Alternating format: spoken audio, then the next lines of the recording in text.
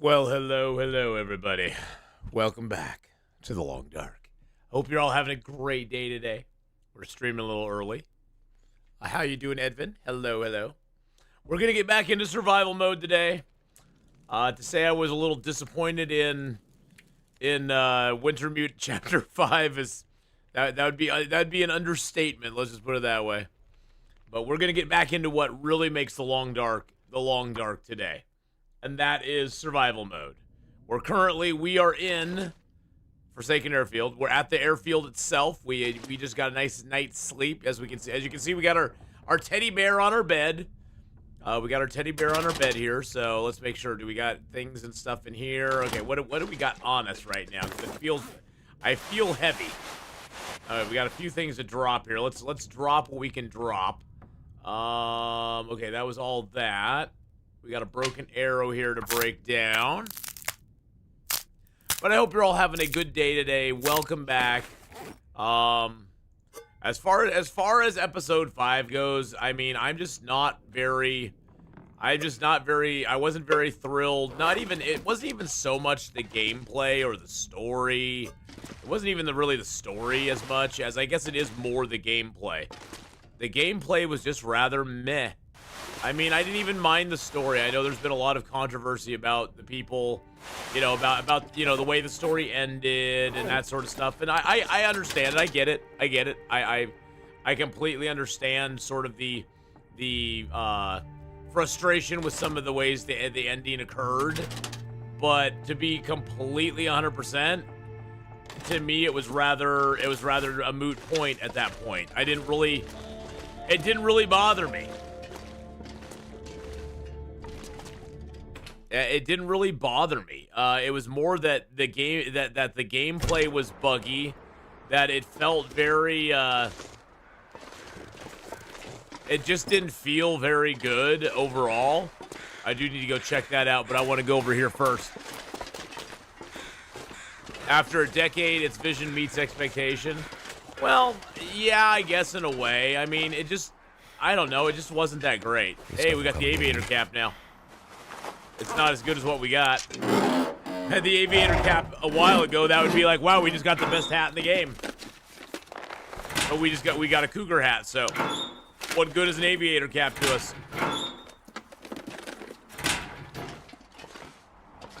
All right, let's see what we got over here. Anything exciting?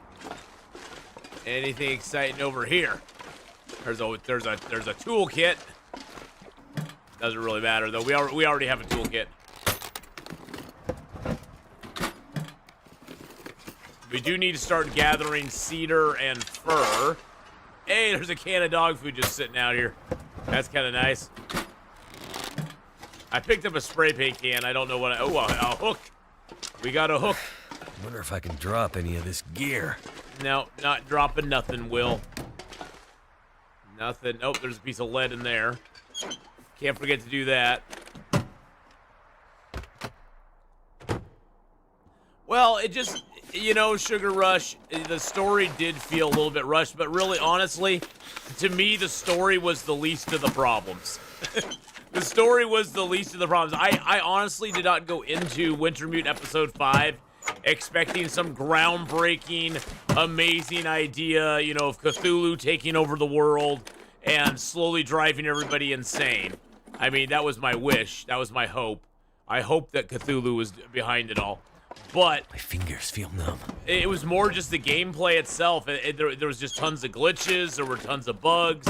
It was very linear. There wasn't very much survival. There was very little survival in it at all.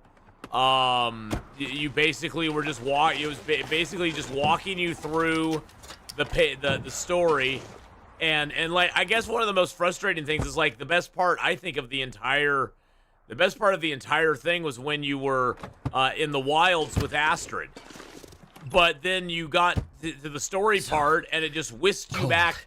It just whisked you back into the main story area without even any explanation about how you get back there. You didn't have to journey to get back there. You just were suddenly back in the city. It was like, okay. We don't even have to walk back to it or try to survive back to it or anything. I mean, the whole way it just kind of teleported you around the world after the wilds, after the scene in the freighter. You just basically just teleported magically everywhere. And I was like, what the heck is going on? It was just very weird. It was a weird choice. And I don't know why they did it that way. Other than they just wanted to, I guess, push the story along and they didn't trust you to walk back over there or something, I guess. I don't know.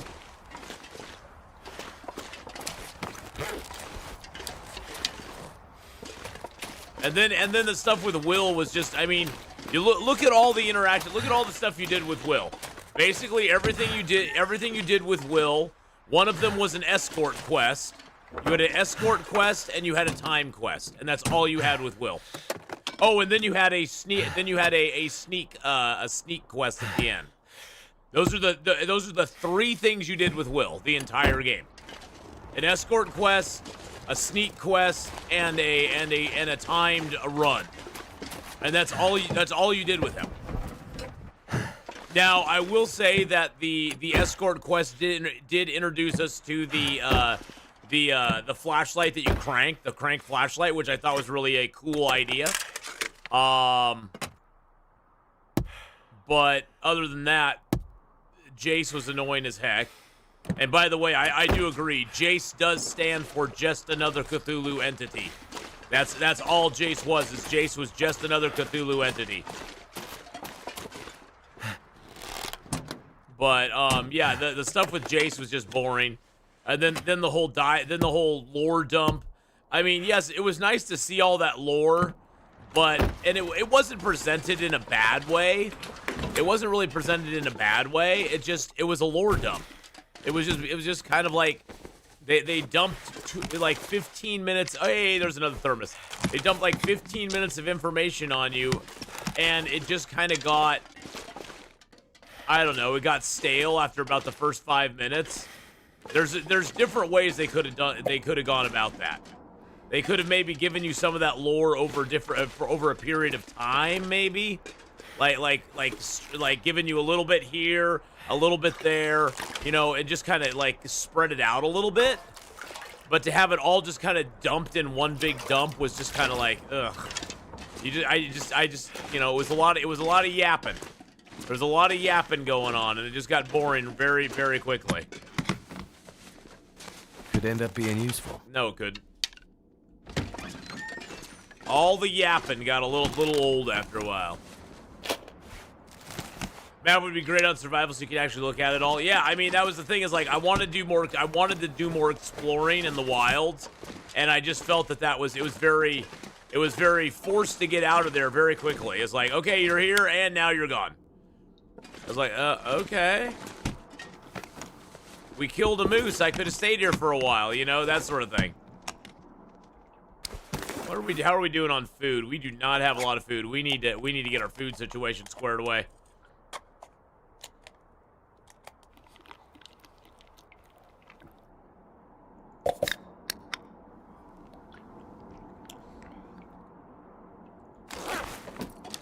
Let's walk back over here. Oh, is this we got the glimmer fog coming in. Great.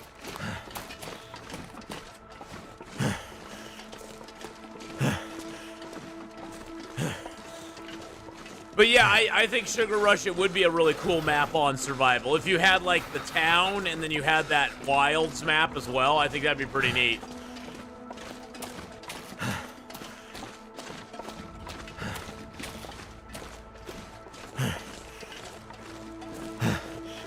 I don't know if we're getting I'm not sure I can. I don't know if we're getting one of those storms or not. It looked like it might be, but maybe not. All right, it's gonna drop some stuff up here. I'm gonna put this clothing in its own drawer. We're gonna break all the clothing down later when we got food.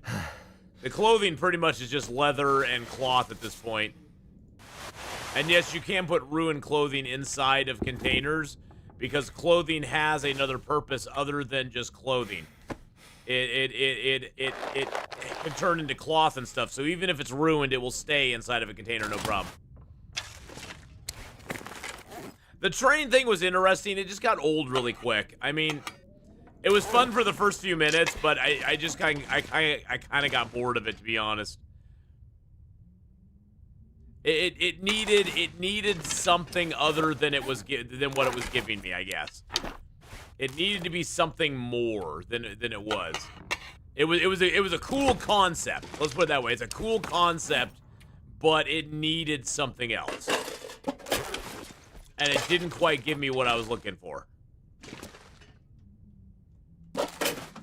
I'm gonna drop these thermi here. Let's see. We got some coffees on us. We've got some birch bark. We've got some of that on us as well. Excellent, excellent. Okay, I don't need you. Then I'm gonna drop all the thermi here. There we go. Hey, Mrs. Pac-Man, how you doing?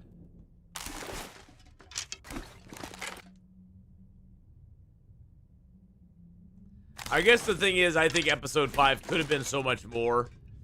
And it did feel very rushed, especially the whole, like, resolving things with Mathis. I mean, it's like Mathis at one moment's ready to burn everything down, kill people inside of a locked building, go scorched earth on everything, and the next scene, Will's buddy with him, and they're burying Grey Mother. It's like, huh? What just happened? It's like wait a second. Something behind. It's like wait a second. What's going on here? It was very jarring to put it lightly, I guess. Very jarring to put it lightly. I didn't quite get what was happening there. I'll just leave that here too. The flares found all the flare shells are at 17% now. That just figures. They're all at 17%. No power in the verse can stop me. What are the triangular things on the workbench? Those are prepper pies. Those are ruined prepper pies. Hey, Kings, how you doing? How's it going? King Sam, me subscriber. Thank you for following there. I appreciate that. I'm going to break that torch down as well. But, you know, in the end, Wintermute episode 5 is now over, done. We can wash our hands of it. We don't need to think about it or talk about it any longer. It's finished. It's finito. It's done. So that's the great thing about it, is I don't have to have people asking about it any longer.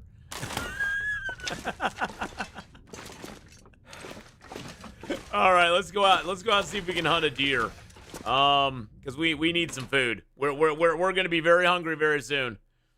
I think the fog's still. Yeah, the fog's still happening. That's the thing. Well, I'm okay at the game, King. I'm okay at the game. Hey, how you doing, Anna? Hello. I'm doing good. I'm doing well. The crank flashlight, I said earlier, the crank flashlight was one of the high points for me. I really like the things I liked about episode 5. I liked the crank flashlight.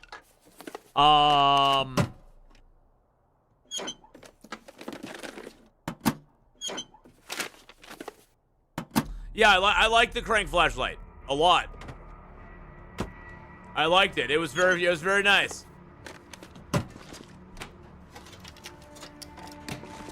There wasn't a whole lot I liked about episode 5, I'm not gonna lie. Episode 5 left a lot of wanting on our part. Alright, nothing in there. Let me out. Okay, we gotta wait a little bit now, and then try to go hunt something before it gets dark, because we are down to the last few things. We got a cup of broth. We did find some chips. I did find a thing of oil, thank goodness. I guess I can leave that here. I could make some venison pies if I take that, but I think I'll just leave this here.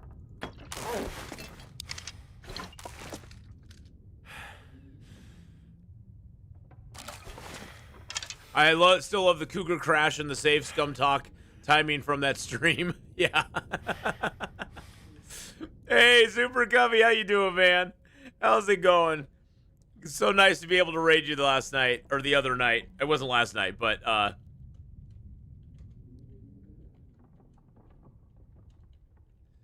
if you guys don't know who Super Cubby is, go check him out. He's a fellow streamer and an all-around good guy. Boom, right there. There he is. Whoa, what's that? What's that game? What's that game? That's an interesting looking game.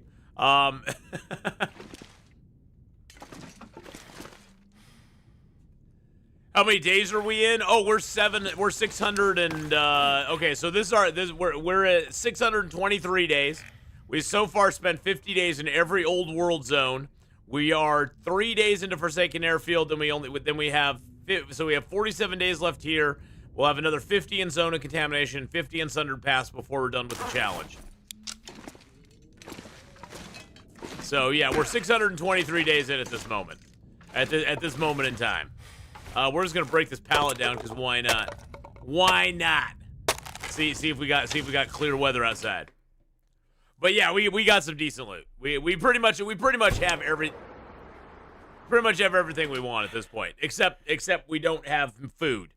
And food we want and need. I'll break you down too. There we go. Oh, you know what we haven't explored yet? We haven't searched this stuff in here yet. Let's search the inside. We searched the whole around area in here, but we had oh hey, there's a piece of wood. Hey oh. Yeah, 623 days. We're going for 1,000 days on this run. Hey, there's some more painkillers. Hey oh. Now, even though you can't use technically you can't use the painkillers, you can use the painkillers. There's a little trick to it. You only get one use out of a bottle. If it's ruined, but you can use them if you equip them to your hotbar, to the hotbar here. So if you go in here and you click on it to add it to the radial menu, you can actually use them. Now, I don't know. I think they fixed the bug where if you pick them up,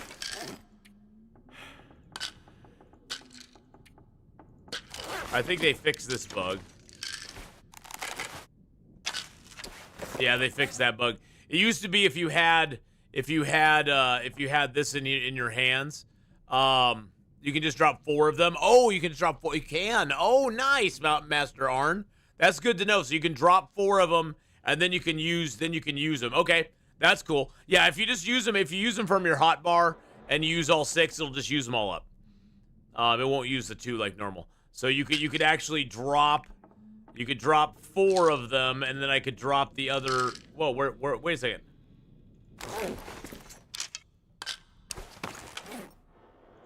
Will it not let me? Oh, there we go. And then we could drop the other. We could drop the other 6, and then you could use that. We could use that from here. Hey, so we could use that from there. Even I didn't know. Oh well, yeah, I didn't know that. I don't know. I don't know everything. I know very little. Never would have thought to look here. There's always things to learn in the game. Exactly. Do we know if they'll revert the cooking to 0%? Yeah, they probably will at some point. I hope they don't. Let's just put it that way. I hope they get so mad at the Long Dark audience from their poor reception on episode 5 that they just don't do anything else with the game at this point. That would be ideal. That would be ideal if they just left everything alone. Just leave it alone. Let it be. We don't need anything else done. No, we nothing done. Please, nothing. Don't do anything. Okay, take out the Timberwolves and take out the Cougar, but that's okay. Other than that, don't do anything. And even those I don't mind. They're manageable. I mean, they're a pain in the butt. Don't get me wrong. What was that? I saw something here. Oh. I can actually loot the mountaineering rope through the plane or through the sidewall of the helicopter. That's interesting. I didn't know you could do that. You could just loot it right through the sidewall there. It don't care. It don't care. Never forget to search these, although usually there's nothing in them, but we're gonna search them anyway. All right, so we searched up all the planes in here. Searched all that stuff up. We already been down in the basement. Come on, Pete. Don't be nasty outside. Too much stuff to carry. Oh yeah, Wintermute was very disappointing, Master Arn. We've been talking about that the whole day.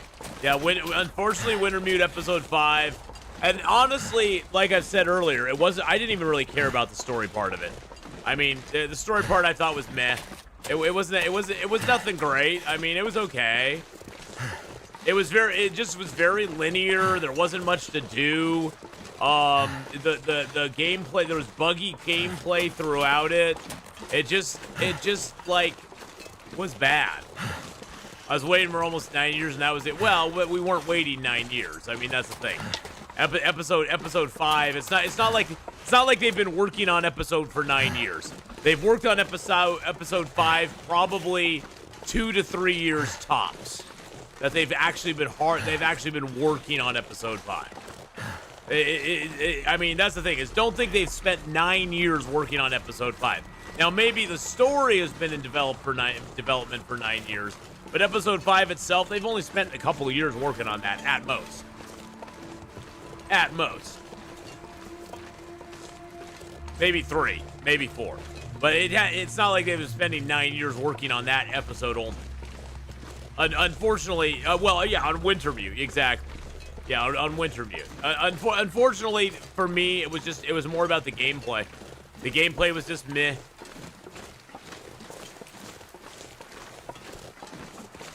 I got into an argument in Steam discussions with the Hinterland Studio account over the episode. Now, you know, it's their baby. They're gonna take it the wrong way. They're gonna be upset about it, you know?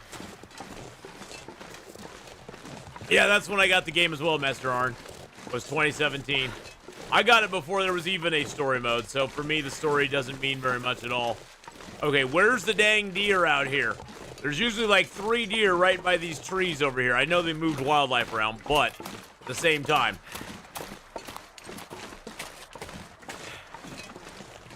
Kind of disappointing. I'm a little disappointed.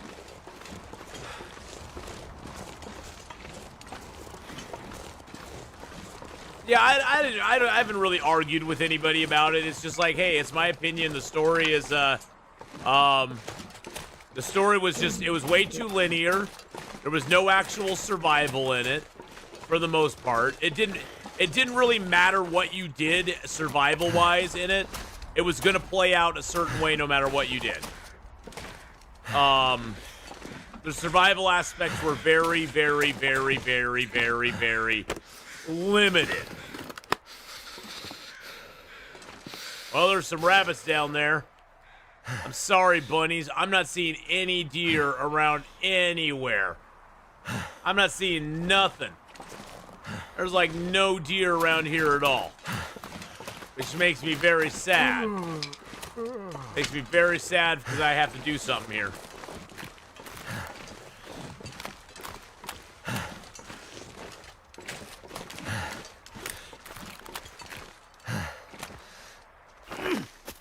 And I missed. And I missed. Okay, fine. We'll just shoot him. I need to find some place to escape this cold. Fine.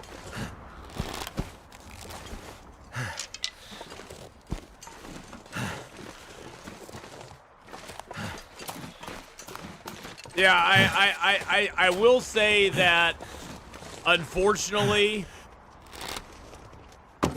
Hinterland is sort of, at this, I mean, I'm probably never, at this point, I'll probably never get access to, like, any of Hinterland stuff early, because I've been critical of them. But they've kind of shown, let's just say that Hinterland has shown its true colors. And, you know, how they actually are, which is kind of sad. Because, they are not, they're not the studio I thought they were. Let's just put it that way.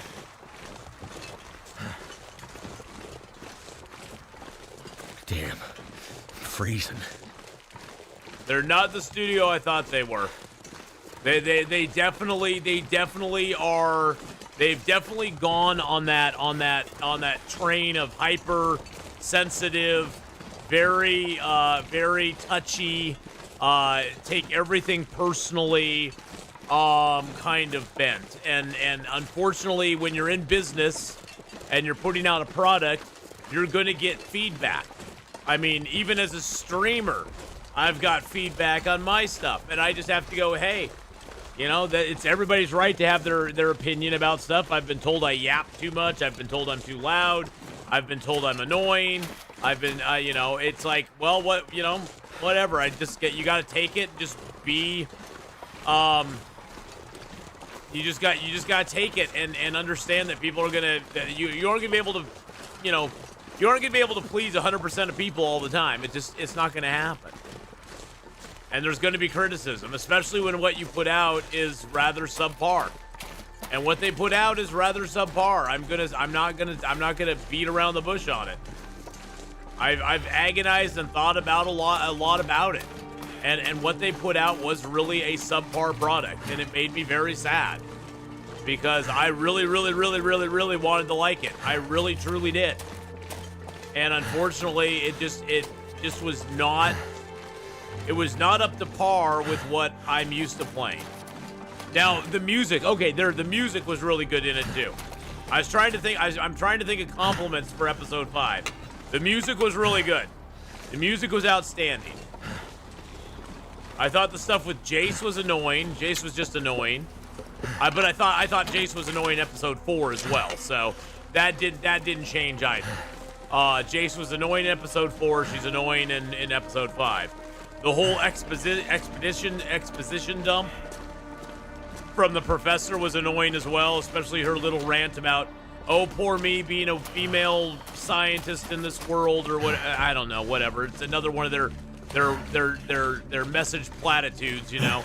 Wah, things are rough for me, boo-hoo. Like, get over yourself. The world's ending, lady. Get over yourself. It's not about you anymore. But besides that, you know, that whole little 20-minute monologue was just ugh.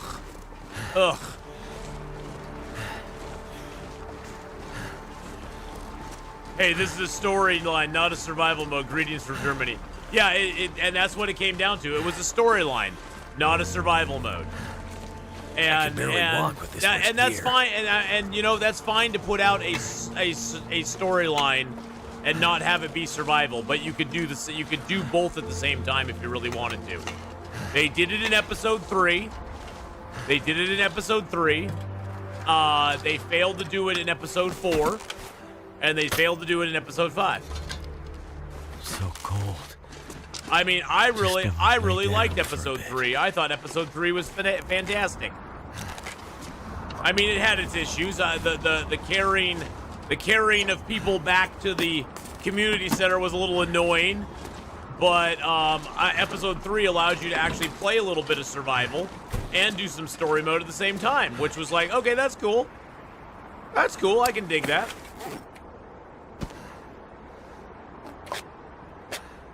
Actually, you know, I want to save those. I want to make some more pancakes. But for me, you know, I've always had people come into chat asking me, are you excited for episode 5 to come out? And I was always like, it's not really my thing. It's a story. It's not survival mode. Survival mode for me is where this game's at. Story mode's cool and all, but survival mode is what I'm really here for. And that's always been my stance.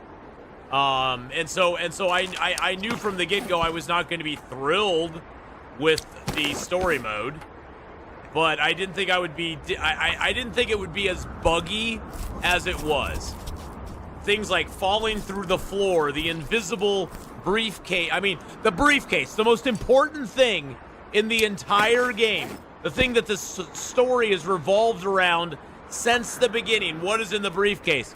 The briefcase is freaking invisible when Jeremiah hands it to me at the end of chapter 5. How is that even possible?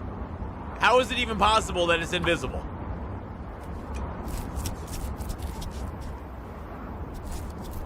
And then just the other glitches, the you know, there was just so much. There's so much just other things in the game that just were disappointing. I'm not even mad about it. I just kind of, it's just disappointing. It makes me go, it's like who did quality testing on it, I guess, is what I'm wondering more than anything. Because I understand that in any game there are going to be things, especially once the game's played by thousands and hundreds of thousands of people and even tens of thousands of people, there's going to be bugs that people bump into that no amount of quality testing would ever reveal, because they are, you know, they're kind of hidden in a sense, where they're so deep in the game that you have to do a certain move with a certain action and try to fire the bow at the same time and hit a bear when it's dead, and then the bear zooms up into the sky and disappears into heaven. You know, something like that. There's no amount of quality. I mean, who's gonna shoot a bear with a bow after it's dead? Other than me and a few other streamers, you know, just for giggles. Who's gonna do that? And so I understand that glitches like that will slide through a quality testing thing. But the stuff that we're talking about that we ran into Wintermute was so obvious that I had people in chat warning me about it before it even happened, because it all happened to them as well. It wasn't like this was some hidden thing that you had to do certain things to do. This was stuff that was very obvious that it was broken. And that to me is kind of sad. It's not, it would have taken 2 minutes of quality testing to have figured it out. It really would have. It really, truly would have. And so that's the thing that's kind of sad. I like the train in episode 5. Hope they keep it going. They keep it in the game. I mean, that'd be really cool if they had the train in the game. Even if it was like a little push cart train, that'd be kind of cool. The reveal of what's in is like 20 seconds in the cutscene. Yeah. Looks very unfinished. With the comment from the Atwood lady about poor me, poor lady, scientist, so everything's harder for me. Yeah. I gotta say, I suspect that. Well, Killer Strawberry, we've known that for a long time, though. Ever since Raph, you know, rage quit off of Twitter to go to Blue Sky because everything's horrible and the world is a mess and you know, blah, blah, blah, wah, wah, wah. I can't stand people saying mean things to me. You know, ever since he did that, we sort of knew where Hinterland was. I mean, it's not been a mystery. It's just I wish it hadn't infected the game like that. I mean, it's sad that, you know, the game kind of.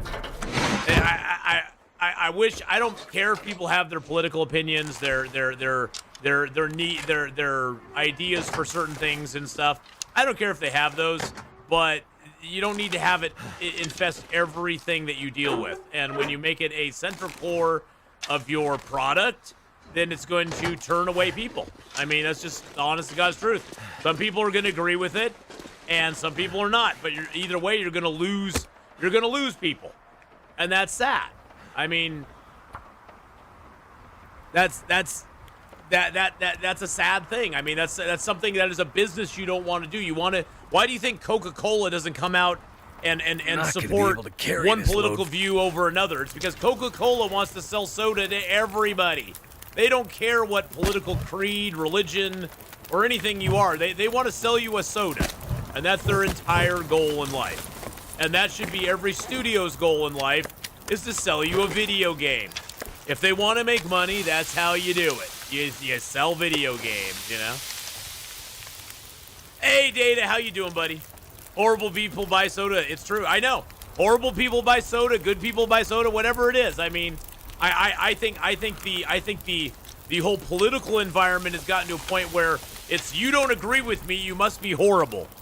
Which I didn't grow up with that in the 80s. That's not what we grew up with. We grew up with the idea that people could have different ideas. You know, it wasn't a big deal. It wasn't a big deal. Now it's, you don't agree with me, you're a horrible person. But yes, horrible people buy sodas as well. I'm sure there's people that you completely disagree with that buy sodas too. But, you know, it's one of those things where companies Yeah, don't ask questions. Buy our consume product. Get excited about next product.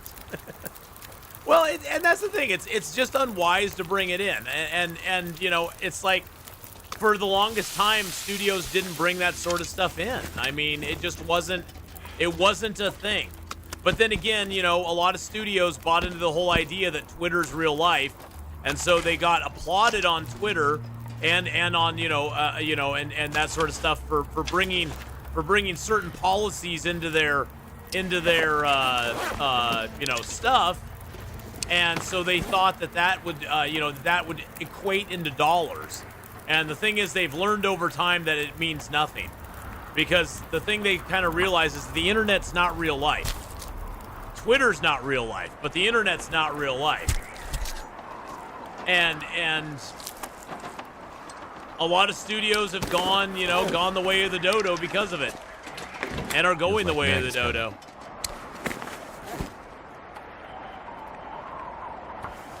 You know, when that is the line you remember most out of the entire exposition cutscene, they did something wrong. Well, see, Edvin, you have to remember, in their mind, because we remember that line and we remember nothing else about that cutscene, in their mind, that they did exactly what they intended. They did exactly what they intended. They wanted us to remember that one thing, other than, and that's how twisted it is. We shouldn't have even remembered that. We should remember every other bit of that cutscene other than that. But when that's the thing that stands out to us the most, it's not, yes, I agree. They did something wrong when that's the thing that everybody remembers. But in their mind, that's what they wanted everybody to remember.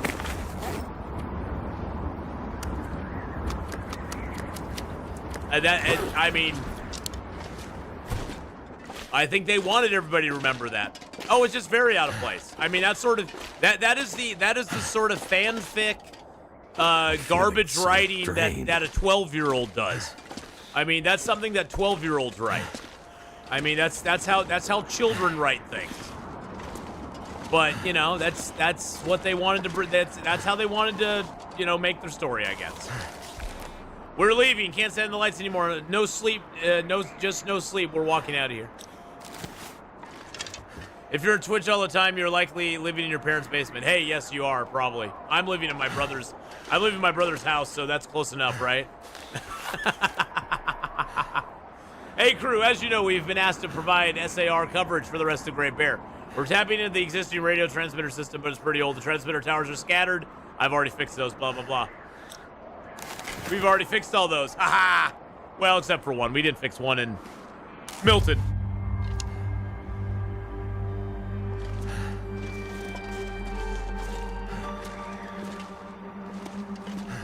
I would rather stick to my principles and lose some business. If people don't want to buy it, oh well. Hey, and that's every business owner's, that's every business owner's prerogative to do so, Nick. Nice skunk, that's for sure. That is every business owner's prerogative. But then here's the side to that. If you decide to do that, don't be surprised if people are negative towards you about things. You can decide to do that if you want to, but there are going to be people that are going to be negative towards you, and don't be surprised by that. Don't be surprised by having people go, well, I don't agree with the way you're doing it. I don't agree with what you're doing. I mean, because that's going to happen as well. And then to have the backlash where you shut down people who are just saying, hey, I didn't really like the game that much. For me, I feel that the stuff they did with Wintermute, they're almost using it as a shield to be like, well, you can't criticize the game because if you criticize that, you're going to be this or that. And I can see that coming. We've seen that happen with so many things, where it's like, you can't criticize this because if you do, you're being mean. But have they been surprised about the negativity? They've been shutting it down everywhere. As several people in stream have already said, you say something negative, and they're going to ban you, and that's their ultimate card is they ban you if you say anything negative about it. And mark my words, nice skunk. At this point, I have no doubt in my mind I will never ever be offered any access to any hinterland stuff ever again. Because I've been critical of episode 5. Gear. I can almost guarantee they will never offer me access to any of their product again. And that tells you something right there. Just because I'm critical of one thing. So, I mean, that to me right there tells you everything you need to know. But, you know, that's the thing. I'm not going to sit here and gas them up over something that I don't think's right. Well, and Misery Mode, yeah. And Misery Mode. I've been critical of Misery Mode a lot. But that's the thing, is like, I know for a fact at this point I will never be ever... when Black Frost comes out, I can almost guarantee I'll never be offered... Okay, why is my bow's all glitched? Yeah, my bow's glitched. Oh, man, seriously? Ugh, my bow's glitched. See, this is one of the things we deal with. I'm gonna quit out. We'll come back in.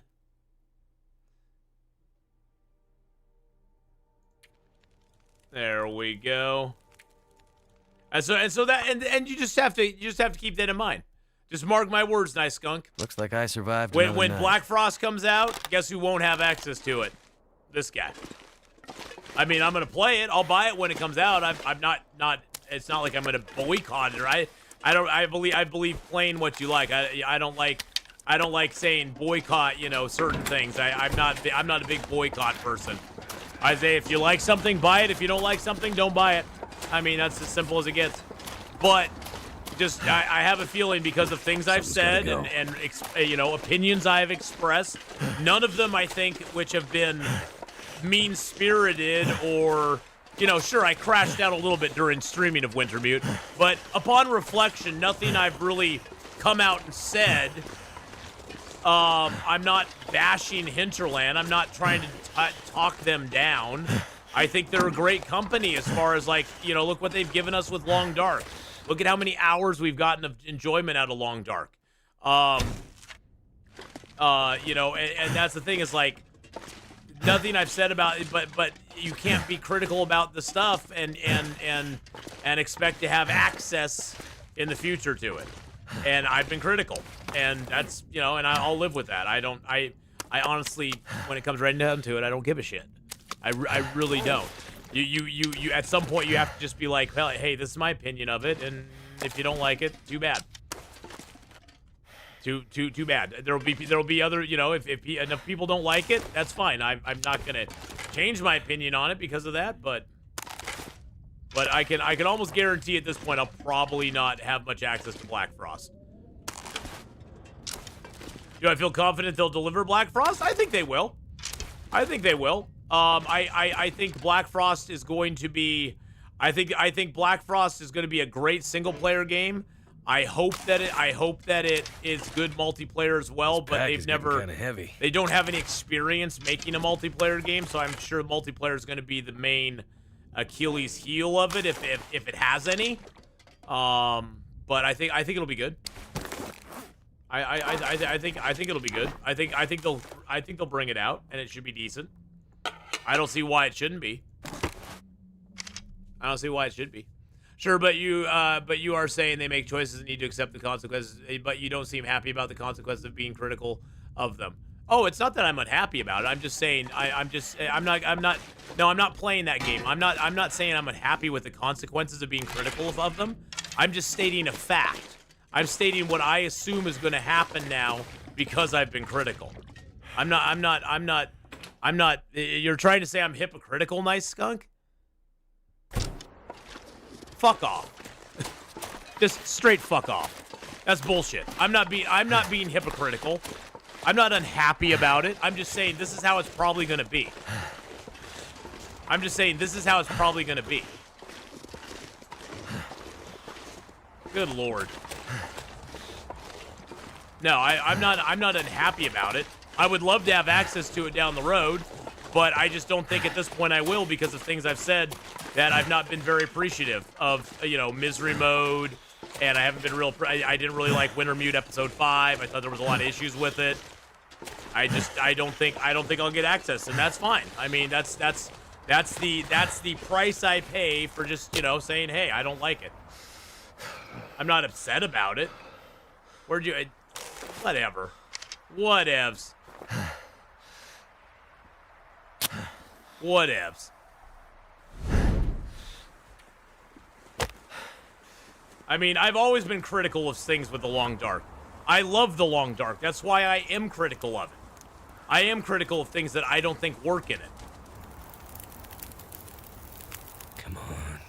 Come on. If I wanted access, say nothing. No. See, that's yeah, and I am being shitty about it. I will say that I am being shitty about it. But if I wanted access, say nothing. That's a great policy. No. So say nothing, or just lie to my audience about how I like something. Because I get asked. See, the problem with saying nothing is that I can't say nothing because people come into my chat all the time and ask about things. People come into chat all the time and ask, "Hey, how'd you like this? What'd you think about that? How did this go for you? What do you think?" People ask for my opinion, and I'm not gonna lie to them and just go, "I don't really have an opinion about it." No, I'm gonna say ultimately I do care, I guess, but I don't care. I know that doesn't sound right. I do care, but I care more about my audience than I care about how Hinterland feels about me. I don't really care about how Hinterland feels about me.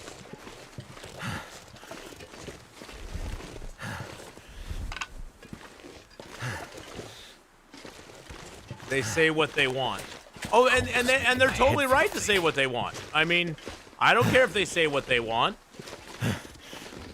They can, and I can say what I want. We're free to say what we want. Well, up in Canada, you're not as free to say as what you want, but down here in America, we can say what we want for sure.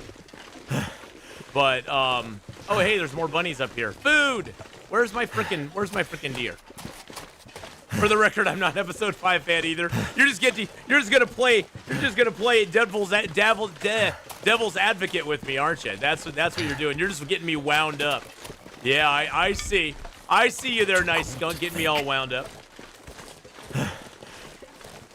Canada has stricter limits on free speech. Well, they don't have true free speech, no. They have imposed speech laws, and they also have other things that America doesn't. The First Amendment in America is stronger than any speech laws in any other country. Yeah, see, check out the UK. That's where a lot of countries are going. That's where a lot of countries are going right now. Hey, we got some birch, though. That's a good thing. That's a great thing. Is it gonna really be a storm out right now?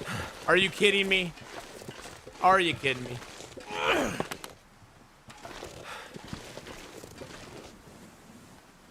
Well, I'm sure there's some people that really liked episode 5. I'm gonna go out on a limb and say probably the response I've seen so far, and like I said, for me the story was not even the main thing that I disliked about episode 5. I just wish they had quality tested it a lot more. I wish there had been. I mean, they tried to get ahead of it because they went ahead and said, they kind of put it out there in the beginning that there was not going to be, it was going to be a more linear story. And so I've kind of expected that, but I just had some creative differences with them on it as far as like, they didn't really give Will a whole lot to do. Like I said, At least with Astrid, I got to do a little bit of survival in the wilds. But with Will, I basically got an escort quest through a mine. I got to run through a minefield of wolves on a timed quest, and I got to sneak through a city at the very end to try to avoid guys who could not see me if I was standing right in front of them, But if I snuck up behind them, they could see me. Yeah, what you gonna do? The ship was really cool. I liked the ship. The cargo ship was nice. The train was cool, but it kind of got old. The train was cool, but it kind of got old after a while.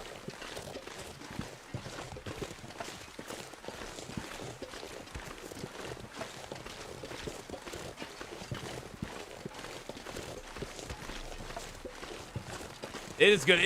There's a blizzard coming right now. I like the train to a point. The train was kind of glitchy too. There was some glitches with the train that were kind of annoying. Especially once you, yeah. And the fast travel back to the city, I didn't like either. You know, it's like we were in the wilds, we got everything done in the wilds, and it just transported us back to the city. I would rather have had it. I bailed in the mine. I would rather have had a journey back to the city through the wilds again. I think that would have been a lot more fun, a lot more engaging than just teleporting back.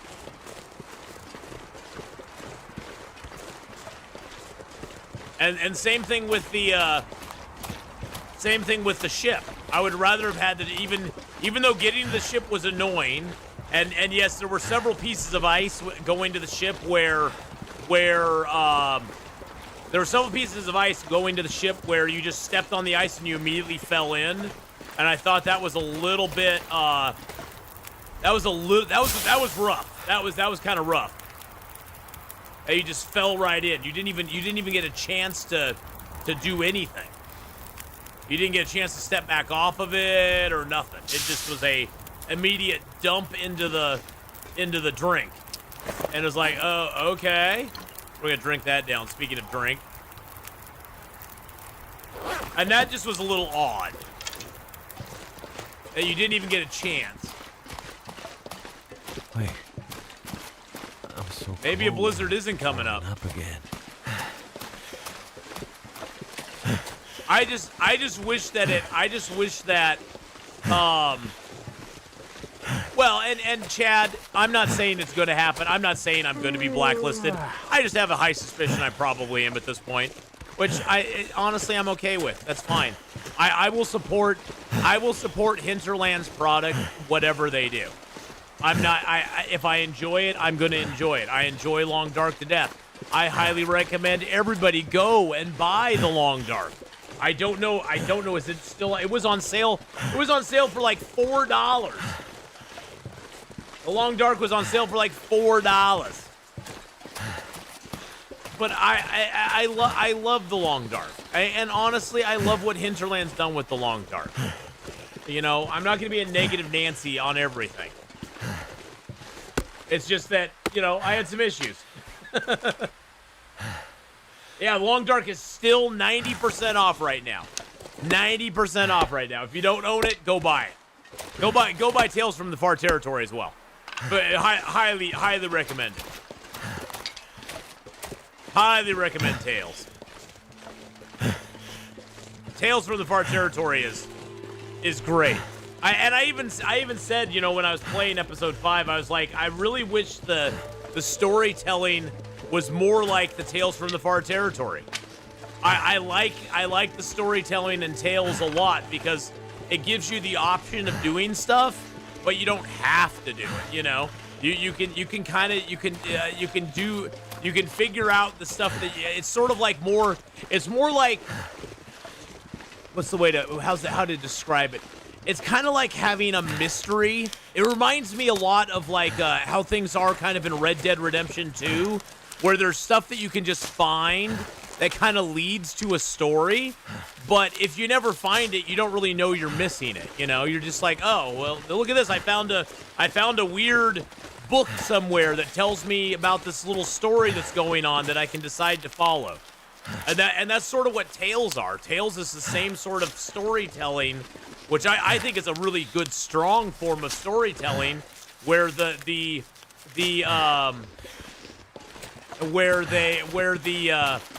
the viewer or the person who is actively participating in it kind of gets to decide how they're going to go about doing it. I think that's a really good form of storytelling because it really engages the viewer, it engages the player to kind of explore and figure stuff out. Cyber a Fox, I figure that's probably already where I am, so it's like, you know, in for a penny, in for a pound. Isn't that what you Brits say?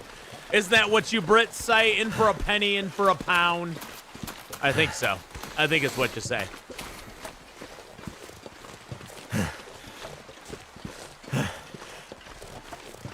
So yeah, for me, Cyber a Fox, it's like, yeah, whatever. It's not the only game out there, and honestly, it's fine. It's fine. I think it's a little sad, but it's fine. It's not like I'm gonna stop playing their stuff. I like their games.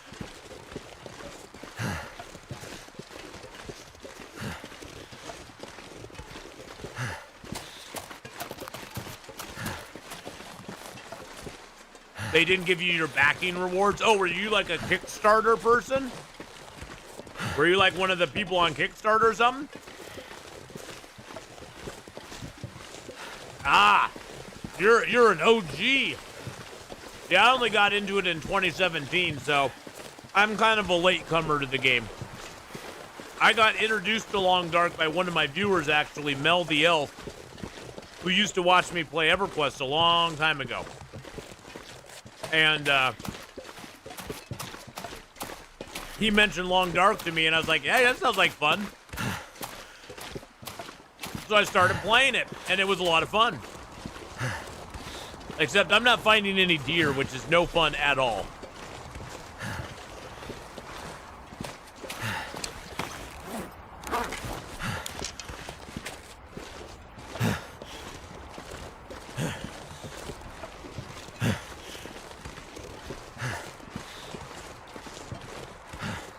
I think one thing we can all agree on, though, is that Long Dark, the survival game, is amazing.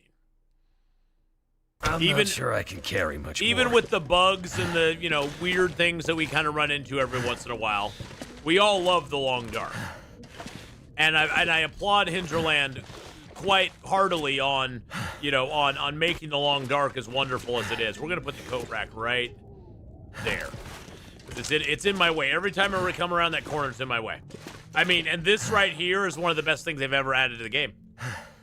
The ability to move things around in your world is one of the most innovative, awesome things they've done to their game in forever. I mean, I absolutely love it. To me, it adds such a it adds just such another level to the game. It elevates it so much because before the safe house customization, we were pretty much stuck. Well, we were stuck with everything where it was, and it just kind of sucked. There was nothing we could do about it. It was like, well, you don't like it? Too bad. It's in that spot. And even though it has really not, I mean, it has some gameplay aspects as well, but generally most of the customization stuff I think that most people engage in has nothing to do with survival. It just it has to do with like making the place look nicer. And there's something to be said for making the place look nicer. These are so out of line. I'm out of line, but these things are so out of line. There we there we go.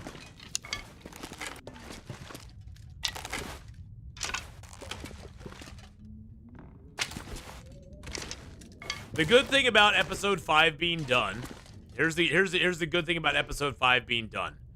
Episode 5 is done. That's the best thing about it.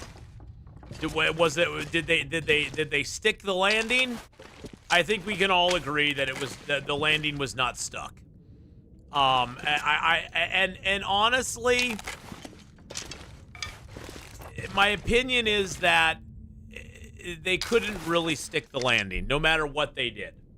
It was going to be very hard, first of all, to make everybody happy. It was also going to be very hard to really make it a big. There's been so much that's happened. If they had brought it out 4 or 5 years ago, I think it would be a completely different vibe than it is now. If that makes any sense. It almost seems like it's just too late. It's just too late to make it a thing, unfortunately. And I think time had something to do with it. I think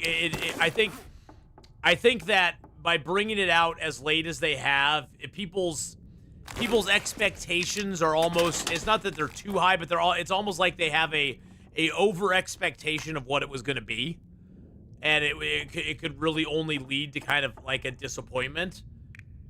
And then to have as many bugs in it as there were, it just was kind of frustrating. I mean, if it was very polished and there weren't a lot of bugs in it, I'd be like, okay, that's cool. I mean, it was a solid.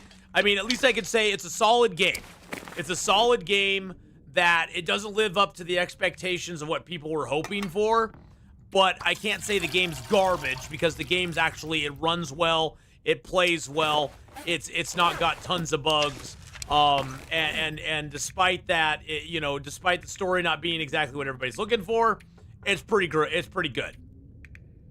And unfortunately, it didn't live up to that. So some parts were always going to be less than great than others. Everything pretty much exists on a bell curve. Yeah, exactly. That is true. That is true, Nice Skunk. I just think it would have had more general success and acceptance if it had come out like 4 or 5 years ago, or shortly after episode 4. I think it cooked for too long. You can have something cook for too long, and then people are just like, we waited this. I mean, I think that's a lot of the reactions I'm seeing is we waited this long for this. I mean, to me, even episode 4, I think had better stuff in it than episode 5 did. As far as just not being as, it was linear, but it just wasn't as linear.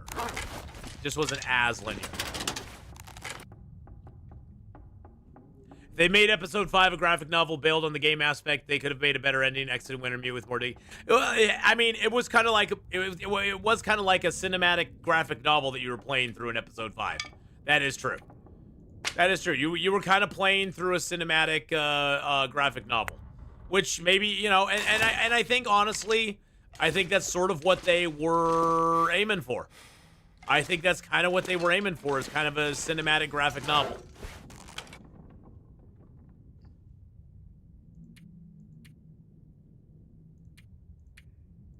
Throw that in there and that in there.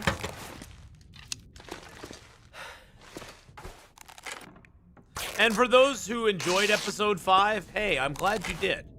I mean, it was nice. Like I've said, it was nice that they wrapped everything up. That it does seem to set the stage for Black Frost, which I think was part of the goal as well, is kind of set up the stage for Black Frost. I kind of didn't like the whole Mathis thing. I think the Mathis thing was a little weird at the end. It's like, why is Will suddenly buddy with Mathis, and they're just going and burying Grey Mother together? It's like, okay, I guess, the apocalypse makes strange bedfellows. I mean, look at The Walking Dead. Now Maggie and Negan are like hanging out together.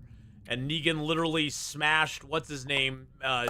Poor Glenn. He kind of beat down Glenn pretty hard. So, it's like, hey, storytelling can go all sorts of areas, right?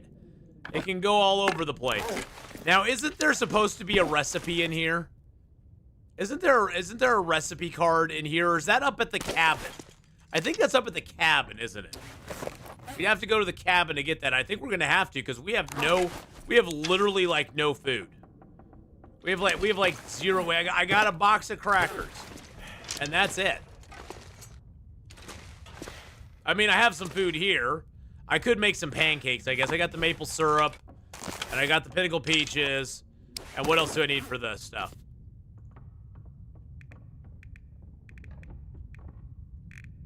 For Lily's pancakes, I just need, no, not Lily's pancakes. Yeah, Lily's pancakes. Oh, I need my acorn grounds and cooking oil. I need my cooking oil. And do I have acorn grounds in here? I do have acorn grounds in here. Nice. Nice.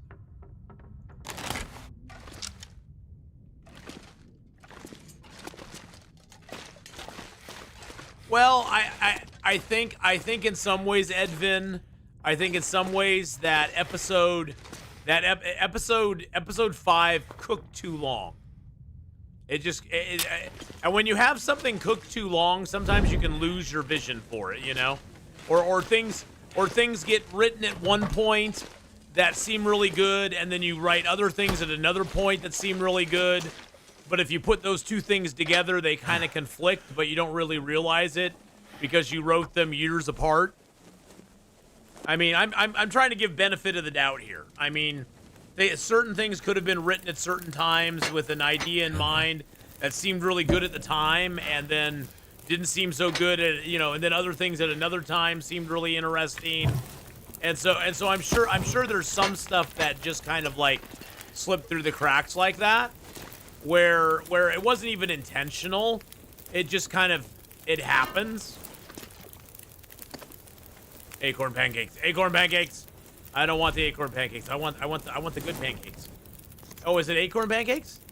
No, it's not acorn pancakes. I want Lily's pancakes. There we go. Lily's pancakes. Yum, yum, yum, yum. Yay.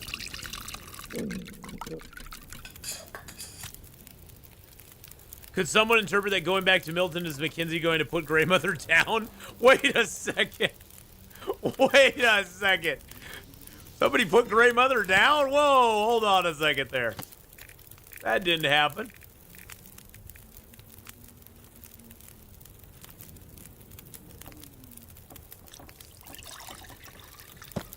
Yeah, I think she just died too. She was old. She was old. Old people die. It's just what happens. Nothing much we can cook here because we don't have very much, but we can make some water at least.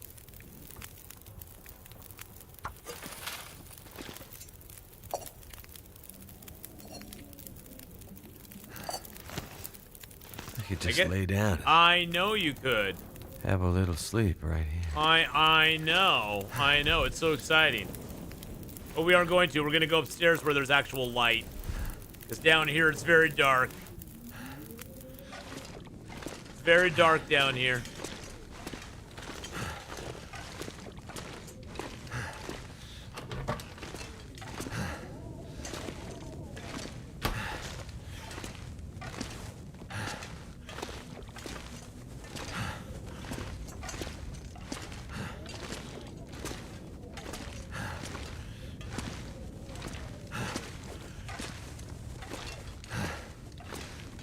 But, you know, the one thing I was just thinking about is I really do hope this does not affect Black Frost. I really hope that they don't just like go, well, you know, things didn't work out so well, so we're going to we're not gonna you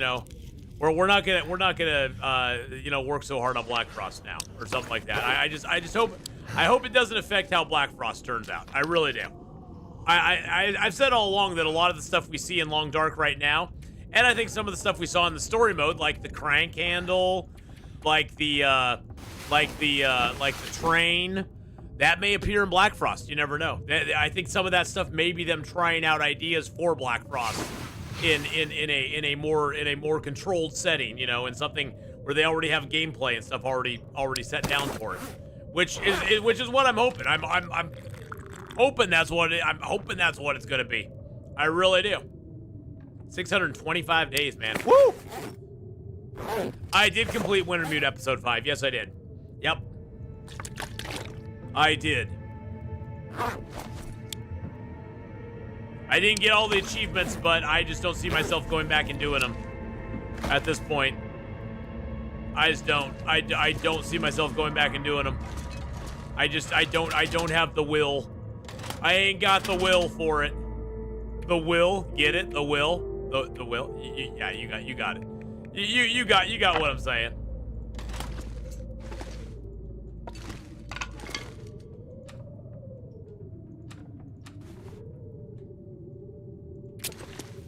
All right, we're gonna make some pancakes for the morning, and then we gotta go. We got to go to the island. We need food. We need food, and food is running scarce for us. Are we gonna get story mode with co-op and Black Frost? I don't know. I don't know. I think Black Frost is going to be a big. I think it's going to be a big deal if it comes out and it's good. I'm hoping it is. I really do. I really hope it's good. Like I said, I think it'll have a very solid solo play because they've already proven they can do that. The multiplayer, we'll see. We'll see if the multiplayer holds up. But I think the solo play will be really good. So the solo play will be real solid. There's our pancakes for breakfast. I put a lot of fire in there. Nah. We'll just get some water going. And I'm gonna take myself a torch. And let's get a little more sleep here. Oh, that's one thing I didn't like about story mode as well. I'm not bagging on story mode at this point. I didn't like that in story mode you could sleep however long you wanted. It didn't matter how tired you were. If you set it for 10 hours, you're sleeping 10 hours. You set it for 5 hours, you're sleeping for 5 hours. You could be completely rested and sleep no matter what. I did not like that. That irked me a little bit. It's like, oh, it feels so wrong. And that's more just a long dark player complaint. Same thing with the automatic clothing putting on. Being able to just put on clothing, you know, it just automatically equipping clothing for you.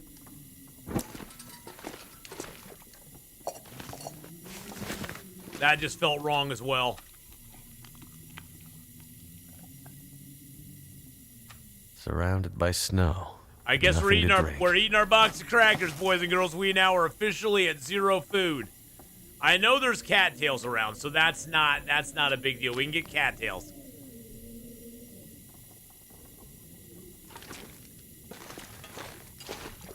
Well, yeah, and a lot of the time you couldn't sleep at all.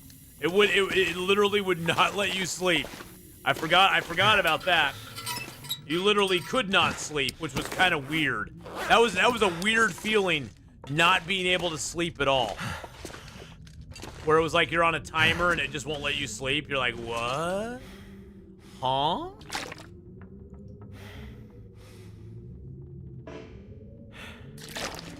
Yeah, the crackers are now gone, Bavella. The crackers are now gone. But yeah, you know, I'm hoping, Neil, that I'm completely, like, not, you know, bagging on him too much. I know I probably am, but I don't want to. I don't mean to. I'm not trying to bag on them specifically. And probably some of it has gotten a little mean, and I know I've been mean to you now too. But it's hard to stay. It's hard not to get like a little bit frustrated by this whole situation. It really truly is. I'd say more than anything, it just frustrates me the way they've handled a lot of stuff. It just really bothers me. And I probably let my temper get in the way a little bit. And I've always been that way. I've always had a bad temper. So it doesn't surprise me that my temper got in the way of me a little bit again. So I apologize. I apologize, Neil, if I've offended. So I really truly do. I didn't mean to if I did. And I probably did, but I let things get. It's gotten a little mean. Yeah, it has gotten a little mean.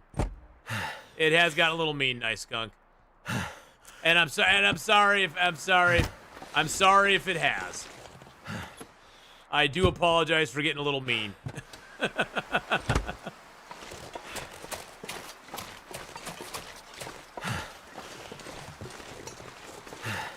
It's my job. Well, it's not really my job. It's kind of my hobby, so.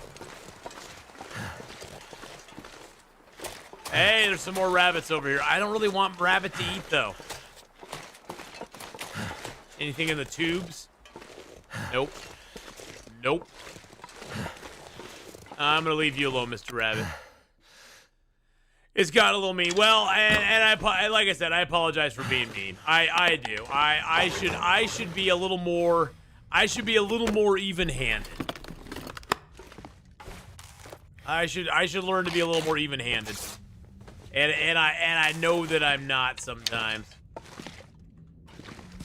Why do you think I have an ex-wife? I'm not always the most diplomatic person in the world. Let's clean it up in here, and let's move Mr. Chair here.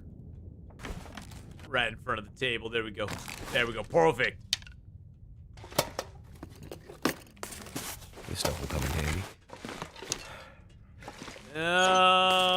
Are we gonna find any food in here? Probably not. Oh, what's that? What's that? It's a note. Milton status unclear. Pilot actively appears routine. All right, so that's good. Rasp preparing the band hammer as we speak. Yeah, that's fine. That's fine.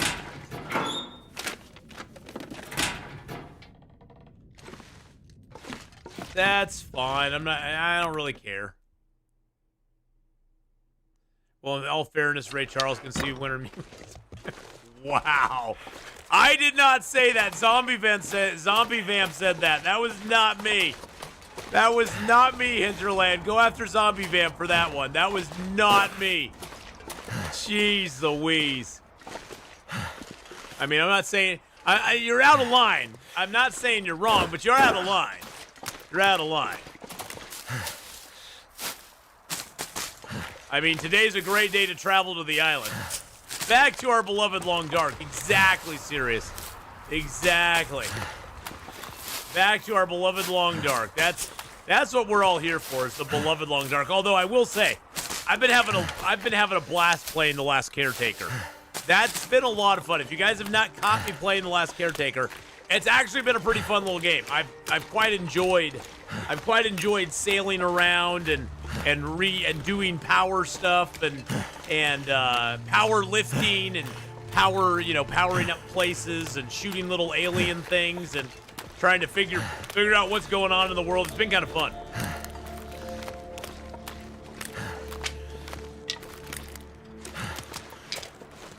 Pretty cool little game. And thank you. I think it was Magic Jack that gifted me that one. Thank you for gifting me that one. Straight to Blackrock Penitentiary? Yeah, I'm going straight to Blackrock, baby. Straight out of Blackrock. Picking up sticks as we go, though. Sticks are not... This zone is much like Bleak Inlet, where there are vast areas that have, like, no sticks in them whatsoever. I think they've made it a little bit better. I think they populated more sticks into the zone. But I remember coming into this zone originally, and it was like, where is all the wood to burn? I can't even find wood to burn in this zone. It was so weird. Now, there's my deer. What are my deer doing out there? Holy mackerel, look at the holy cattails. Look at all the cattails. Serious, it has some big issues with it, but overall, it's mainly some of the way that the controls work, and some of the key bindings are really weird in Last Caretaker, and some of the way the controls work are a little odd, but I can feel my feet. The bones of it are good. The bones of it are really good. I like the way it feels and moves around. Melka, how you doing? Hello, hello. Thank you for the follow. I like how it feels, and I like how it looks, and it plays pretty well as well. Like the ladder thing. Oh my God, the ladder thing in Last Caretaker. Holy crud. The ladder situation in Last Caretaker, you have to hit a button at a certain point to get on a ladder. If you do anything else, if you even move yourself a little bit, you are yeeted off the ladder into the distance, and then you fall, and you die.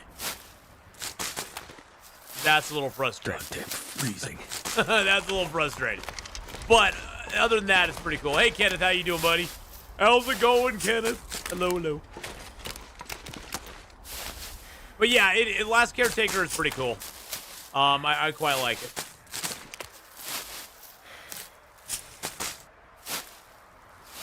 Dude, you lost it in Wintermute at the ship. I'm about ready to lose it trying to leave this SAR station area. Not fan of the train. The train and I, we had our adventures as well. I did lose it I did lose it a little bit trying to get to the ship. The getting to the ship was a little annoying. Not gonna lie.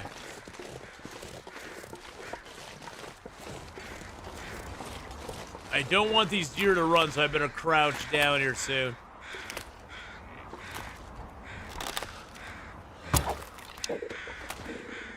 I missed him. I don't know if it was too high or too low, but I missed him one way or the other.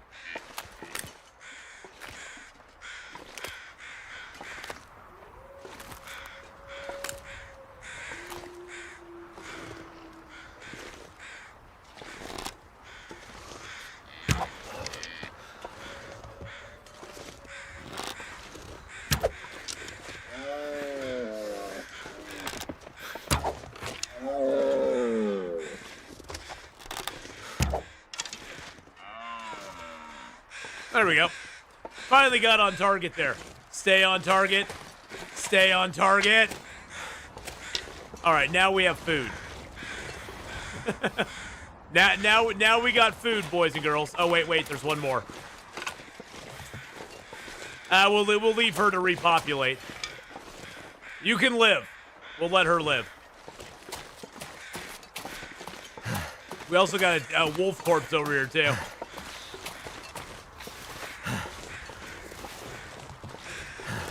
We are a little bit on the chilly side. Now here's the big downside of Forsaken Airfield. Look at all this. Where do we build a fire that it's not going to get blown out? Nowhere. Nowhere. We're just going to basically be sitting out here with our bum in the wild, just like trying to get a fire to stay lit so we can harvest this guy up. Yeah, I don't like that wind. That wind makes me nervous. Come on. I know. I'm saying, come on. Here we go. Get a piece of coal on there. There you go. There you go. We got an hour and 55. Let's see. Can we can carcass harvest this guy, right? Yeah, let's carcass harvest him up. Hopefully our fire doesn't get blown out. We need this food badly, boys and girls. This is our life right here. This is our life right here. We did get some fat from that, I think, too. Or no, we'll get fat from this. And then we can make some more oils. We can oil it up. We can get oiled up. I don't know. However that goes, we can get oiled up or we can oil it up, one way or the other. I don't think you want to see me oiled up. That would be very, very bad.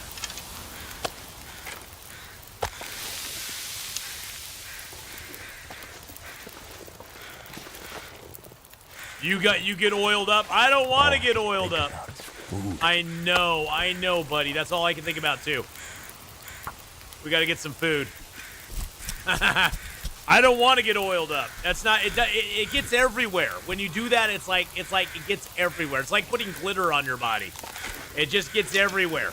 There's no helping it. All right, we'll eat the little pieces right now. Yum yum. All right, is this a little piece? That is a little piece. I do not speak from experience. No, I do not. I do not speak from experience.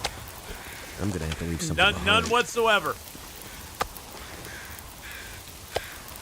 How long we got on this fire still? 54 minutes. Okay, we aren't adding more wood because I know the moment I add wood, the moment I add fuel to the fire, it will probably get blown out.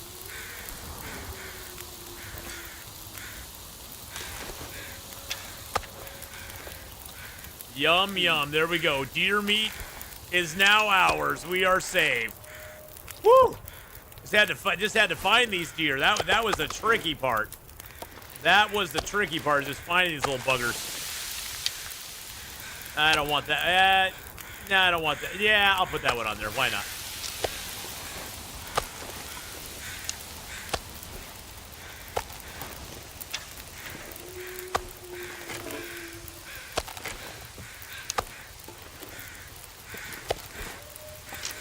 The moment I add wood after getting oiled up. Exactly. Exactly. There's nothing more that needs to be said. Nothing more needs to be said, killer. I've got a kitty in my room. Kitty!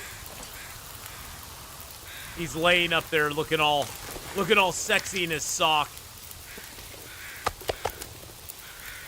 He kept like licking himself. He has some sort of allergy to he probably got like one flea bite or something, and he's got an allergy to him, and he basically was like grooming all of the fur off of his butt, and so we had to get him a sock.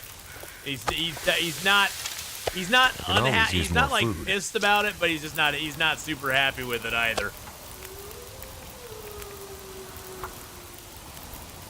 He's kind of resigned to it. Let's just put it that way. He's very cute in his sock, though. He's a very cute sock kitty.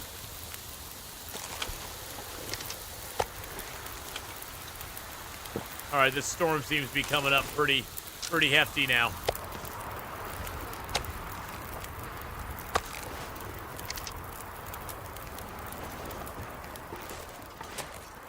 We're gonna try to relight it over here, though. I wonder if I can drop any of this gear. The answer be no. The answer is no, my friend. Can you fish on the river? I don't know. I honestly don't know if you can. I don't know if you can fish on the river or not.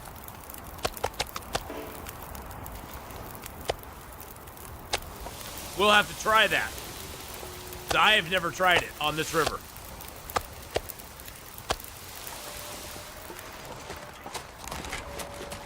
Oh, I see the wolves out there, and they see me.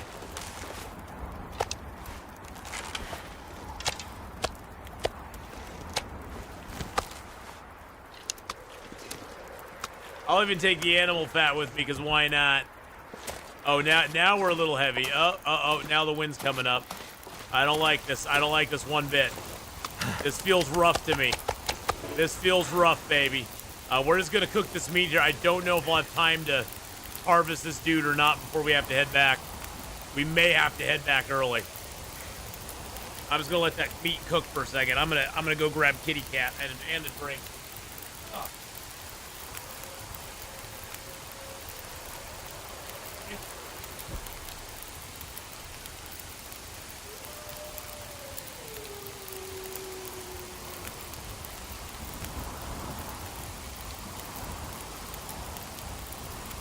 This is our sock kitty. He's got his little body sock on. He can't stop licking himself. Say hi to everybody. Hi, everybody. Hi. Hi, everybody. He's like, oh God, can I just go back to bed?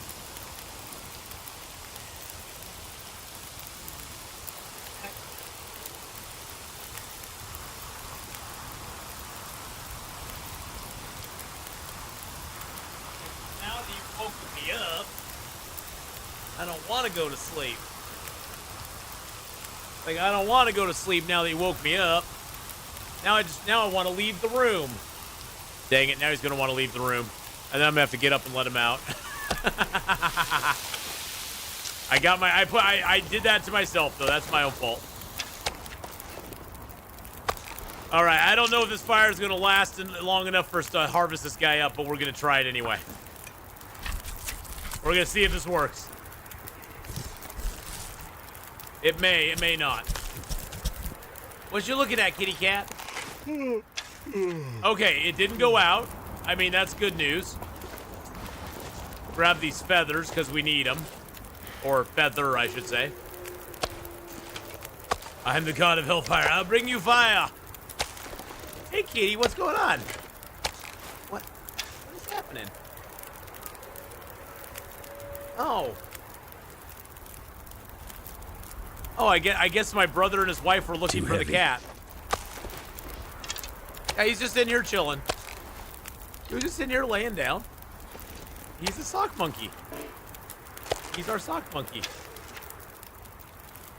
They were looking for the cat too. Stop abusing your cat. Jeez.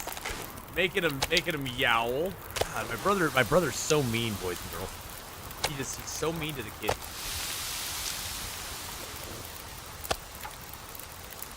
He's so mean.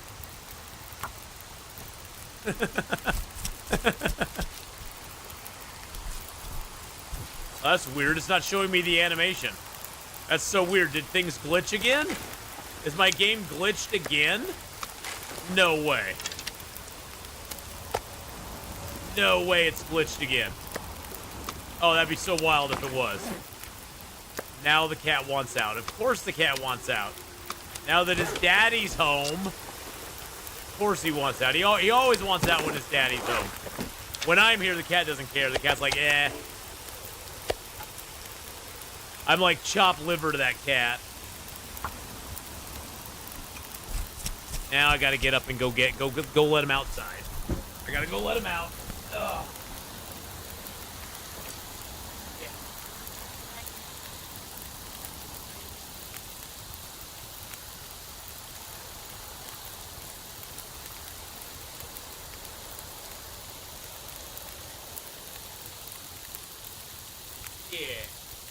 Yeah.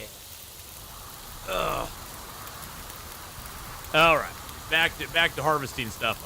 We just harvested that up, right? Something's gotta go. Excellent. We got food here. Beautiful.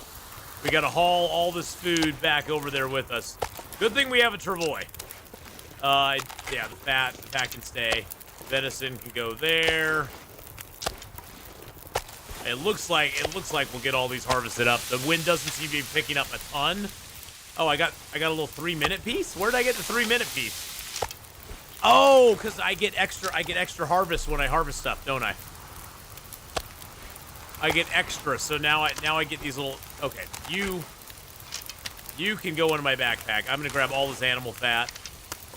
Okay, come here, animal fat. I need you to all go away. All right, you big piece. You big piece. Okay, I'm gonna put you on the fire too. There you go. I'm gonna drop all the animal fat here. There we go. All right, let's get another one. Let's get another one harvested up. We'll harvest these as quick as we can. We got one more deer to harvest too. We got the deer trifecta.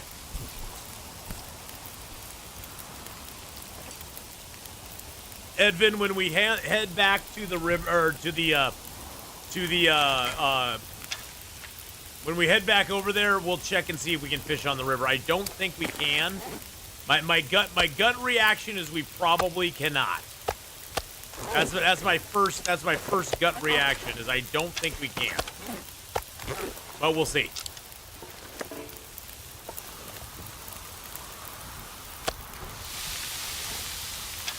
Bye-bye, Janet. Have fun trying to figure out the train puzzle. It's kind of annoying, to be honest. The train was kind of annoying in some ways. I liked it, and at the same time, I didn't like it. I liked it. I liked the concept of it for sure. The actual implementation of it was a little. Well, there was some glitches with it, which I was not real happy with. But it was kind of weird.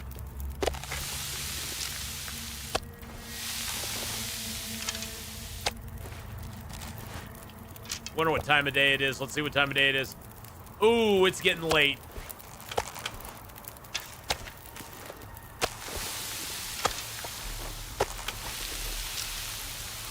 Knowing my luck, we'll have an aurora tonight, so I'll have to walk back in the aurora-filled sky. Hey, Donkey, how you doing, buddy?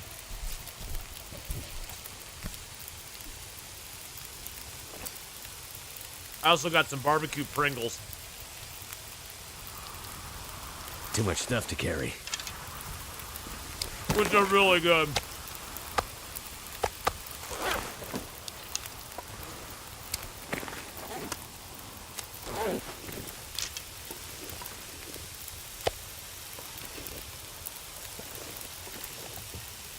Oops, I saw it earlier chat post. I saw that Spellcheck put Twitch instead of Twitter. It sometimes does that. I'll be hungry later. I will be hungry later. I don't know why I said that when I grabbed a bag of meat.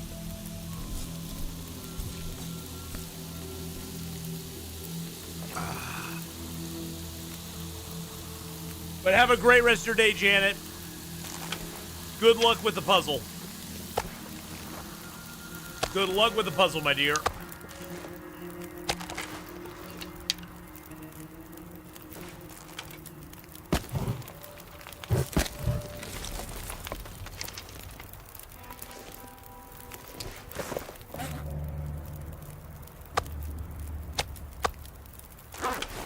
If they didn't leave Twitter, they'd be getting cooked over episode 5. Time to look for shelter. You know, I don't... See, as critical as I'll be of episode 5, I don't think anybody should like, cook them on it. I mean, I think they should cook them on the response to it, but... Because I think that may be a little unwarranted, but... you know, I think they do need to reflect a little bit on what they've put out, and maybe, you know... Maybe do better for you know, not Wintermute, but for the other stuff. I think people have a little bit of a right to be frustrated with what happened with episode 5. I really do. Not only for the wait, but for just how, you know, and like I said, it's not even about the story. It's just how sloppy it kind of was. It kind of was just sloppy in the end. And that makes me sad, because we all know, and I think a lot of that disappointment comes from, we know what Hinterland is capable of doing because they've already done it. We have Long Dark, we have survival mode, we know what they're capable of doing. It's kind of a letdown that that's what we got when we know what they're capable of. I mean, that's the thing. We know what they're capable of, and it makes me sad that they didn't deliver with that, because I think it was such a golden opportunity for them to set themselves up really good for the launch of Black Frost. Especially as the amount of hype that was around episode 5. Yeah. It's time, boys and girls. It's time.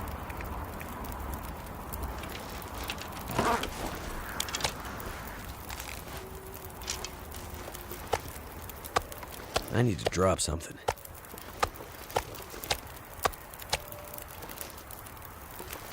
Yeah, unfortunately, with episode 5, there is no improvement. It is what it is at this point. It's not like any amount of anything we say is going to change the game, because the game is kind of locked into what it is.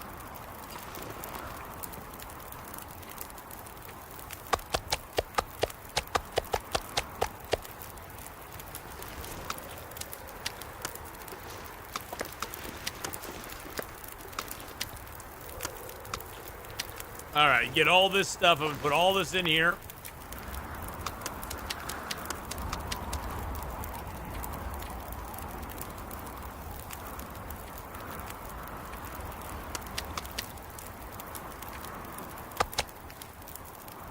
There we go. We got everything in there. Get my bow back out.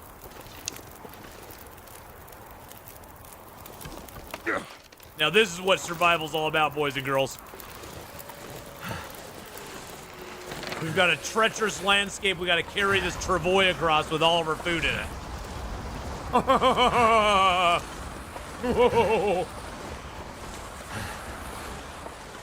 In the twilight hours of the day.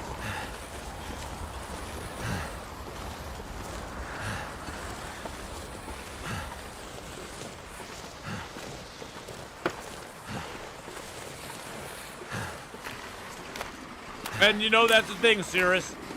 At this point, they fulfilled their obligation to get episode 5 out. They can move on. Like I said, the best part of episode 5 being out is that episode 5 is now out. I'm gonna give you guys night vision so you can see a little bit better. I'm just gonna tint the stuff a little bit, but that's okay.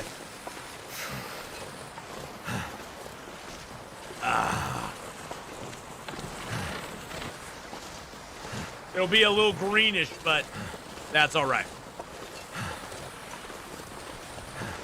I can't see Jack though.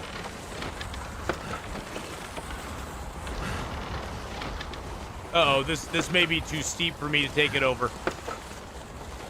Getting from one side of the river to the other here is really tough. Is really tough.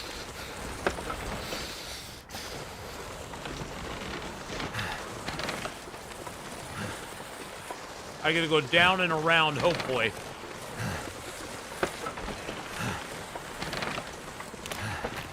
There we go. We're on the river now. Can't feel my hands. I know, buddy. I know. I'm feeling the same way. You're skeptical if they can deliver on Black Frost? It'll be interesting to see what happens. I mean, Killer Strawberry, at this point, it's like if they do, great. If they don't, it is what it is. I'm not going to be, like, mad about it. There's a lot of other games out there. And ultimately, the thing to remember is we have the long dark no matter what. The long dark is not going away. Even if it did not change one iota from this moment in time forward, we got the long dark.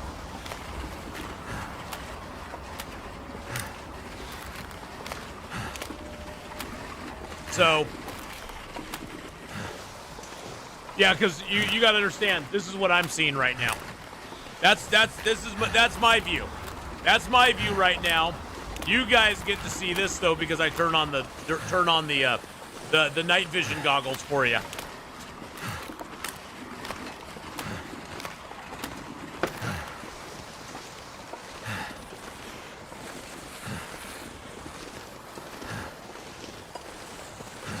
I hope we're going the right direction.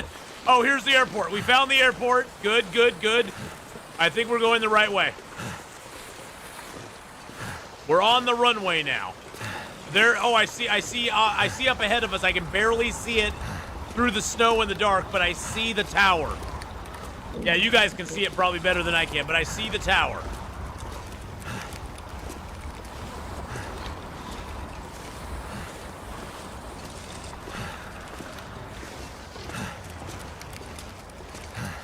All right. I do want them to bring, if they would, I would love them to bring the hand crank flashlight to Long Dark. That'd be so awesome. Even if it was just part of like the story mode, like part of the Tales mode, I'd love them to bring the hand crank flashlight. I think that's so great. I think it should wear down and eventually break, but it'd be a great item to have in the game for a little while. I mean, it was very well implemented in episode 5. It was probably, I think it was probably one of the strongest additions they made to episode 5, was bringing the hand crank flashlight into it. I really did. We're just gonna sleep. We're gonna sleep in the tower here, I think. I don't want to walk all the way over to the other place.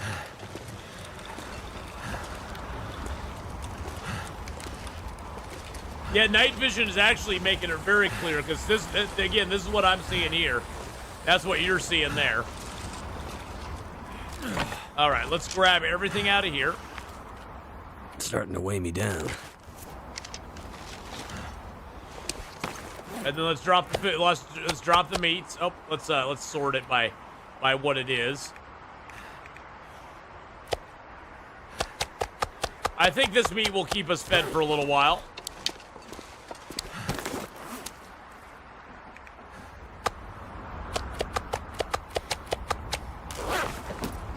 And then we'll drop the fats over here. I may use the fat down the road just to, pass time. But that'll be way down the road. All right, let's get inside. Woo! It's a cold little puppy dog out there. Let's go ahead and close these doors.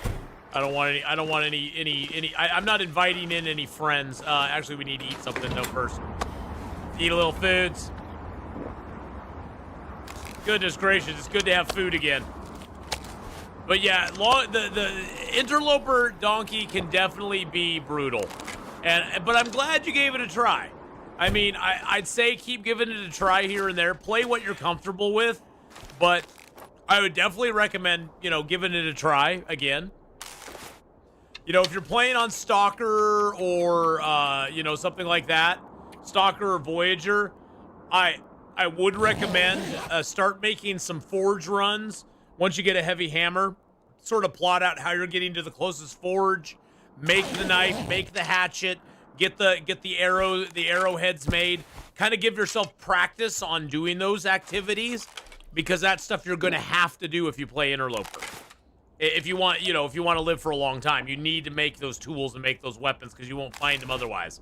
So I would definitely recommend, you know, doing that if you are, you know, if you're wanting to play more in the Interloper world, is start practicing some of that stuff in Stalker. Start practicing some of that stuff in Voyager. Start making some of those items, making some of those tools. Use the bow. You know, practice with the bow over and over again, because that's going to be one of the biggest things. One of the biggest things that's going to hold you back is your proficiency with the bow, and it's good. You know, it's going to take a long time to figure out the distance, the angle, the height they're going to have to, and you're going to just experiment with it. And as you saw, even with me shooting the deer over there, I didn't hit 100%. I had to shoot a few times to kind of figure out, okay, what range are these guys at? Am I shooting too far? Am I not shooting far enough? What do I need to change to make sure that I can actually hit them?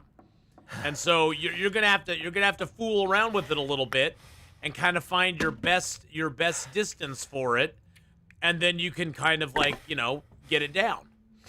But it does take a while. It's not something that happens overnight, for sure.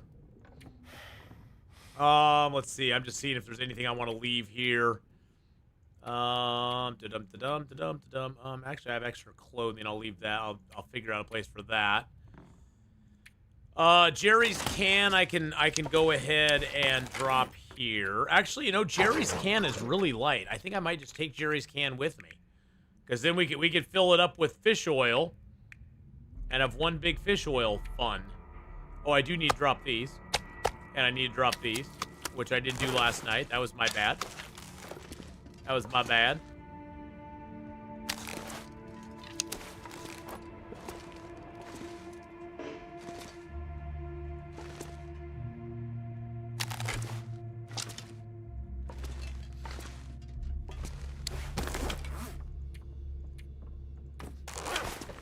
Oh. I forgot. You got to go into here, and then you have to place this like that, and pick you up. Oh, we got to go back out, pick you up.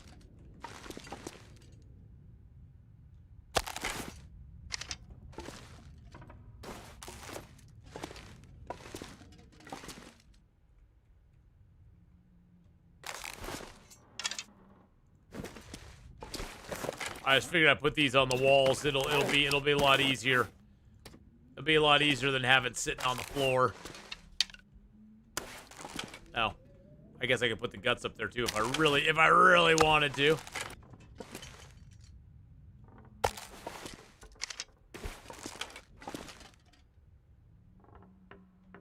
There we go.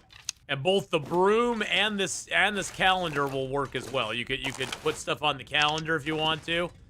The calendar is a little easier to get things to place on because it has a lot bigger area. So for things like guts, the calendar is actually better to put to use because you don't have to hit that one little pixel of the broom handle.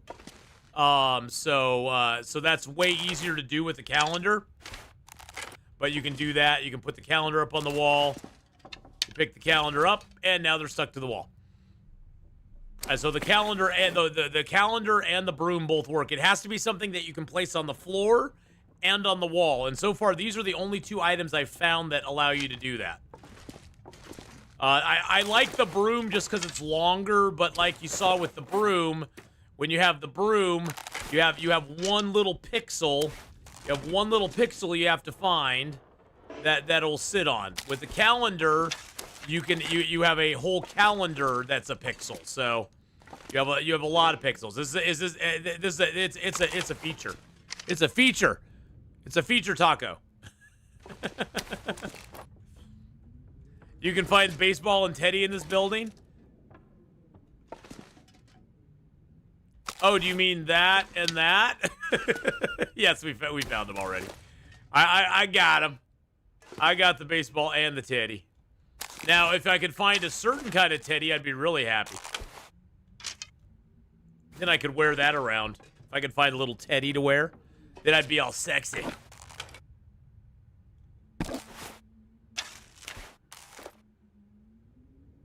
Mine despawned going back to Coastal. Oh no! The teddy bear did? Oh, that's too sad. That's very sad. I'm gonna put the feathers in here. Do I have anything else? I've got that. I do need to repair my bedroll. My bedroll's. I don't need to repair it yet. I'm gonna leave a few cattails here because we're gonna get more cattails as we go, and I want to leave. I'm gonna leave like 20 let's leave 24 here. We'll take like 10 cattails. That'll be our traveling tails. Hey, Cindy, how you doing? All right, I'm gonna just let's just drink a little bit of water. We'll make some water when we're out and about. When oot and about, we'll make some water.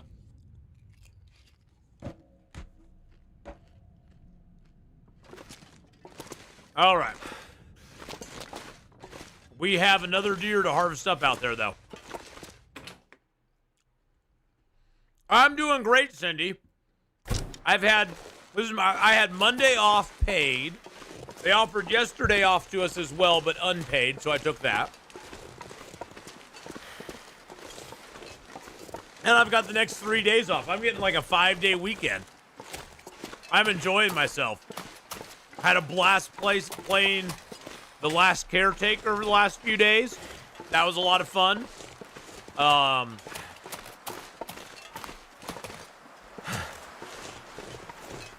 and a half for Monday though? No, actually they closed Amazon closed down the building on Monday. So they sent us out an alert like at 4:30 in the afternoon. I was already on the way to work as well. But they sent us out an alert saying it's closed. Don't come in. You will get paid for today. I was like, okay, cool. It wasn't like an official holiday or anything. At least I don't think Monday was an official holiday, was it? No, Monday wasn't anything official. Yeah, it was just straight time. We just got paid for not even coming in. I was like, I'm fine with that. I mean, it would have been nice if they sent the alert out maybe like 20 minutes earlier before I headed into work. But you know, hey, better late than never, right? Can I not get up that snowbank? That is so annoying. Maybe I can sneak around this way.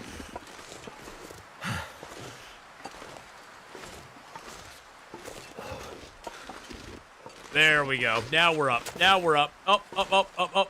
Oh. That's that deer that I didn't kill. I didn't need you, buddy. I'm sorry. I don't need you. Easter Monday? Nah, it wasn't for that. That's for sure. No, they just sent out an alert saying we don't need you to come in. I was like, you got me. Those are the weather crows. When those fly over, even though Hinterland's denied it, when those fly over, look for the weather to change soon. Whether it's good or bad, it'll change soon. My feeling is it'll probably be good. This zone is just so humongous. It's wild. It's wild how large this zone is. This zone is like 4 times as large as Pleasant Valley. It's crazy. Crazy how big it is. Endeavor with the 20-month resub.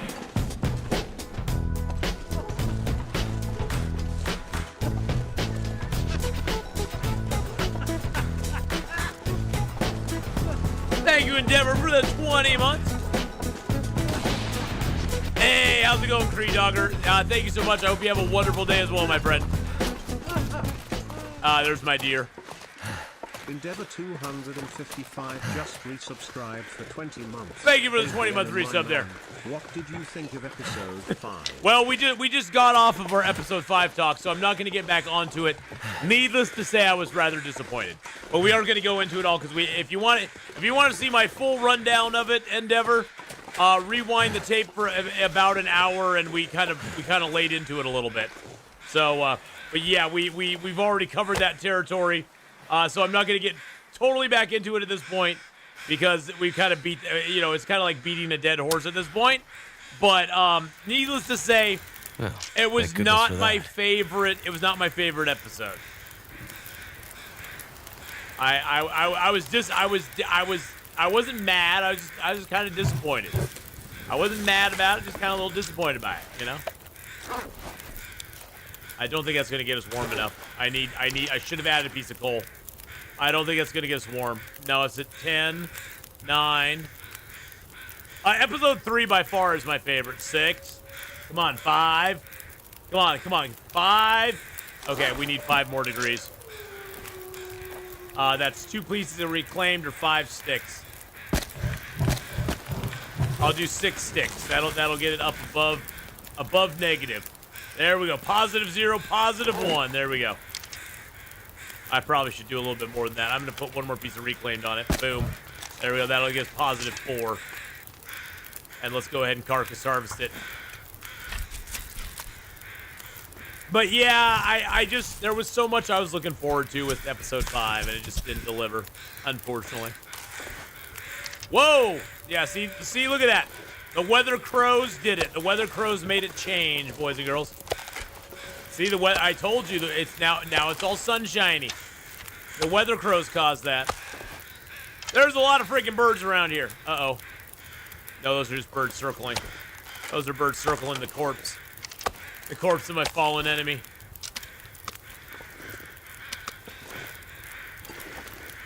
Well, and see that was what it was for me, Endeavor. It felt very janky. It felt like an alpha build or a beta build at best. Where there was it's like, okay, it's sort of like I've been playing Last Caretaker lately. And Last Caretaker, it's fun, but there's a lot of jank. There's a lot of things that just are like, oh, it's so frustrating that, the keybind is this way, or that, trying to move here feels so weird and dissatisfying, Can we talk spoilers? Honestly, Endeavor, at this point, if you haven't seen or played episode 5, spoilers, sorry. I don't care. Spoilers, yeah, you can talk spoilers. I don't care. I played the whole thing. If people in chat haven't seen it, they can choose to tune out. A spoiler alert, guys. We're going to talk spoilers in episode 5. So if you might want to mute if you've not played through it all. There you go. I mean, I've kind of talked pretty frankly and openly about it already, Endeavor. So it's not like there's a lot of things that you're going to say spoilerly that I've not already probably covered.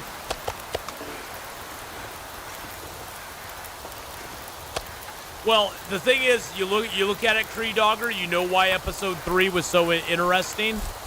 It's because it combined storytelling with a storyline.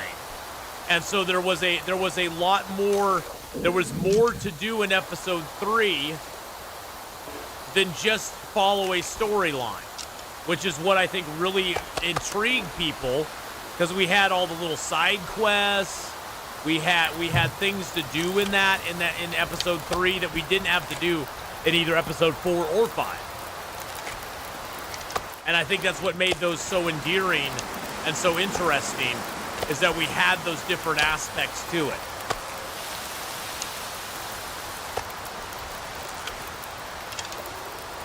And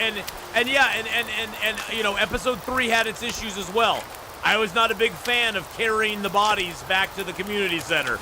That was such an annoying task to have to do. But that being said, there was other things I really liked about it.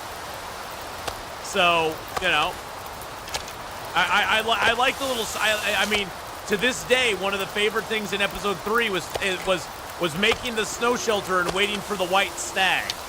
I love that. That was such a cool. Those little books you would find that you'd go and do a little side quest with the books. That was so dang interesting.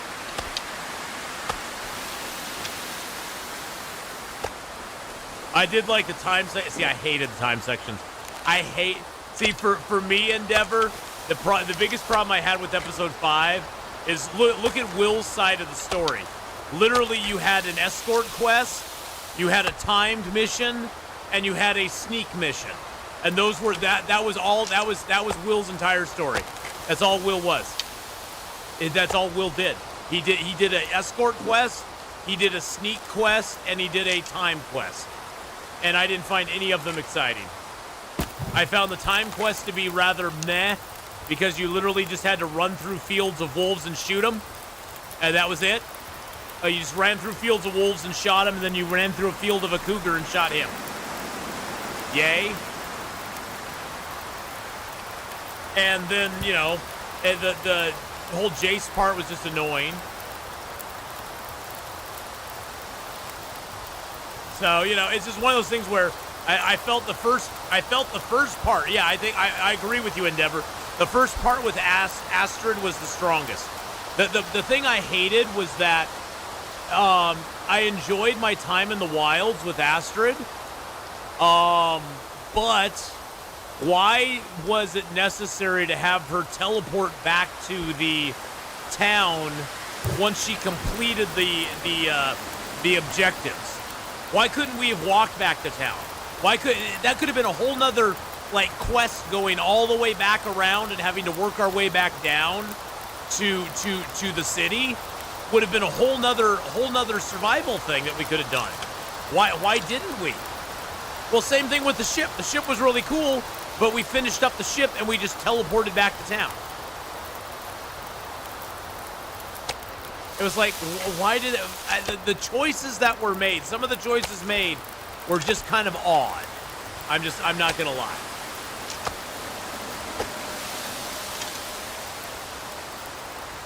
By the way, boys and girls, I will say what I'm doing right now is called nursing the fire. A campfire can never get blown down below 9 minutes of fire. It doesn't matter whether you're in the strongest blizzard or a light breeze, it can never go below 9 when it gets blown down. It can't actually get blown out.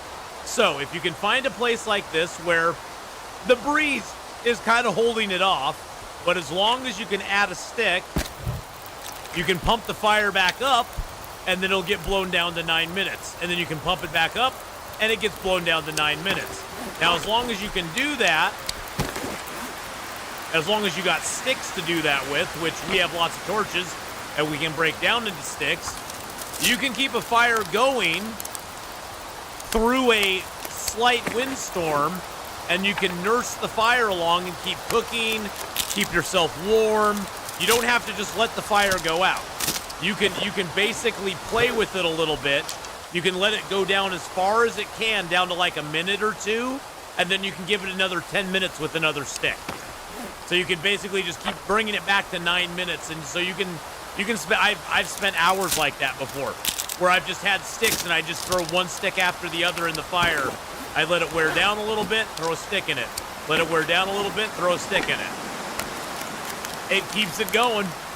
It makes it so you don't die, and that's the most important thing. You just nurse the fire through it, and as long as you can throw the stick on it, like that right there, it's all good. The lore dump, oh, I've complained about that tons, Endeavor. That was a lot of yapping. They could have done that. They could have done that 50 different ways. That would have been better.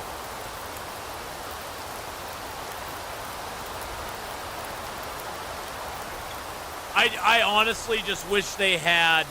I honestly wish they had spread that lore out throughout the entire game instead of just dumping it all at once. I wish, like, could you imagine if on the ship you had found a book?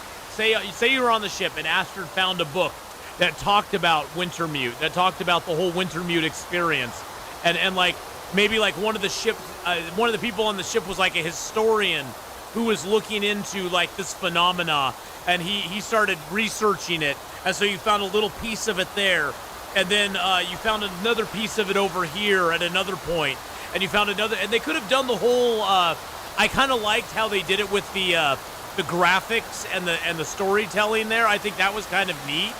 I wish they had done it over a broader period of time, though. I wish they had not just dumped it all in one area, because it just wasn't that. It's hard in a video game to stay interested when they're just giving you like 20 minutes of exposition. It's like, okay, well, I'm not playing a video game anymore. I'm just watching a movie, which is fine. Most things are cinematic. We like cinematics. Don't get me wrong, but they need to be compact and brief enough that you don't lose interest. I just found myself losing interest in it.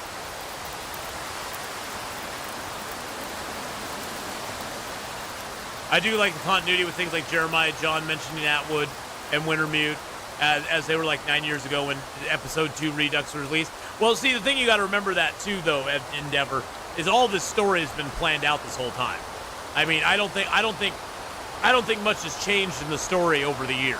So I have a feeling, even though it was 9 years ago in our time, that whole story was already finalized, and he knew where it was kind of going. Although I do think there were parts of it that were a little disjointed because they were done a long time ago. Then there was some stuff added in.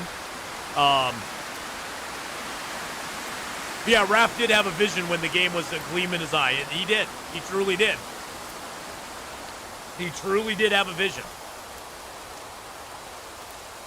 Come on, wind, go away. Come again another day. We're just letting the fire kind of wear down a little bit. Wind, go away. Come again another day. We've got 22 minutes left there. I'm gonna throw another stick on here if I can. There we go. Get it back up to 13. It might actually not be being blown out right now, because you notice no, there it got blown out.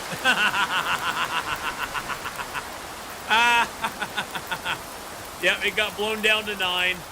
That's all right. We'll just let it wear down. What if Astrid found a missing person alive and we got a cutscene about her studying them, or more of how it affected Will? Yeah, I mean, there's a lot of things that could have been done, Edvin. There's a lot of things. Cthulhu wouldn't let Raph reveal the true story. Exactly. I mean, I still hold Endeavor that the entire... Because remember, Jace is just an acronym for just another Cthulhu entity. That's what Jace is an acronym for. I have a whole theory that the entire Wintermute experience was brought to us by Cthulhu.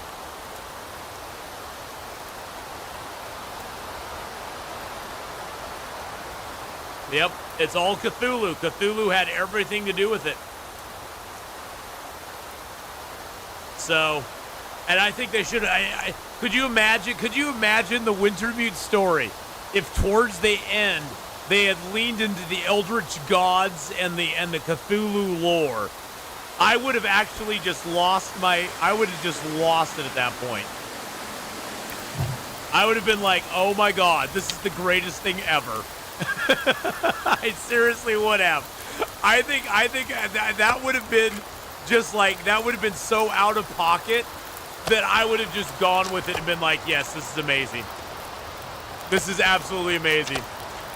10 of 10 storytelling right there. 10 of 10, my friends.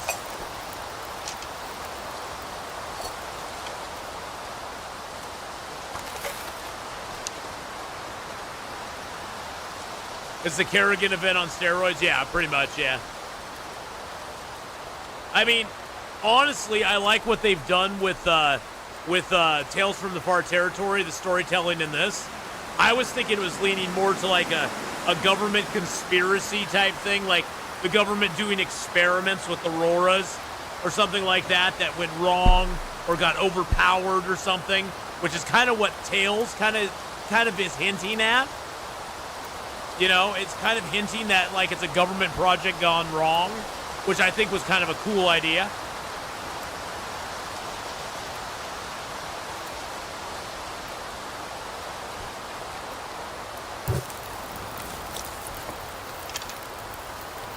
Yeah, the quick, yeah.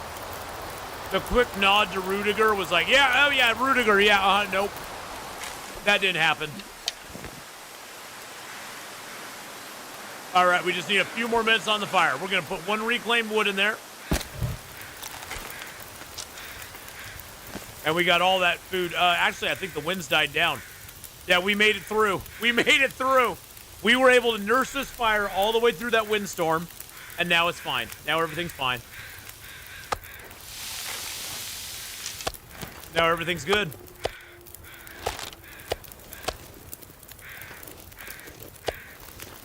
I think survival mode takes place after Wintermute. It might. It wouldn't surprise me.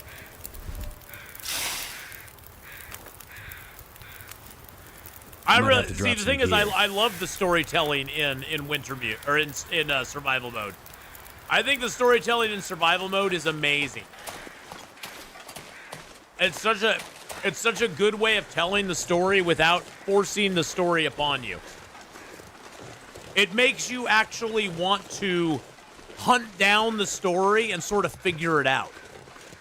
Which, like I said before, is kind of like how Red Dead 2 did it with a lot of their side quests and some of the little story things in Red Dead 2, is that they didn't force them on you, but it made you want to go and discover what it was about. You'd run across some dude in the wilderness and he'd be like, hey, I need some help with something or something, you know? And you'd be like, okay, I'll take this on. Or you'd be like, nah, I want to go do other stuff, you know? It was cool. It was cool that way. All right, I say we got a little food. I say we go over to the house, boys and girls. You can see the house on the hill up there. The bunker locking for 500 days was a cute nod to the main achievement of surviving for 500 days. Yes, it was. Yeah. I would say yes because of Will's plane crash. Is there a survival mode? Yeah.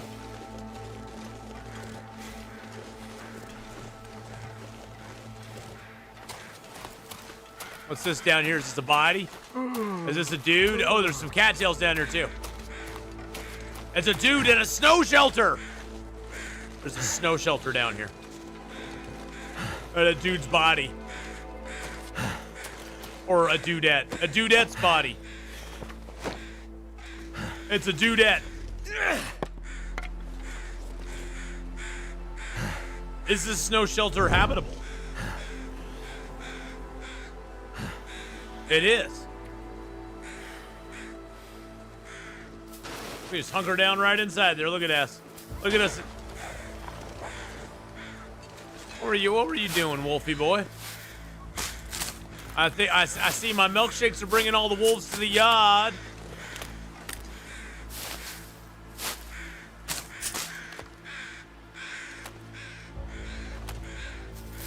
Oh yeah, they're all coming over. Sorry guys, I want these cattails real quick. Hold on. Hold up. I'll be with you in just a second. Hold up.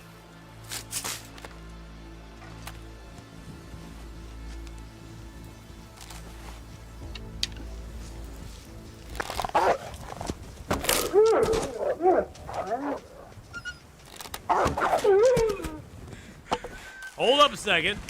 I'll be with you in just a moment, okay? Wait your turn. Wait your turn, buddy. I was dealing with cattails, okay? You gotta be patient, buddy. I can't help all the customers at the same time. Can't help all the customers at the same time.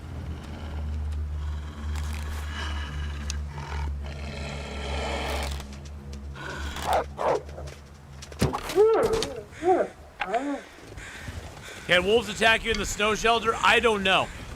I am not brave enough to try it out. I don't know if they can or not. I honestly, the honest answer is I have no idea. And I'm not going to try it out because I think they can. I think they can. Now, the question I have is, can I fish on this lake? I should be able to, right? Nope, not there. Okay, so you can fish on the lake. Okay, so I'm just gonna kind of keep this out and see where it stops. See where it stops allowing us to fish. But content-wise, Long Dark is essentially done. They're going to move on to Black Frost now. Yes, yeah. Content-wise, for the most part. I mean, there will probably be some small amount of content that still comes out for Long Dark. But for the most part, 90%, they're moving on to Black Frost now.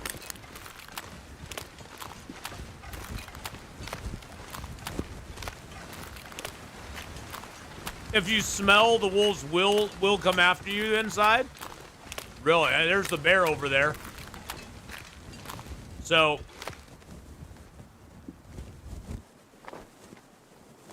that's weird. So there is a deer, and beyond that little speck way over there above my arrow, that's the bear. That's the bears. I'd love another paid DLC for survival. Probably won't get it. I think part of that endeavor is part of it is Hinterland's fault, and part of it is the viewer's fault as well, or the player's fault as well.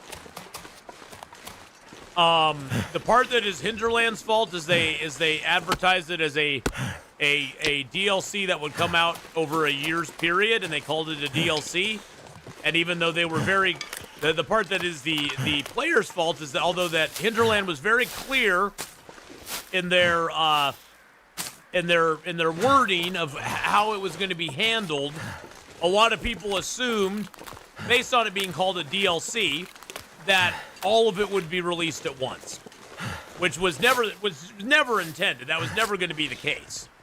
It was going to be a slow rollout, but Hinterland did advertise it as a year, and it took 2 to 3 years to get it done, which it kind of shot themselves in the foot. If they do something like that again, they need to not release anything until it's completely ready to release. You know what I'm saying?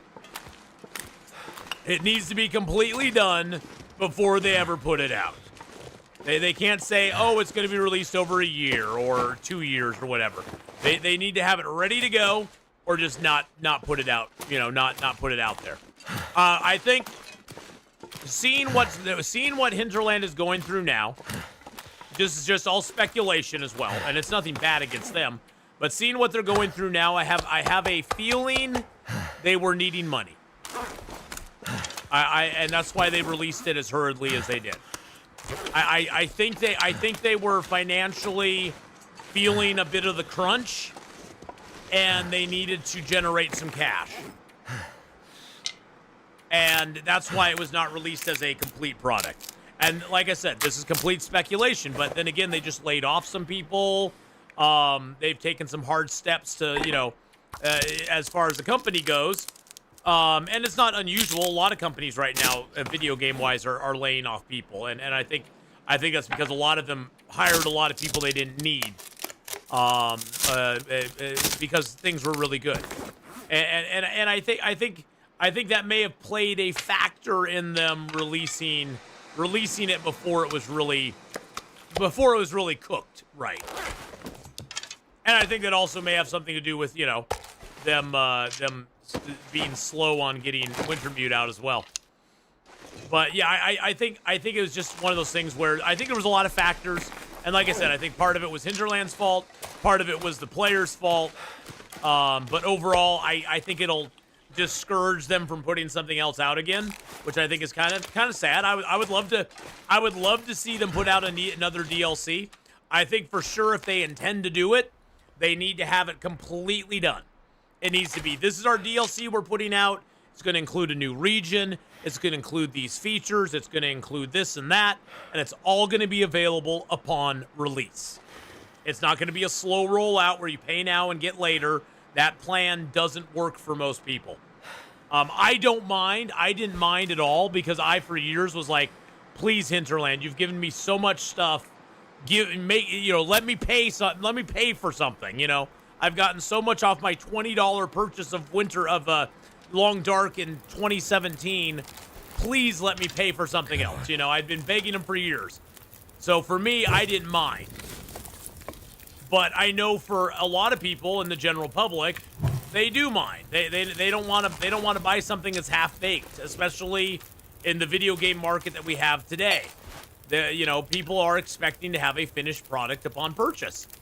Now, the way they could have got around that, and I think they should have, is they should have called it like an all access pass or something like that, or like a some sort of pass type thing where it's sort of like how Stellaris does it, where you can buy the year pass with Stellaris, and it gives you all the expansions they put out that year for a discounted price.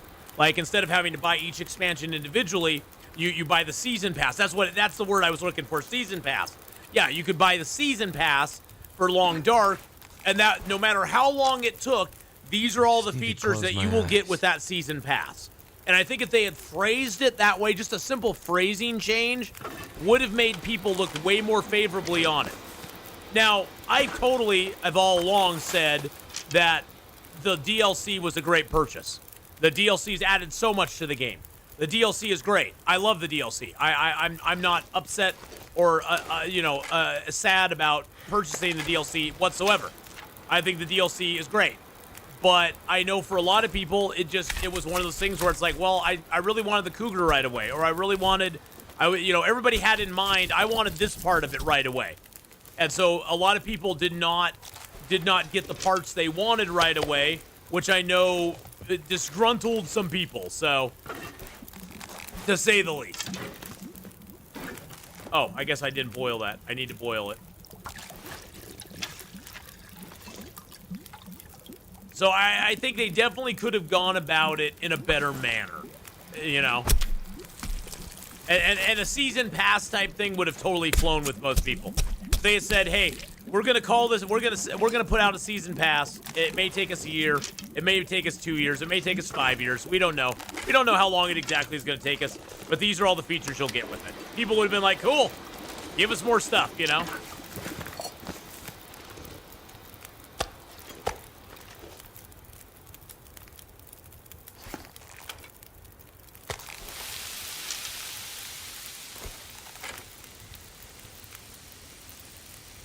I'm upset they took the Cougar away from Pilgrim players. What do you mean?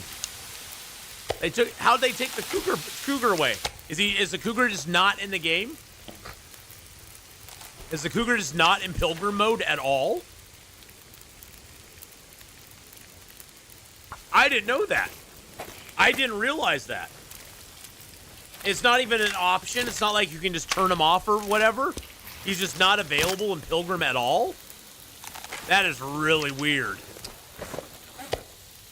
That is really weird.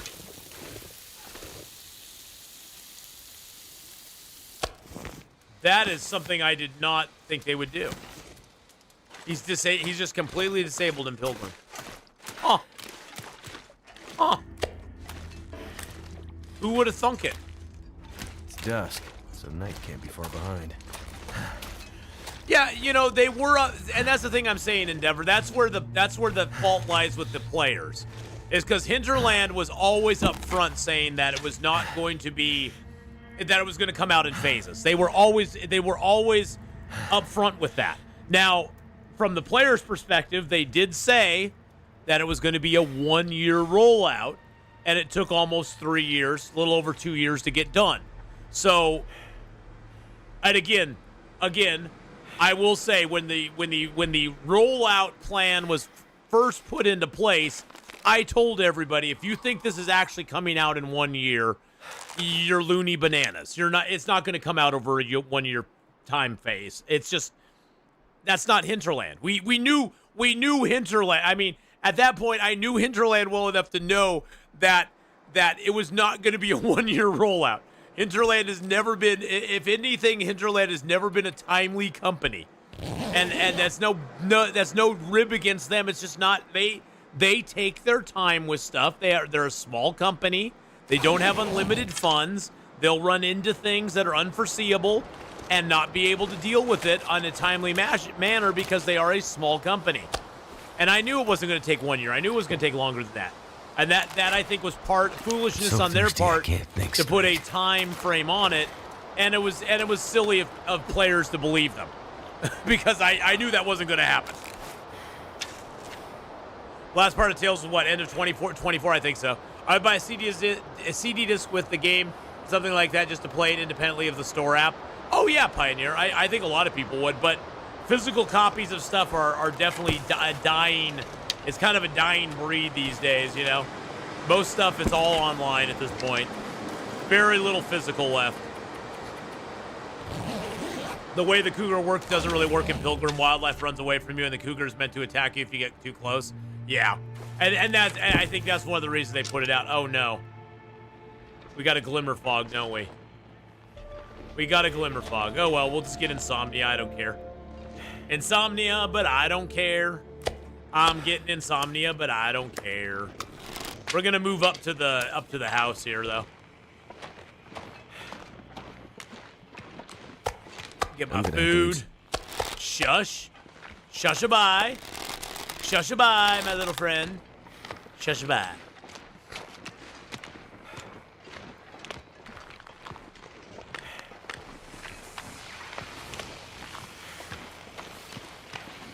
Glimmer fog is kind of a meh thing that happens. It's kind of like, okay. It's kind of annoying. I don't like fog in the first place because it just limits your visibility. But the glimmer fog also gives you the insomnia thing after a while. I don't know why. Oh, no, the insomnia risk is coming on. It does give you insomnia after a while. It's like, okay. So now I won't be able to sleep as long or as restfully or whatever it is.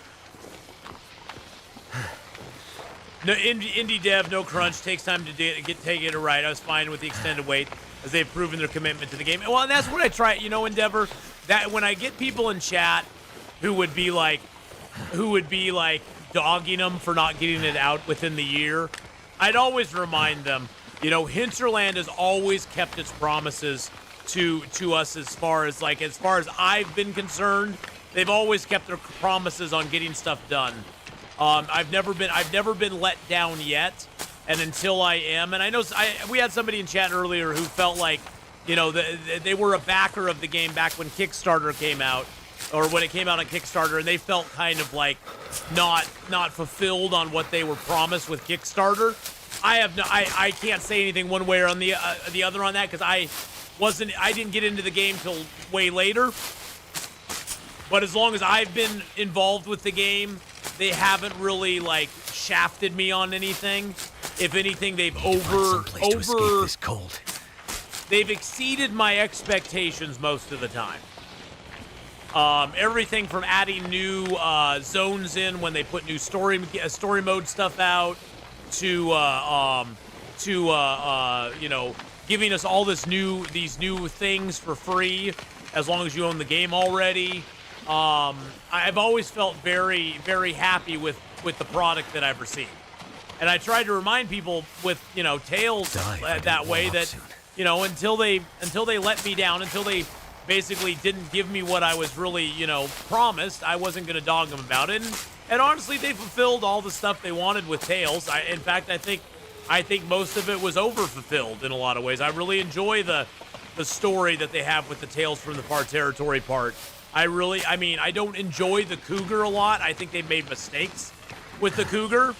I think, again, the Cougar was one of those things that it took too long to cook it, and it got overbaked. It got overcooked. The expectations were really high, and the deliverance was a little bit low.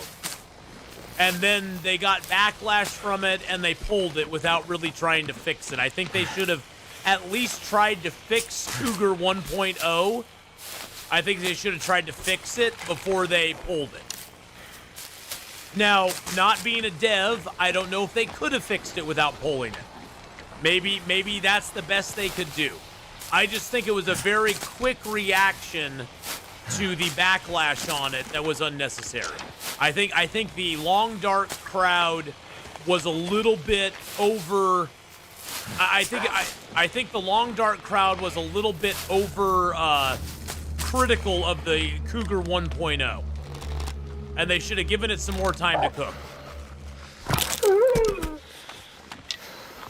Because I remember many instances where, like, when we weren't able to bait wolves anymore, And you know, it was a major change in the way that we played the game, because before that we'd drop a gut or whatever, and the wolf would go for it, and we'd shoot him while the wolf was distracted with the gut. Well, we couldn't do that anymore, and it was like, oh my God, this is crazy. How are we going to deal with this? But you know what? We adapted and we learned, and we know how to deal with it now. We deal with it differently. You know, and so it was one of those things where I think people just weren't used to the cougar mechanic at first. And I think if given more time and them doing a little bit of tweaking on the cougar, and there were a lot of good ideas out there. Some of them I proposed, some I saw proposed in chat, you know, to tweak the cougar to make them a little bit better. And because I didn't really feel that the jump scare type thing that the cougar did was really apropos to Long Dark. I didn't really think that fit with the Long Dark. It didn't really fit with the Long Dark and how the Long Dark is. I didn't mind the fear part of, like, the cougar stalking you. I thought that was kind of a cool thing, but I did mind the jump scare. And if they just left that out, I think if they'd given us some chance to interact with the cougar before he just ganked us and jumped on us, I think a lot of people would have been like, okay, I can deal with that. That's fine. I don't think there would have been a lot of people upset about that.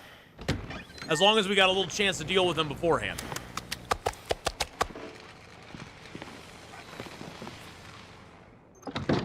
Actually, let's eat a piece of meat there.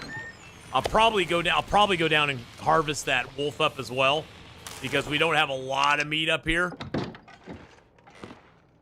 Yeah, and that's the thing, is like the sudden attack with no way to react to it was just a little unnecessary. And then pulling the cougar like they did, just kind of like, oh hey, there's the other point. We got that one, and didn't we get another one? I thought we had another. I thought we had 2 Polaroids that we already found. Yeah, there's the other one. There, yeah, we got that one there, and we got this one here.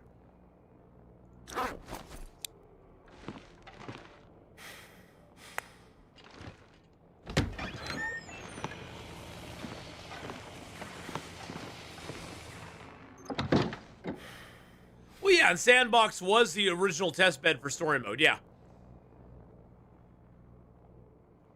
The current cougar's not very good either. No, the current cougar sucks.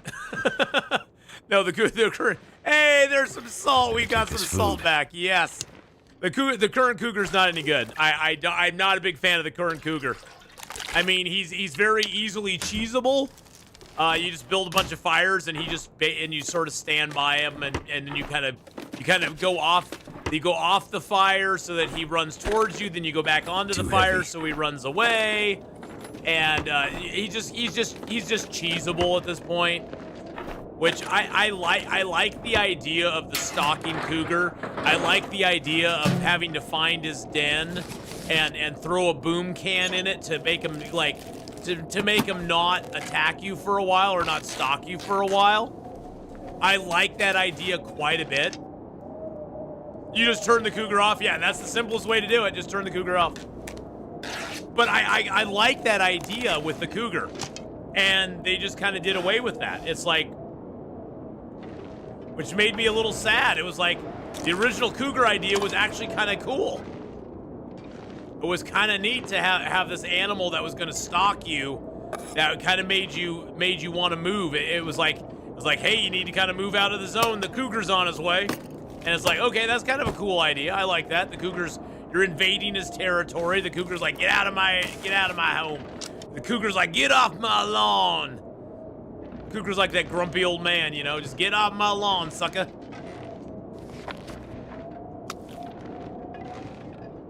Got a little box of matches there. I like that. I do like the hockey stick. Can I take the hockey stick? Yes, I can. Can I take the hooks? Yes, I can. We're gonna take those back home with us. That way we can hang a hockey stick in our house. Nice. Nice. Well, see, and that's Endeavor. That's what I thought it was going to be. I thought the cougar was you were going to get that notification that it was actively hunting you. And then I thought we were going to get to see, like, where the cougar was. Like, he was going to be kind of like, he was going to be stalking us, but we'd get, like, warning, you know, we'd actually be able to actively interact with him before he just attacked us before he attacked us out of the nowhere. And that, I think that was the most disappointing thing, is like, well, that just makes it underwhelming. And then the only time we'd get to shoot him is when he was running away from us. It's like, oh, okay, I guess.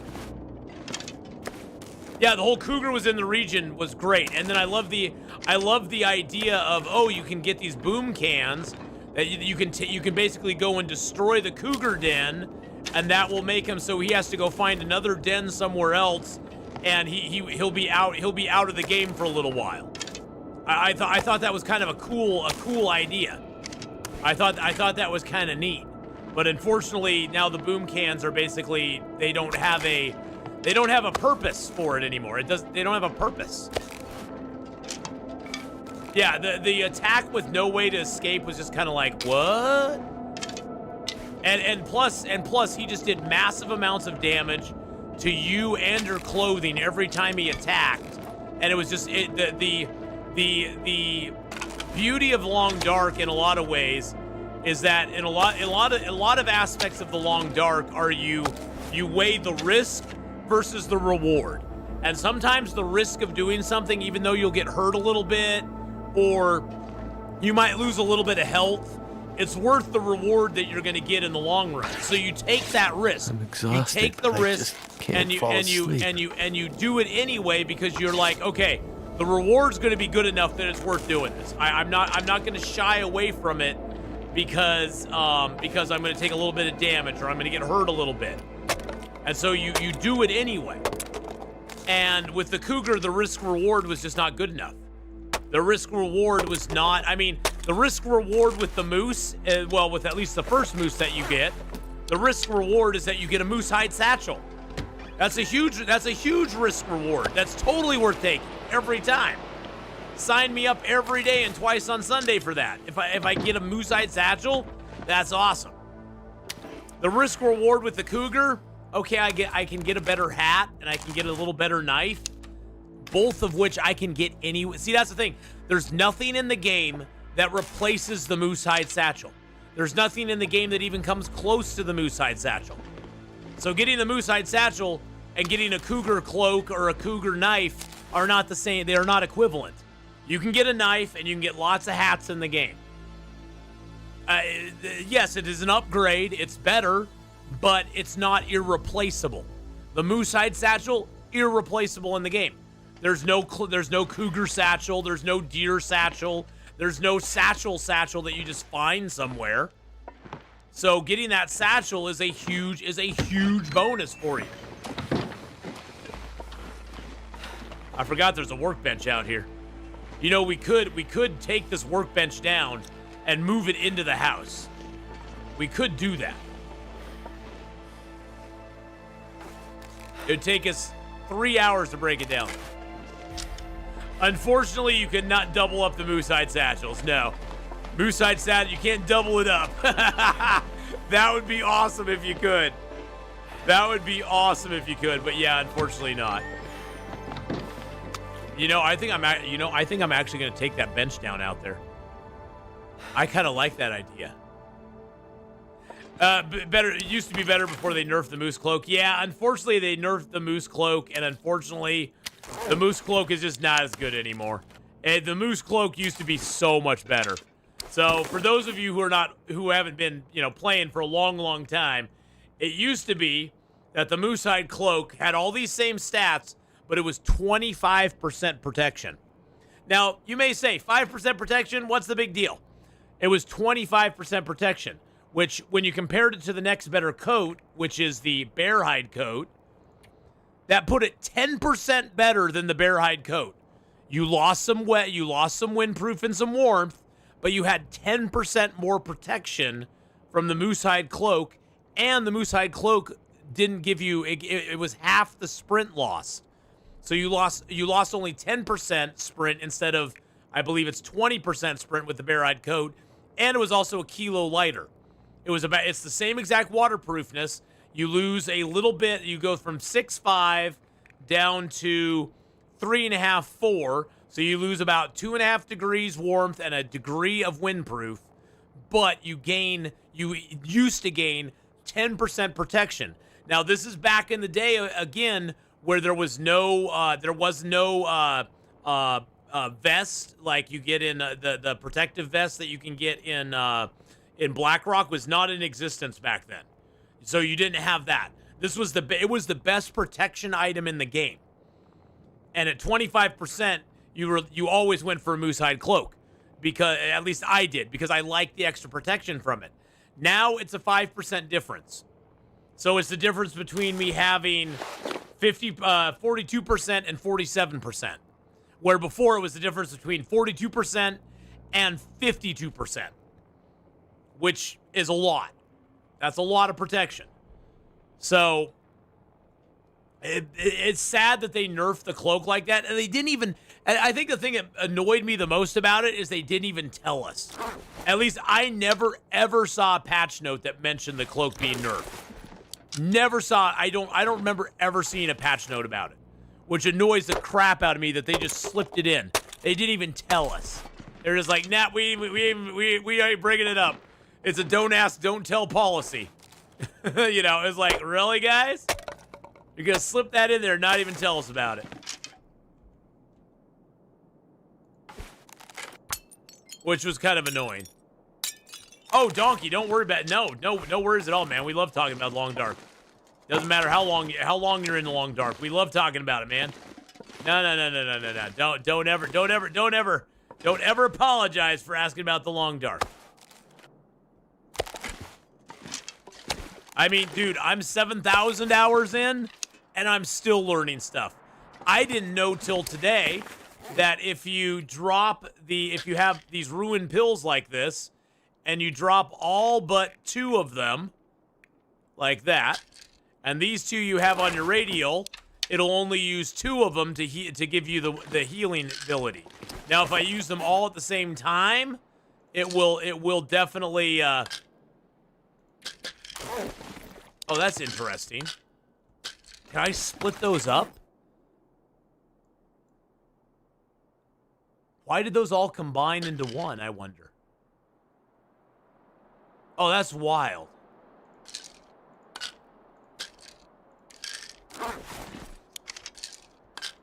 Oh, that's wild. That's crazy. But yes, the ruined pills you can use, but you can only use them from your radial menu. And if I equipped all 16 of these to my radial menu, it'll use all 16 in one go. So you want to if you're going to use them, you want to drop them except for 2 of them.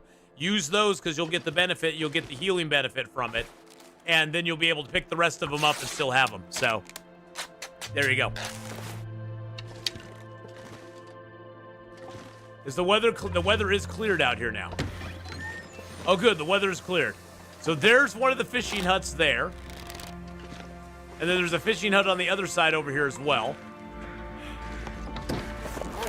We aren't too tired, so let's go explore a little bit around here. Now, there should be some ptarmigans around here, too. I think there's ptarmigans down over here.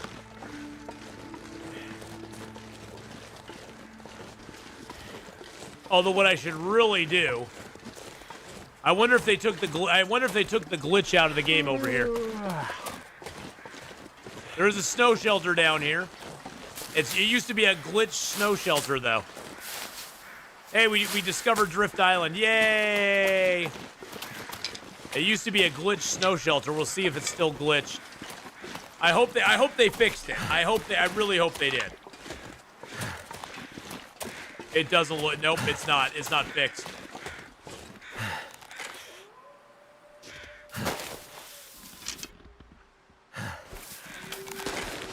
Is it? No, it may be fixed. No, I think it is. No, it is fixed. It is fixed. Oh, that's nice. They actually fixed it. I'm going to repair it because why not? There we go. Then we can chill in it if we want to. Hello, Mr. Deer. Would you like to feed me and give me another hide? I would love you to do that. You know what? I think we can get a Maglens fire going. Yes, we can. Maglens, ho! Hey, Surfy Fly, how you doing? Maglens, ho! Come on. Yeah, the technical backpack's great. The technical backpack is a great backpack. Did it? But the thing is though that game-wise you can't get another moose-hide satchel. And the technical backpack and the moose-hide satchel, in my opinion, are completely separate items. One of them you get from just looting something, and the other one you actually craft. And so even though the cougar knife technically is better than the regular knife is, you have to craft it, and you have to kill a cougar to get it. The technical backpack, you just travel to the gold mine, you pick it up. Just pick it up. No, we're playing just survival mode. This is survival.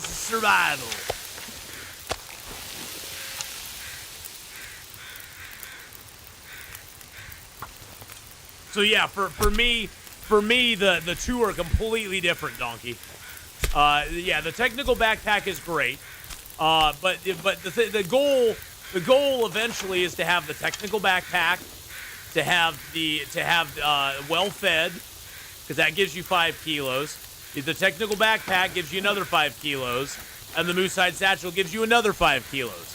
And right now, that's the max you can get is plus 15, and that's sort of the goal. That's your goal, is to get all 3 of those running at the same time, and that maxes you out on your weight allowance. That gives you your max carry weight of 45 kilos, which is a lot.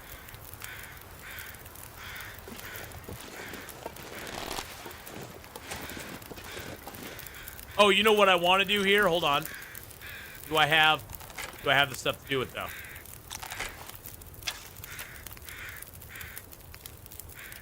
I'm missing sticks. I need some sticks, boys and girls. We need some sticks.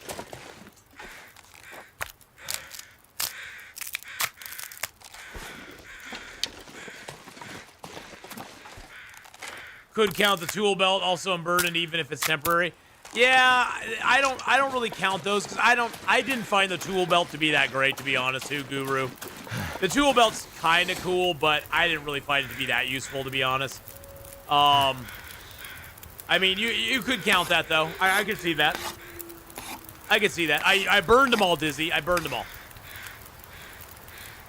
And the temporary bonuses, I don't really count those because they're temporary. The only 3, well, the tool belt I guess you can include, but the only 3 that actually give you physical weight carry on everything you're carrying are the technical backpack, well-fed, and the moose-hide satchel. And the tool belt, you have to go through the whole quest of the Tales from the Far Territory to even achieve that. The other ones are all pretty easily achievable.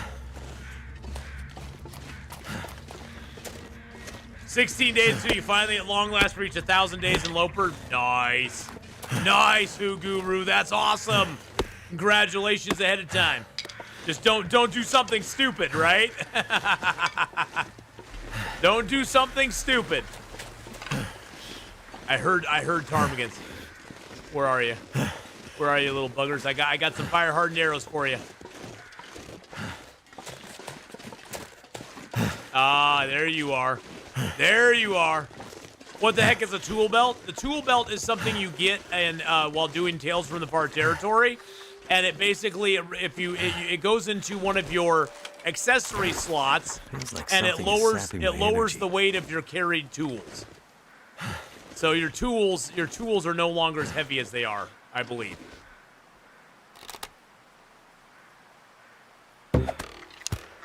Really? Got him.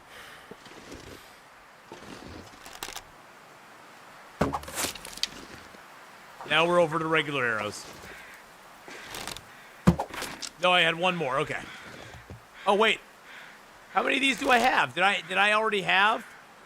I already had some fire-hardened arrows on me? I didn't realize I did. Oh, I already had fire-hardened arrows on me. Interesting. I didn't think I had any. Silly me. That'll come in handy. But yeah, the tool belt was introduced with Tales from the Far Territory. And it's just part of the Tales. It's sort of like the tactical gloves that you can get at the very end and hope they're not ruined if you hit them on day 600 or so. But how you doing? By the way, Dizzy DJ, JD, how you doing? Feels like a lot of gear.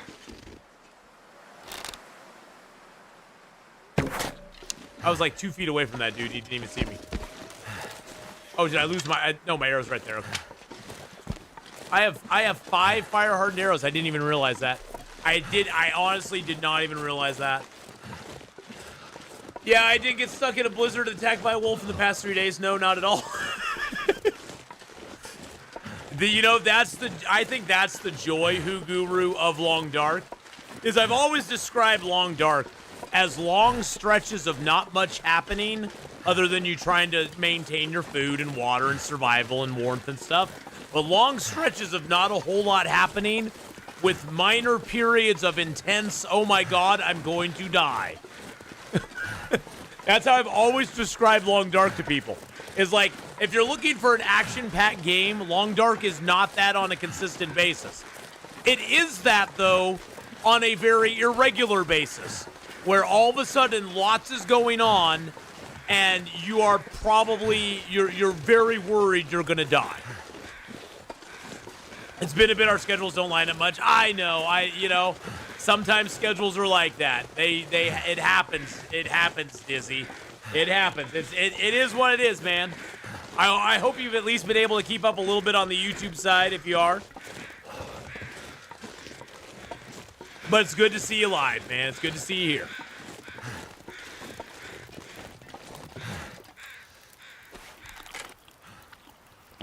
But I think that's what I enjoy about the Long Dark, is you can kind of take it. It's a game you can take at your own pace. Nothing is forcing you to do anything except for the internal mechanics of the game making you have to survive. That's the only rule. Is just survive another day. Just survive another day, and past that, try to survive another day.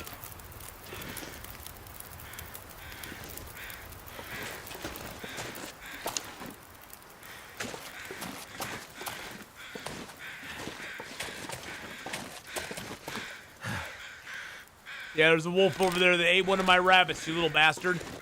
Now I've got to go. Now I have to go over here and kill you. Weeks of boredom with minutes of terror. Yeah, I mean, and that's the thing is like, it is. I guess you could put it on like that. But that's the thing is like, that's the thing I love about Long Dark, is you don't have to do anything. The sun's setting. That's one of the things I love most about it. That it probably it turned me off a little bit from the storyline, because I love not having to do anything. I love having the freedom to do what I want. Yeah, I saw a bear near the Quonset, went over one of the snow hills 1 foot from a wolf on my travois. Thank God the cougar knife is such a strong deterrent with good fatigue. Thank goodness. Thank goodness, Who Guru.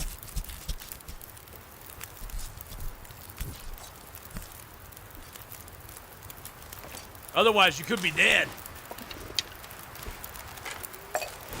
I don't think I have enough water to make a broth. I do have enough water to make a broth. Look at me. But what I'm going to do is I'm going to put down a pot with water over here.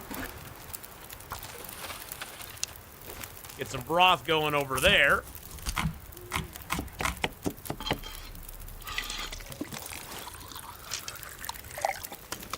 Drop those. It's not going to be an aurora tonight, is it? Okay. I was thinking if it's an aurora tonight, there's a wolf right nearby. Separate out my corpses a little bit here. Has this one got something on it? It does. Okay. Grab a little bit of meat off of you. The global wildlife refresh only applies to new games. Yes, I believe it only applies to new games, Endeavor. I personally think the global wildlife refresh was amazing. I think that was one of the best things they've done in the game in a long time. And see, little things like that, that's all we ask for. We don't ask for much. Give us a global wildlife refresh every once in a while. I think it's an amazing thing. It makes it so you don't know where everything is. Would you say survival's better than the story? It's 1,000 times better than the story, yeah. Survival is what this game's all about to me. I mean, the story's nice and all, but I don't really care about the story. I mean, I like the story. It's not bad. It's just not survival mode. And to me, survival mode is what this game's all about. Survival mode is why I play The Long Dark. I don't play The Long Dark for a story. I play The Long Dark to make my own story. No power in the verse can stop me. What do you feel about randomized loot spawns instead of loot tables? Well, there's always, even in a randomized system, there's always going to be loot tables. I think they've done better now, Killer Strawberry. There is more variance to the loot, because before there were literally 4 loot tables on Interloper. That's all there was. And once we figured that out, it was very easy to figure out what they were. And so, and I wasn't even the one that figured it out. I shared the information, but I didn't figure it out myself. But once we figured out what the 4 loot tables are, it was very easy to follow them and not have much variance in the game.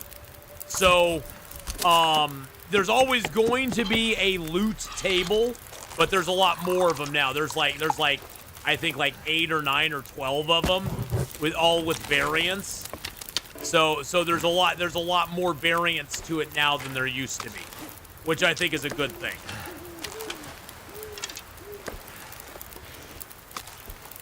Because you can only randomize something for so long.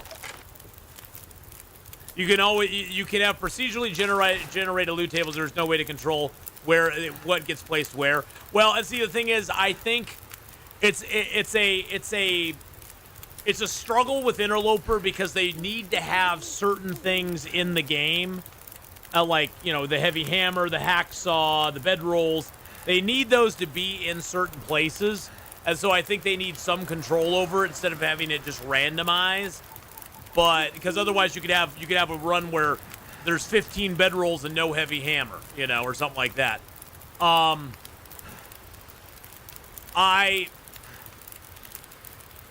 I think in the lower difficulty levels, it doesn't really matter.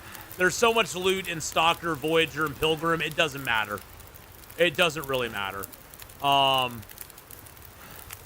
You just go and try to hit, like, certain areas. You try to hit buildings, you try to hit wrecked sites, you try to find campfires that will have things by them. I like that they restructured the loot. I really did, because the game was kind of getting stale a little bit. Yeah, heck, now you can't even guarantee you'll find a hacksaw for Timberwolf Mountain. I personally like that. I think that's kind of cool. I think that's pretty nifty.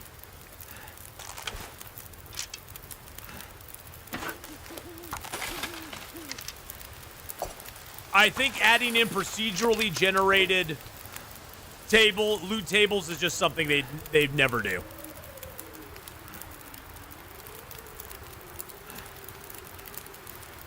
Yeah, all the tools you could find would be in somewhere like a mine or in Ash Canyon or the cannery or something. Yeah, it would be a whole nother level of weirdness to the game. And I kind of like where the game's at right now.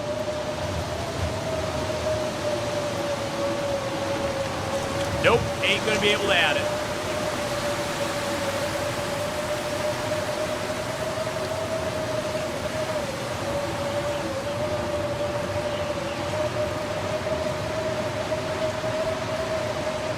We'll just slip into here. And go to sleep for a few hours. Yeah, I forgot I have insomnia. So something's gonna wake me up. Given skilled players can grab the technical skills, sum it all in 5 days with it being misery. A bit of loot variance is good. Oh yeah, I don't think it's a bad idea, but I think having some things in the same spot are good. And the thing is, you got to remember, Who Guru, you like Endeavor says, you're at that point watching the top 2% of players, 1% of players in the world. It's like watching somebody play. It's like watching somebody play Fortnite and being like, man, they should really make it so you can't shoot people as easily as he's shooting people.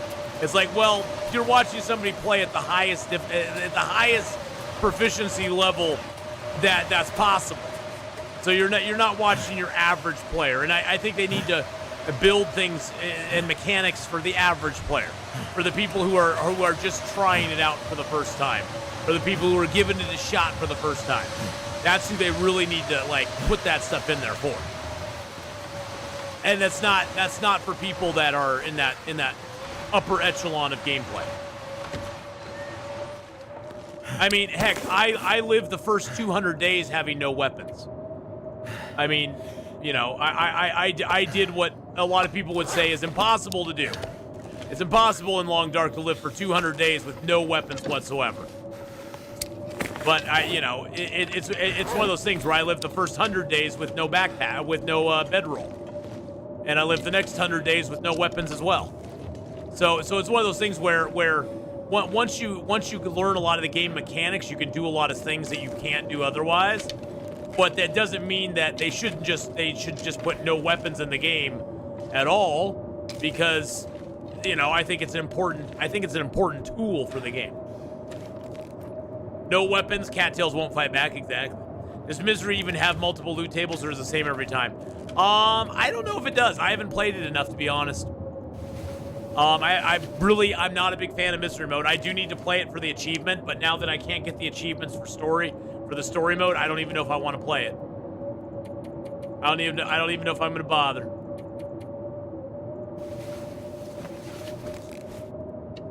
Hope the shotgun gets added to survival. Unfortunately, Endeavor, they probably won't add it to survival. I wish the hand crank flashlight would get added to survival. That'd be great.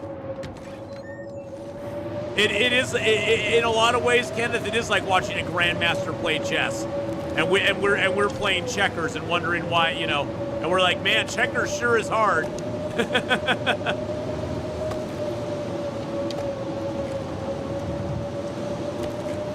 So there's new achievements they added in with Wintermute, episode 5, and I got most of them. I think I got the achievements, just from following the story and stuff. But there's like 6 achievements that I don't have.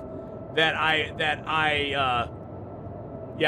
got the complete episode 5, reunite with Astrid, retrieve the trauma kit, reactivate geothermal plant, defeat and kill the cougar stalking the region. The hard sciences, reach Suzuki radio telescope, discover the truth beyond the mysterious signal in Desperation Bay, complete the autopsy of missing Perseverance Mills, explore Perseverance Mills. I got all those. But there is, down here, there's 3 hidden achievements that are remaining that I don't have. And I don't know what they are.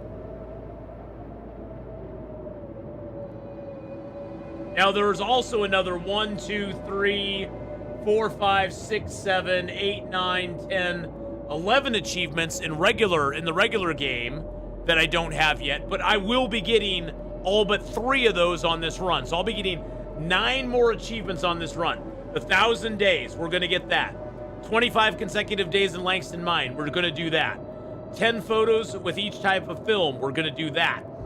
6 vista points in the Far Territory, we're doing that. A photo in each Great Bear Island region, we're doing that. 12 mementos, we need the one from Bleak Inlet, which I didn't get for some reason, and we're going to do that. We got them from every other region except for Bleak Inlet. We need to do that. Find and cook 9 unique recipes, we're aiming for that as well.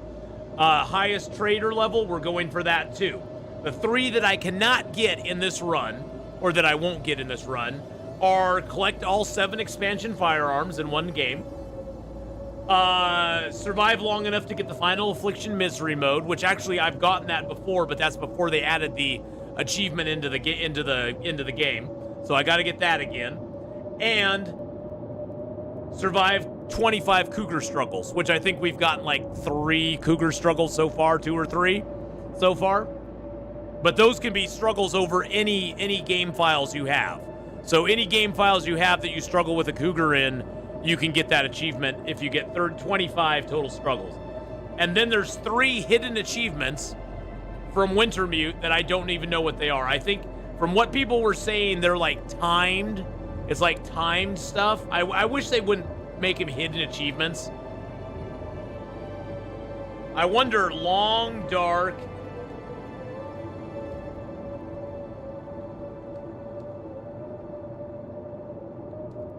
Hidden achievements in Chapter 5 of Wintermute.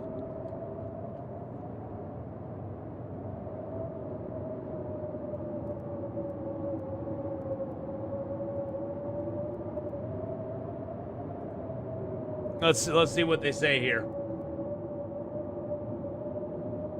Chapter 5. There we go. The quarantine. Search every building in Perseverance Mills and then reach the mill itself. Talk with the mill workers, and the achievement will unlock. Did I get that one? I don't think I got that one.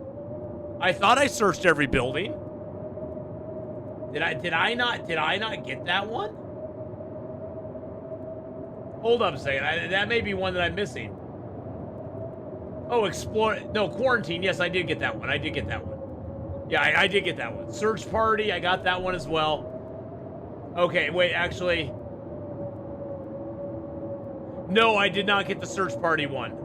Yeah, search party I did not get.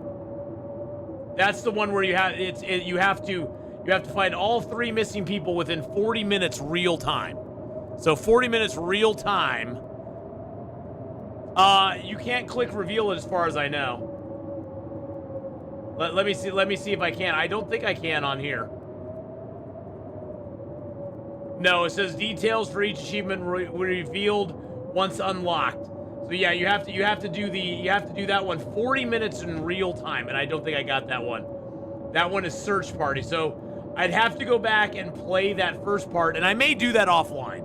I may just go do it offline. So search party I did not get. 40 minutes you have to do it in real time.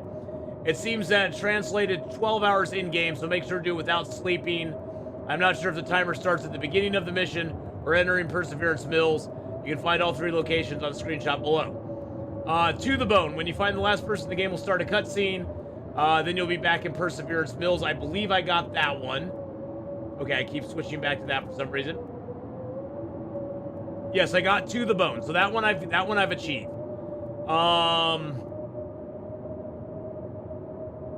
Dead Wake. After picking up the Captain's Journal, achievement unlocks. That one I should have got as well. No, I did not get that one. Did I not pick up the Captain's Journal? Well, that one must have been busted because I didn't get that one. So Dead Wake I did not get. I don't see it on my list anyway. I got To the Bone, Adrift, Hard Scientist, Wild at Heart. No, I did not get Awake, so I didn't get that one. Adrift I got, Hard Sciences I got, Wild at Heart I got. Song of the Earth, Return to the Telescope. Did I get Song of the Earth? I did get Song of the Earth, so that one I got. So far there's 2 that I didn't get. Finally 2, this achievement requires you to use no more than 50 coal the entire trip. I used 27 to reach the medical kit and 20 on the way back. You will unlock it after talking to the convict, not exiting location. So...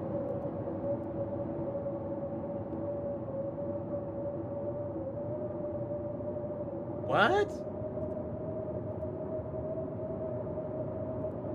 Okay, so bending the rail we got. So the 3 we're missing is use only 50 coal on the trip with the on the trip.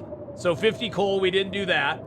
We didn't get the Captain's Journal, although I know I read it because it was sitting on top of his freaking body. So I picked that up. So I should have got that. So we didn't get that one. We didn't get the coal one, and we didn't get the 40 minutes to find all the corpses. I wonder if I can just reload those chapters and just do it again to try to get the achievements. I probably could. I probably could do that. The ship one's buggy. Yeah, I'm missing the coal one, the Captain's Journal, and the 40 minutes to find everybody out in the wilds, which I know I took longer than that because I wanted to actually explore. I wanted to actually do things. It's like, don't tell me what I can't do, game. Don't tell me what I can't do. So yeah, that's kind of annoying. All right, we're a little bit on the heavy side. That's all right. Let's drop some of the reclaimed wood here.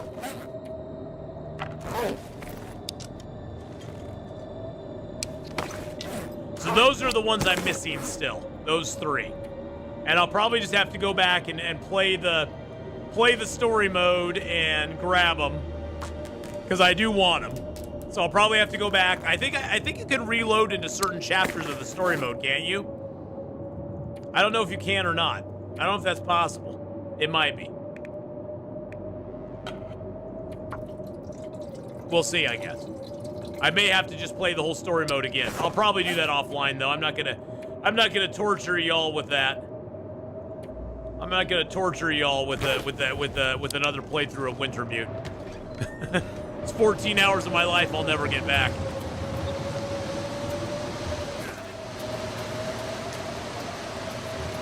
Especially if I have to sit through the 20-minute yap fest. If I have to sit through that 20 minutes of yapping. I don't think I want to do that again.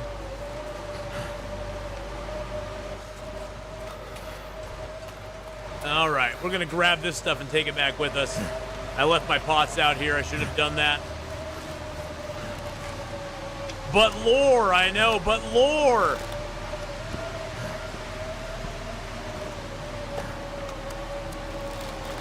There would have been a lot better ways to give us the lore. This gear. You can definitely reload and try again as long as you have the saved files. I don't think I have the saved files. That's the problem.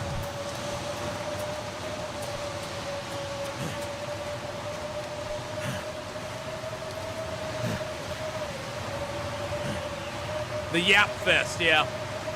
And then you wonder why Jeremiah chose the bear. You wonder why Jeremiah chose the bear over Dr. Atwood. Gotta say, that bear ain't gonna yap as much. He may eat you, but he ain't gonna be yapping about it.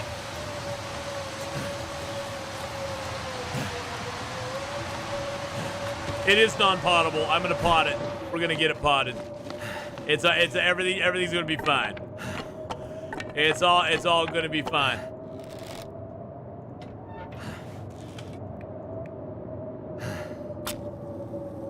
Ugh. The bear will be numb. Yep. The priest pastor of the church was not mentioned in episode 5. Now, I don't believe he was anyway. At least as far as I know, he was not brought up in any way, shape, or form.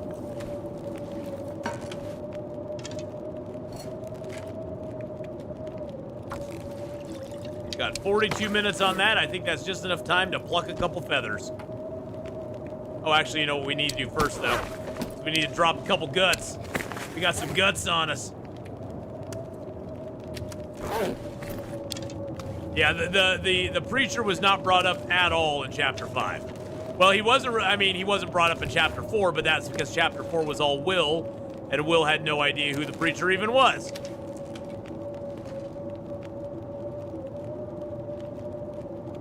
The ending with Mackenzie laying Grandmother to rest was touching. I like that. It should not have had Matthias and them there, or Mathis and them. They should not have been part of that. That was the oddest part of that, is that Mathis was there. Like, Mathis don't give no craps about Grandmother. He probably wanted to kill her. He probably wanted to burn her house down.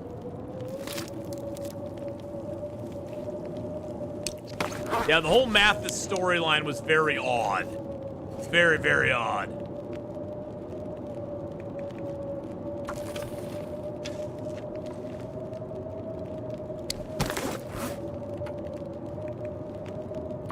It was weird. I did like him laying her to rest, though. Heard what someone saying the scene implies Mackenzie killed Grandmother. That can't be the case. No, it's not. He knew she was. He knew she was not going to last very much longer. So, you know, that was him going and paying respects to her.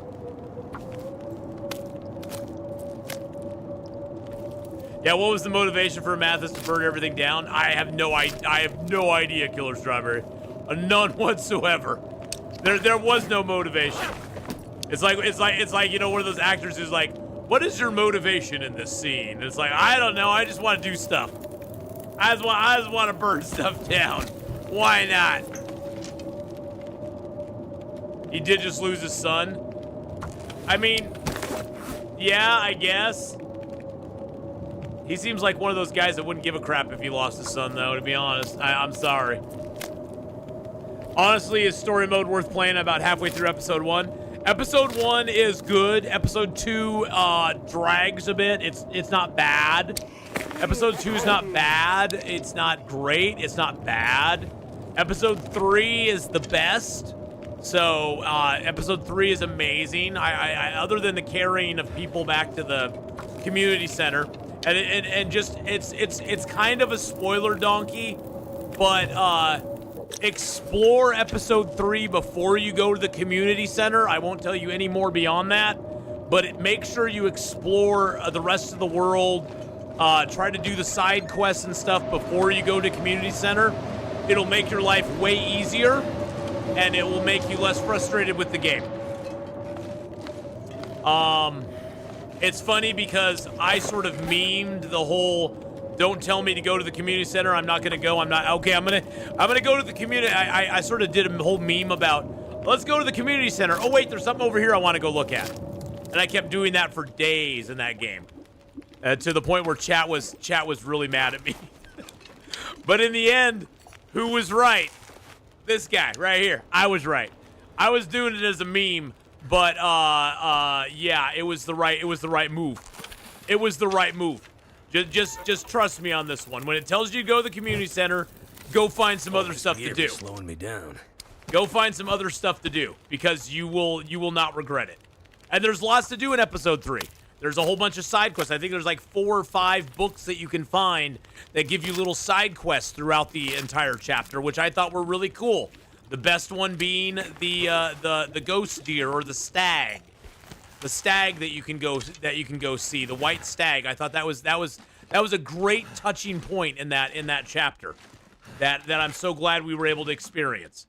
Now chapter 4 kind of sucks. I'm not gonna lie. Chapter 4, they started introducing puzzles, like these puzzles into the game and stuff, which just were not, they were very bad. Let's put it that way. The steam pipe puzzle was not that great. The poison gas in the mine was kind of annoying. There were aspects of chapter 4 that were just really bad. Episode 2 is the bear hunt, yeah. And the bear spear sucks. That's why they never put it in the game. Everybody hated the bear spear so much they didn't put it in the game. They were like, nah, we're not going to put that in the game. I'm just going to leave that here. Actually, you know what? Let's leave the raw meat on the back porch.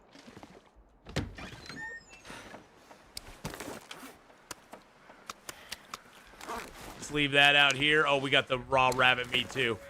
Got that raw rabbit meat. We'll drop that back there, too. We can make some pies out of that, maybe. But yeah, the stag was awesome. I love the stag. That was one of my favorite things about episode 3. Is sitting in that snow shelter watching the stag. It was like, oh my god, that's so freaking cool. It was one of those little gewgaw, you know, it's one of those little gewgaws in a game that it doesn't matter. It's not important to your survival. It's just a cool thing that you remember from that point forward in the game. And that's what gaming, I think that's what they've forgotten about gaming. Is gaming to me is not about the action or the you know, it can be, but gaming used to be about making moments that stuck with you, making moments like that stag in episode 3 that stick with me to this day when I don't remember a lot of other stuff about episode 3. But that was such a good moment that really had nothing to do with the general story or anything like that. But it's a moment that sticks with you, and it makes you remember how much it evoked emotion in me at least, that made me, you know, remember it to this day. And I love that moment. I think that's a cool moment. Is there lore I missed on Methuselah? Nope. They basically just... Methuselah is another Cthulhu entity. He is another of the eldritch gods there to play with you. That's what Methuselah is. No idea. But they didn't really go into Methuselah at all. They didn't really give us much with him. They were like, nope, not gonna tell you much about him. He's just there. He's just doing, Methuselah's just hanging out doing his thing.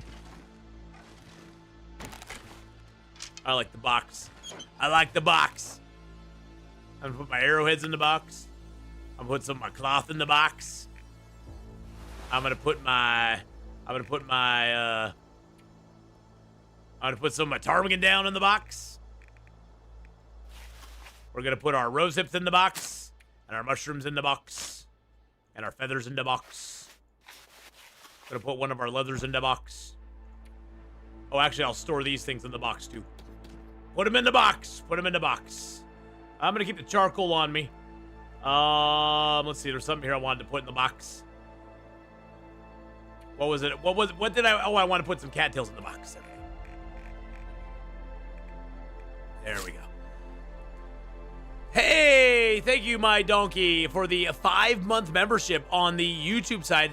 Asking, do you have plans to replay Red Dead 2? You know, I actually tried to play Red Dead 2 again. It's one of those things where you can't really, you know how they say you can't come back, you can't go back home. It's kind of one of those situations. It's not the same. It really isn't, my donkey. You don't have the same feeling that you do when you first play it. When you first play it, it's all new. It's fun I did try to play it again. I just couldn't. I didn't get drawn in like I did the first time, and I kind of quit halfway through, to be honest. It didn't grab me the same way it did the first time. It's hard to go home. Does he show up in episode 4? I haven't played it since it launched. Who show up in episode 4? Methuselah? I think he only shows up with Will, so I think he's tied to Will somehow. I think he's directly tied to Will somehow, because he doesn't show up in episode 4. Yeah, Methuselah was a disappointment in episode 5. He really had no role to play. Right. He really did nothing. My name means stag in Italian. Nice. It's wrong. It is wrong that I thought about shooting that deer, thinking I was going to give me some kind of bonus. Well, hey, you know, we all thought about that. Is he even there in episode 4? He's not in episode 4. He is in episode 5, though, for a very brief amount of time. He basically has one conversation. Like I said, I think out of episode 5, the thing I was most, like, just kind of, like, it was kind of like a disappointment, was everything with Will was just very garbage. Will just really got the shaft in the episode. He really, truly did. He had the worst parts of it. He had really no role in the episode 5, other than, like I said, an escort quest, a time quest of running through wolves with a shotgun and a cougar with a shotgun, and then a sneak quest at the end to get through the town to get to what's her name's house, which is probably the most unexciting thing I've ever done in Long Dark. It's definitely a hallucination. Even Jace asked Will who he's talking to. Yeah, see, and that's not a hallucination. See. Well, if you follow the logical path, Endeavor, if you follow the logical path, all roads lead to, it all leads to Cthulhu. Cthulhu is the entity pulling all the strings. Even Methuselah is part of that. Methuselah is messing with his brain. It's Cthulhu messing with his brain, man. It all comes back to Cthulhu. Every little bit of it. It just does. There's no denying it. And if they leaned into that, oh man, I would have been like 10 to 10.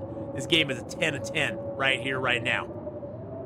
You're going Eldritch God Cthulhu on me? Oh, I'm in. I'm in for a penny, in for a pound, baby. I'm in for the whole thing. You got me hook, line, and sinker. That would have been freaking ridiculously awesome. All right. Other than the storm just being ridiculously stupid, how many days we got in this zone now? We've got 8 days of Forsaken Airfield. Woohoo! Let's go, baby. Can I sleep any longer? I can't sleep anymore.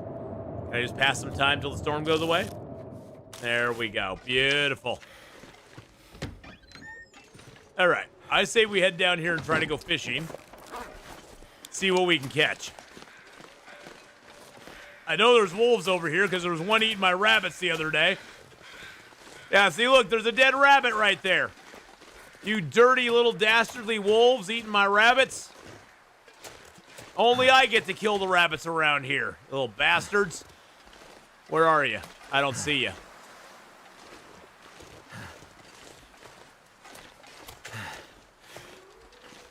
And there's a fishing hut over on that side as well, and there's a cave all the way up on the corner there.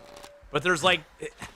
That's the one thing I hate about Forsaken Airfield. It's like, oh, there's a cave over. See that waterfall there? If you go up to the left, there's a cave up over there that is next to nothing, that there's no reason to go to whatsoever. There's so many places in Forsaken Airfield, there's no reason to go there for any reason whatsoever. And that, I think that's the most frustrating thing about this zone, is that it definitely, this zone was designed for a story. And I wish it had a little more design for a, for survival. I wish it was designed better for survival. But it was basically designed for a story, although there is some stuff right there. Some cattails and stuff. We're gonna go grab these real quick. But yeah, I think definitely Methuselah is a hallucination on Will. Probably the Aurora messing with him. I can't feel my feet. I wish they had explained him a little bit better. I mean, there was lots of speculation that he was just an older version of Will, who was traveling back in time or something, or like, or some sort of time travel aspect with it, you know? But like you said, like somebody said earlier, you know, basically they waved everything off as this basically being a prolonged Kerrigan event, where it just is a worse version of the Kerrigan event that happened in the 1800s. Just want to lay down. It's like, okay.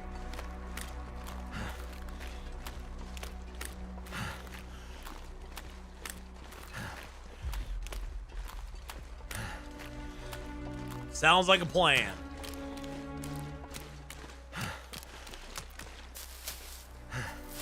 Good amount of cattails out here, though. That's nice. I don't remember there being this many cattails. But maybe I'm just... It's been a while since I've been here, so maybe it is. I'm just wrong again. I'm always wrong, though. Go. Hey, there's a hook. Anything on the shelves? There's been a lot on the shelves lately. The fishing huts used to have more stuff on the shelves up there. There'd be like a can of food or a candy bar, something like that, you know?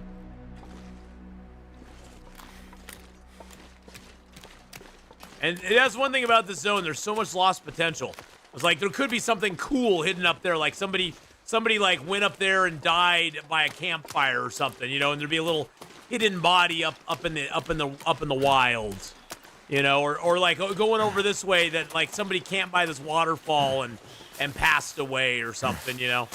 There's just so much stuff they could have done, which I think would have added so much to this zone. It seems like this zone just feels very unfinished to me. We'll go up there in a second. And I don't dislike the zone. I think the zone idea is great. It's a huge zone. It has so much possibility, but it's so sparse in stuff. And I'm not even asking for more buildings. I would just love there to be like more remnants of people around. Remnants, like little maybe campsites that were abandoned, or maybe finding a ruined tent or something, finding some sign of where somebody tried to camp out and failed, finding some more dead bodies around, just a little more stuff in it. Even Hush River Valley Hush River Valley, I guess, is a great example of that.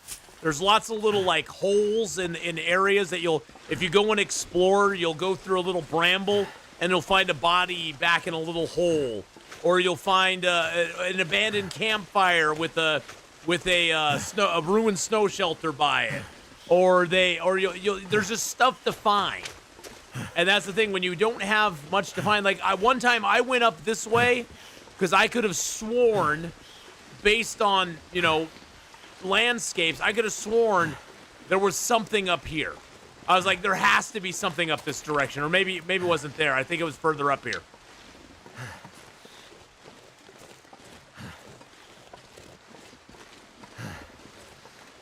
I think it was up here to the left. I wandered up this way. I was like, there has to be something up here. Because look at this big, ginormous, like, look at that. Look at that. Doesn't that look like there'd be something up at the top there? Like somebody maybe would have tried to escape up there or something. I mean, that would have been so cool if there was something up there. But I know from experience, there's literally nothing up there. Loot has changed as I've all but given up on locked trunks of cars. Yeah, locked trunks used to have a lot more stuff in them. The locked trunks I found that since the loot revamp, pretty much anything that's locked generally has nothing in it, especially on Interloper. Interloper lock stuff, like either the lockers or the car trunks, nothing. Yeah, even a sapling or two would be nice. See, here's the cave I was talking about. It's got a couple rabbits hopping around outside of it. Whoopity frickin' do.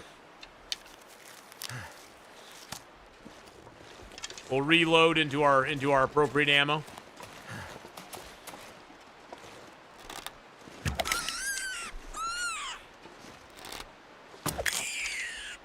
Get ourselves a little dinner, little breakfast, whatever you want to call it. I mean, it's cool there's a cave here and all, but why would anybody... There's no animals around. Other than those two rabbits, there's no sustainable food around here. That's the other thing. It's like, when you're playing Long Dark, you have to kind of keep in mind, where can I find food? Where can I find shelter? Because those are your main concerns. Shelter and food determine whether you're going to survive or not. Actually, let's see if we can get a Maglin's fire going first. So you have to have a good. Oh, we can get a Maglin's fire. Beautiful. You have to have shelter and food to survive, because you got to have shelter to stay out of the cold, and you have to have food to stay full. And so when there's two rabbits here, that means you can stay here for a short amount of time, but then you have to leave. Then you have to go. There's no long-term survival in this locale. It's like you visit it and you leave. And you notice that torches do not light the inside of these caves very well. Now, there is a little bit of food here. That's good. See, there's a little bit of food. There's a book. So this cave has actually got a little bit of stuff in it. There's a piece of coal there. Yeah, it is dark. It is dark as Satan's butthole in here. Jeez, my goodness, my man. Yeah, torches just do not light up the inside. Look at this. That's with my torch. That's without my torch. There's literally no difference. There's no difference in the light with a torch or without a torch. It makes zero difference. That's so weird. The lighting is just very odd. Very odd lighting. I am going to heat up this can of pork and beans, because that's going to give us a little bit of warmth on our travels. Yeah, even a sapling or two would be nice. Like just one maple sapling or a birch sapling or something would be awesome. Speaking of which, I have 3 maples on me, so I'll drop those down real quick.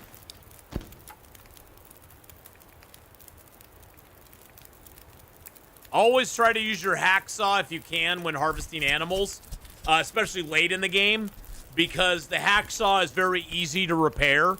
It doesn't take repair kits. All you need is a piece of metal and a repair. Well, you need a repair kit, but it doesn't take a whetstone. All you need is a piece of metal and a tool kit, and you can repair it right up again. Whereas the knife and the hatchet, especially late in the game when you run out of whetstones, you don't really have a lot of options for them. You don't have a lot of options for them, so try to use your hands and the hacksaw to harvest things late in the game like we're at. Because at this point, we have one whetstone left, and I'm kind of holding off using it because before we leave this zone, we're going to go ahead and make our... Actually, no, wait a second. Before we leave this zone, we're going to make ourselves another hatchet and another knife. Although I can't make another knife because I didn't bring my cougar claw. Although we could get a cougar. We could get a cougar. So actually, we'll probably make another cougar claw because I do need to repair my cougar hat. So we will get another cougar claw and a cougar hide. We probably should go try to hunt that cougar, really. We are, let's see, where are we at right now? I want to see where we're at compared to the cougar. Oh, we're right by the cougar. Holy crap, the cougar's right by us. Let's go hunt the cougar. Yeah, that's a thing. 25 minutes till the pies are ready. Yeah, we'll go hunt the cougar. I did not realize we were sitting literally right next to the cougar.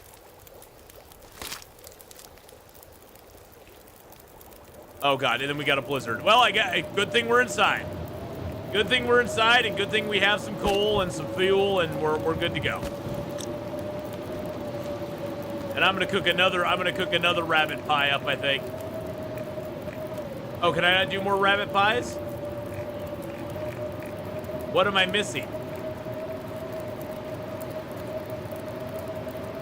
Oh, that wasn't a full piece of rabbit, was it? Oh yeah, that wasn't a full piece of rabbit. Yeah, okay, well we got some rabbit pies. That's fine. That's fine. It's okay. Everything's okay. Everything's fine. Everything's good.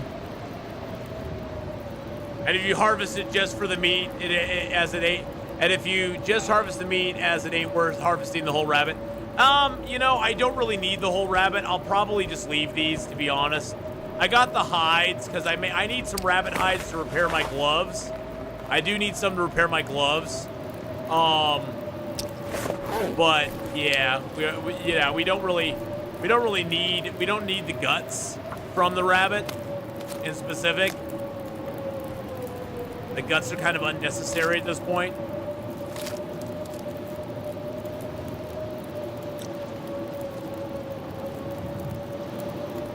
Okay, so I'm gonna drink down a broth because that's just what we do. And we'll eat some cattails. I haven't had any vitamin C for a little while, so we're gonna eat some cattails. It's not gonna hold off our vitamin C indefinitely, but it will help us out a little bit. Drink a little bit of water as well. We do have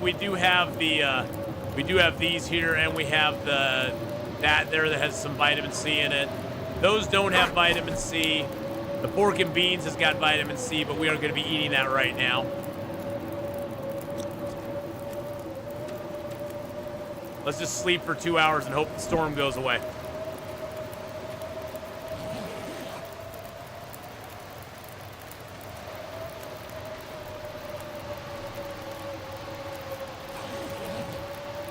That's a no.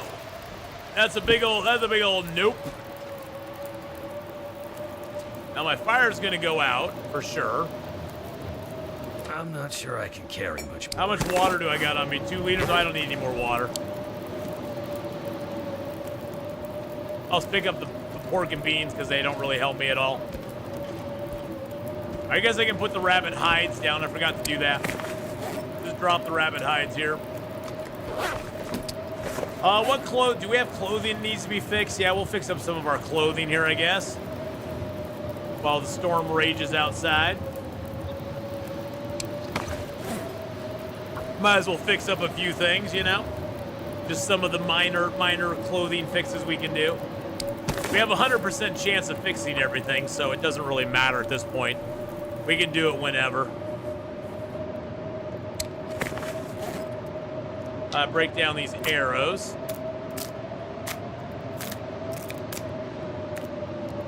You know, that's one thing we could do.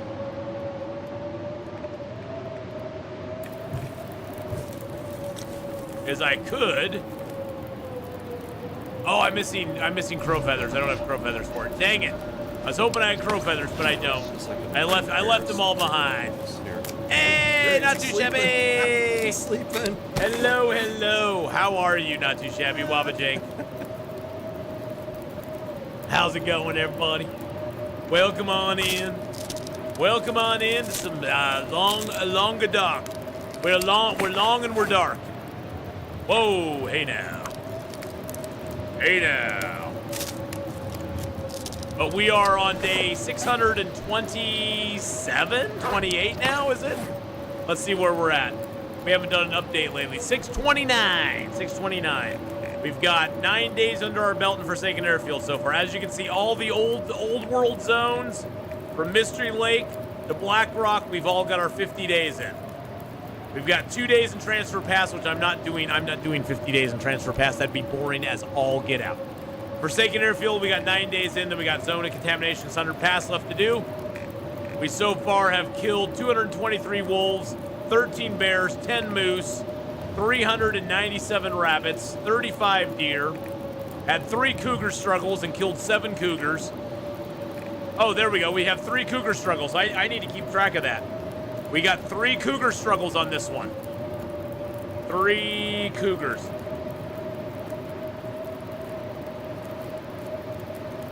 Are you going to play Long Dark, or are you going to switch to another game today? I actually, in about an hour, I'm going to switch over and play a little bit of Last Caretaker, just for a couple hours. I'm going to games with my son tonight, so I was going to play. I'm going to play about another hour of Long Dark, and then we're going to switch over and play a little bit of The Last Caretaker, because I've been having a blast with that game. It's a really fun game. I guess I could repair you up. I've got enough ptarmigan down. Why not? Might as well have a nice toasty bedroll to sleep in tonight.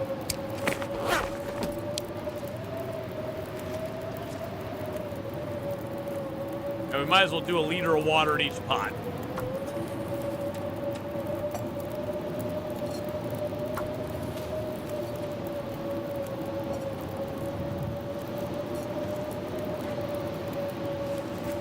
Of course, the storm will probably lift right drop some gear. Right as it starts getting dark. The storm will probably lift, but that's okay.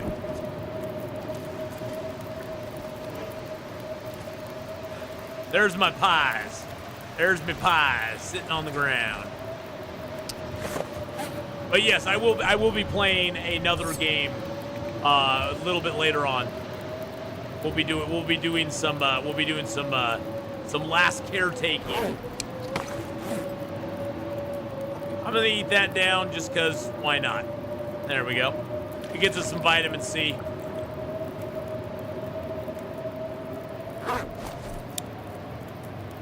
We aren't really that tired though, so let's just pass a little time, see when the storm actually breaks.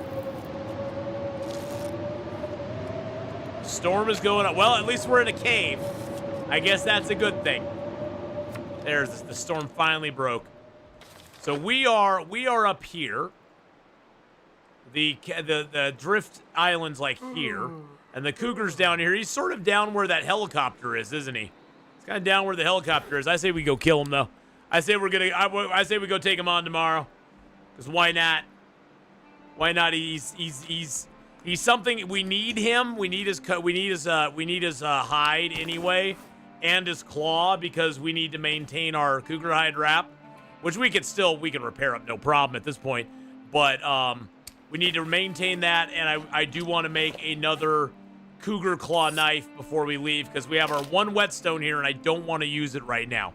I don't want to use it right now because we're probably going to need it in Zone of Contamination as well as Sundered Pass, because there's no forge in those zones. So we're going to need to repair up our tools if we want to maintain them for a period of time.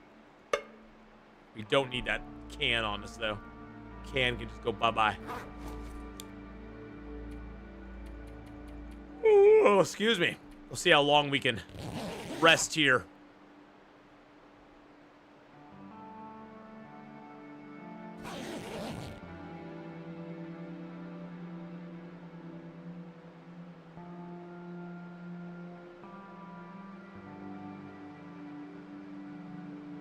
I just gotta text my son real quick.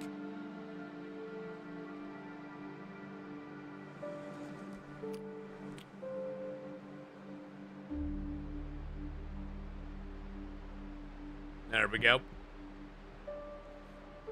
All right, it isn't quite light. It isn't quite daytime out. Is there a roar out right now? And just not making any noise? No, it's just nighttime out. That's one thing. Look, just look at this. Just look at this game. Just look at the beauty of it. Just from an artistic standpoint, isn't that just gorgeous? And the night sky looks so amazing now. I mean, let's glaze the long dark for a little bit, okay? We've talked down enough about Wintermute over the last 3 hours. Let's glaze the long dark a little bit. The sky looks absolutely amazing, especially compared to what it used to be. The sky is just, mwah. It's beautiful at night. The trees, they're great. The whole aesthetics of the game are just really, really gorgeous. They really, truly are. They've done such a beautiful job with the art direction of the game. I'll even give you guys night vision so you can even see it better. The art direction of the game is just so amazing and awesome. It has a timeless aesthetic to it that will never age, that'll never grow old, that will always look good because it doesn't look real. I'm gonna have to leave something behind. Our brains are never gonna look at it and go, something just seems off with this game. Our brains are never gonna do that because it's not meant to look real. It's not meant to look like a real world. Yeah, see how dark it is in here? The lighting in the cave just really sucks anymore. You get a light source out and you still can't see crap. It is absolutely a beautiful game. The aesthetics are great. The game itself. Come on.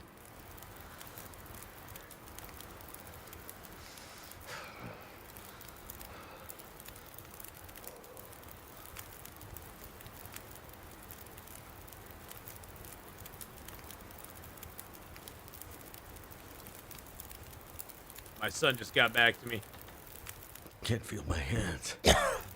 The aesthetics of the game are just gorgeous, though, and I mean, I love it. Is there an Aurora Glimmer Fog active? Not right now, no. There's no Aurora Glimmer Fog active at the moment. I just have it on night vision. There we go. I had it on night vision because it was very dark outside. See, this is what I'm seeing. With night vision on, you guys get to see more, and it does brighten everything up. It does brighten everything up in the game. It's never going to be seen as dated. No, it never will.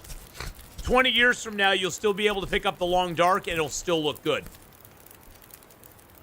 Because it's like playing a game in a watercolor. It's like playing a game in an art piece.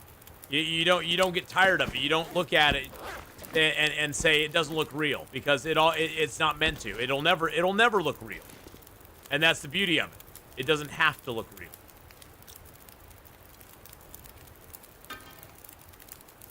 Now we can cook some more rabbit pies. There we go. I need that extra carry weight. I need that extra carry weight. There we go. Oh, why are we cold? Oh, we were outside. Oh, I forgot the campfire was that far out. Jeez Louise, man.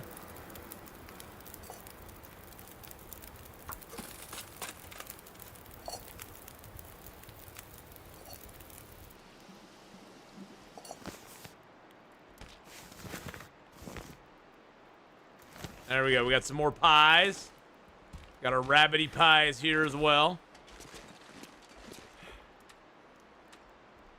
To be fair, there's a lot of great additions to survival. Oh, yeah. And that's the thing. For years, they have given us so many great additions to survival. So many great additions to survival. It's crazy. It's crazy how much free stuff we've gotten over time. We've received so much from Long Dark Looks like and the new day Hinterland is over done. the years. We truly, truly have.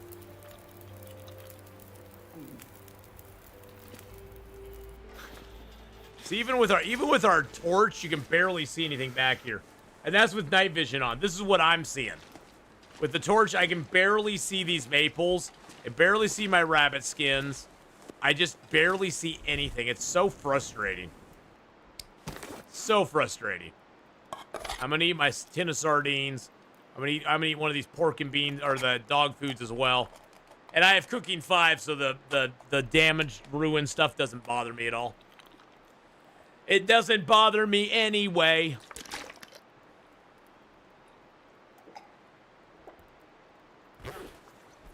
Holster that. Let's sleep for a little bit. Get ourselves warmed back up. Get ourselves nice and rested for the day. Grab my rabbit hides. Grab my birch and my maples. I'm going to eat up a pie. That'll give me 3 kilos of extra carry weight. There we go. Now we're not overweight any longer. Switch out of our bad arrows into the good arrows. And then let's go track down a cougar, boys and girls. It's time for a cougar hunt. I mean, I usually go to the bars at 2 a.m. for a cougar hunt, but we're just gonna go out here and try to find ourselves a little cougar-y action. You know what? Oh, you know what we should do? You know what I should have done? Here's something I forgot to do. I want to do a little bit of mapping. Yeah, so the caves are almost like you don't have a torch at all. It's totally light out here. It used to be totally light inside the caves too when it was light outside, and now you can't. Now you can't. Now you can barely see inside the caves. Now you can barely see it. It's not that great. It's not great.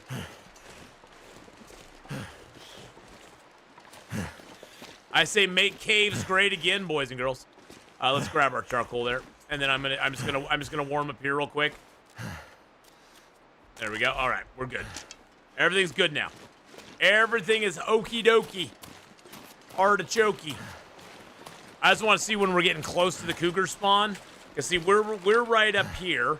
The cougar's across the creek and down a way, so we got to go across the creek anyway. I don't know if there's a way. I don't know if there's a way down and back up on this side or not. I can't rightly remember.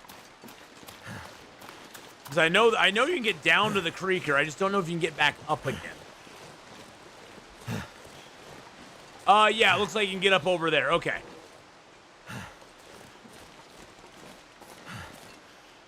Can I even get down this way? Oh, yeah. I can get down over here. Okay. I hear them already. At my age, the cougars look more like kittens. Well, they do at my age too, Kenneth. I'm right there with you, brother. They're more like kittens to me.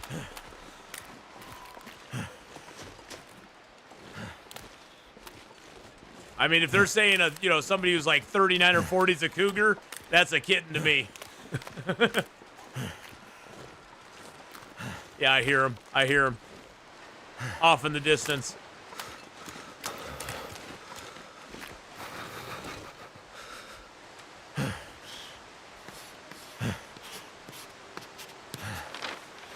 Yeah, see, we're right here.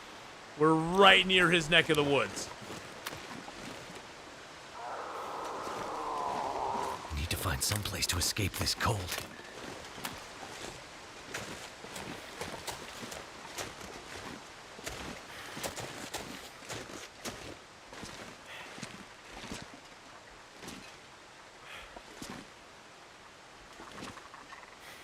There are ptarmigans over that way. I think he's that way.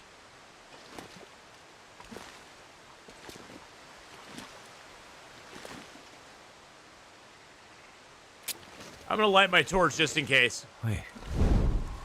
I'm so cold, I'm warming up again.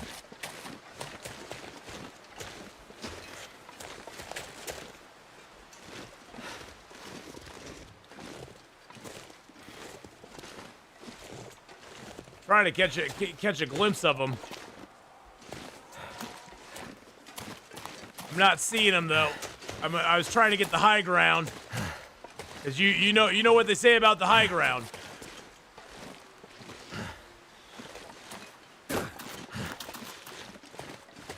Oh wait, there he is, way over there. I see him. I see him in the distance. He's straight ahead of us right now.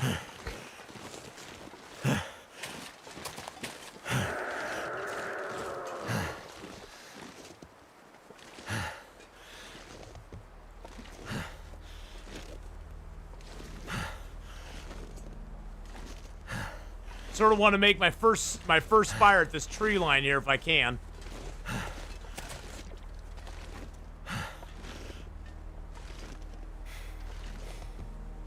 Like right in the trees here, I think would be good.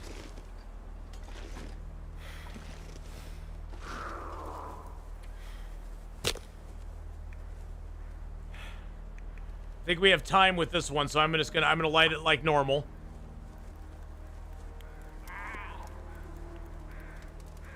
We are gonna use the accelerant on it. Come on, come on. Throw a piece of coal on it.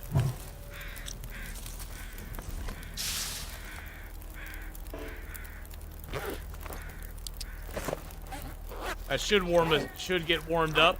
Let's break a couple torches down. Let's break that arrow down first.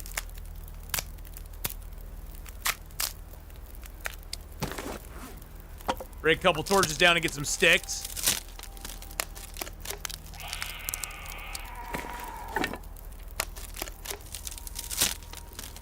That way we can have fire starters for the next fire.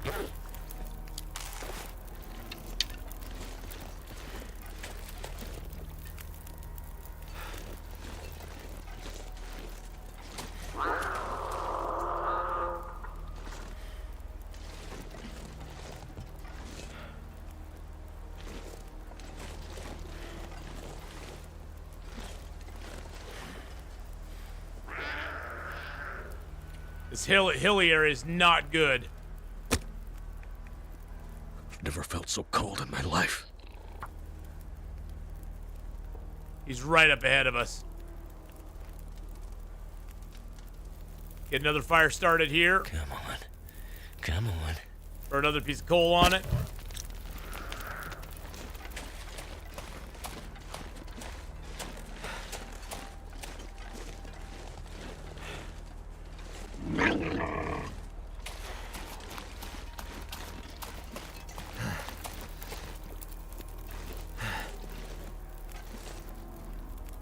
So cold. Wow.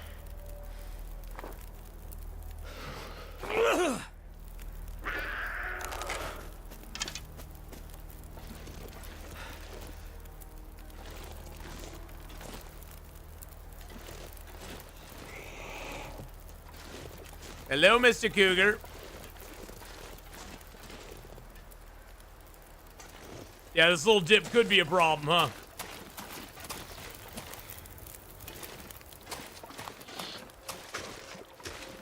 Die if I don't warm up soon.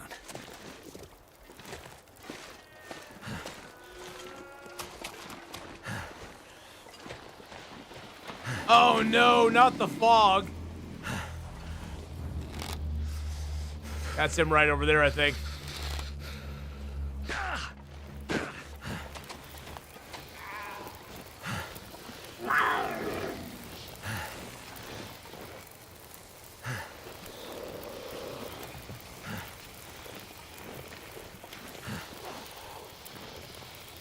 And we gotta face him down in the glitter fog now.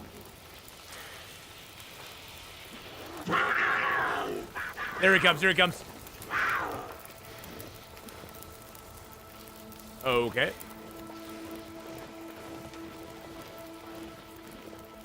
Damn. Freezing.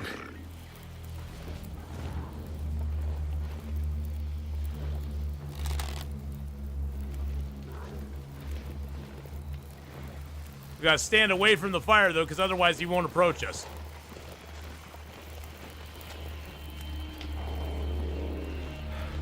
Come on, buddy.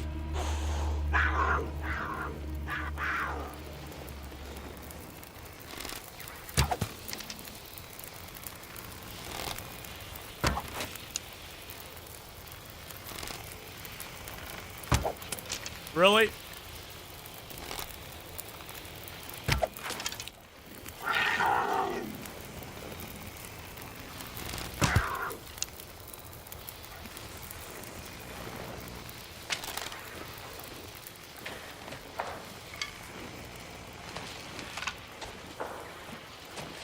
Come on, bud.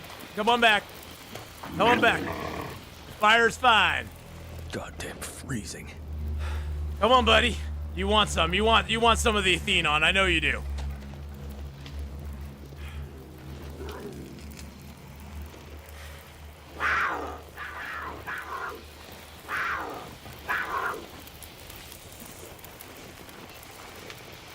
No, don't run there.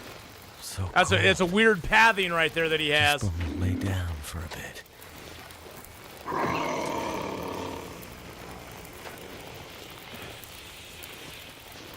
It's hard because I can't see him in the fog. It makes it even freakier. Too cold to think. Here he comes.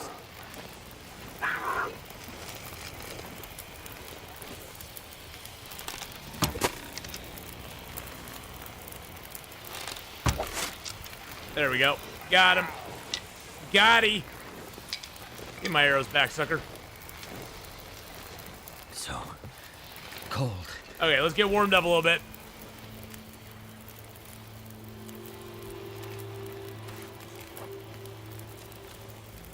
Actually, you know what we could do? Let's go ahead and heat up a... Ah, good, I do have a tea. Drop you. We'll heat up a little tea here.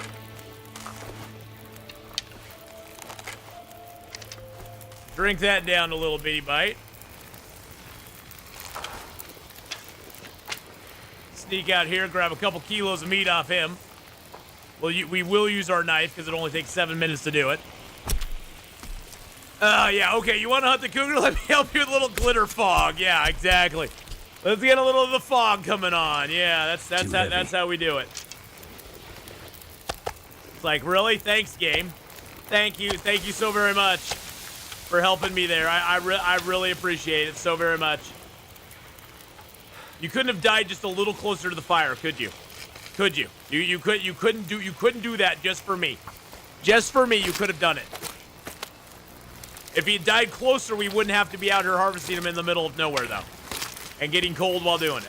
I mean, at least he did die semi close to where my fire is. And actually, I'm thinking, let's see. So let's grab a torch off of you. That way, at least we have another piece of wood. I should have done that earlier. Now, did we get the cougar claw already? Okay, we do get it with that. Okay, so we got it with the hide, basically.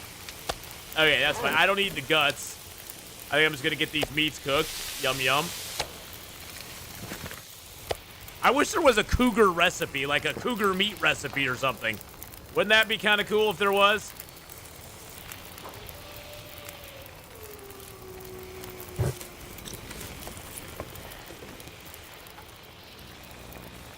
Here's the sucky thing. Now we're stuck out in the middle of nowhere with a cougar corpse, and we got to find our way back to civilization through a glimmer fog. What could go wrong, right? What could go wrong?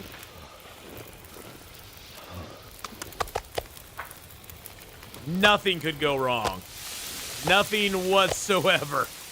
Because this glimmer fog is going to last till nightfall. And once the glimmer fog starts, it pretty much lasts all the way to nightfall,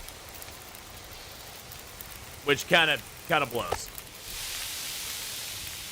And it's going to give us insomnia as well, which there's nothing we can do about that. I close my eyes, but I just can't sleep. Yeah, shush up, buddy. You closed your eyes, but you just can't sleep. Well, sounds like a personal problem to me. So I say we eat down one of our meat pies. Yum yum. Suddenly we'll be very little encumbered. We grab a couple of our torches. I don't think wolves. I think wolves are still. Does glimmer fog act the same for the wolves? Actually, you know, one thing we could do. Hold up a second. Hold up. We haven't done this yet.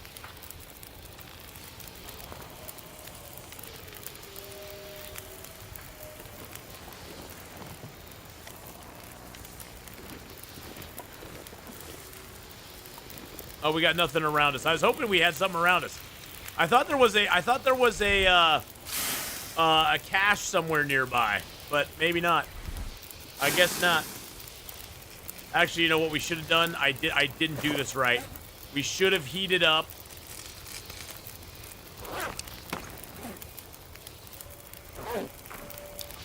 Let me put a stick back on the fire here. Let's break down a couple torches real quick. I should have heated up a cup of. Oh, I should have put that down already. I should heat up a cup of tea or something to give us warmth, you know, while we travel. Let's go ahead. How tired are we? We're a little tired. I guess I could heat up a cup of coffee. We can do that. Let's heat up a cup of coffee. We'll drink that down. That'll give us a little warmth while we travel. And then we got some torches to carry while we travel, too. Because we got a whole bunch of meat on us. So, as far as I can remember, this is the way back over here. And we're just going to walk in a straight line until we hit a cliff, a lake, or something else.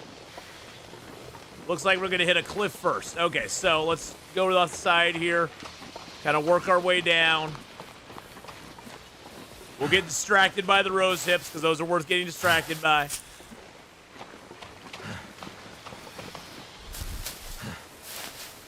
Little distracty-acty never hurt you. Let's follow this down. Okay, this goes down to the river. Okay. This is above the waterfall, though. We don't want above the... Well, actually, can we get back to our cave? Can we go over this way and get back to the cave? Can we fish on this part? No, we can't. Somebody was asking if you could fish in the rivers. It doesn't look like it. It doesn't look like we can fish in the river. Okay, so we can't go up that way.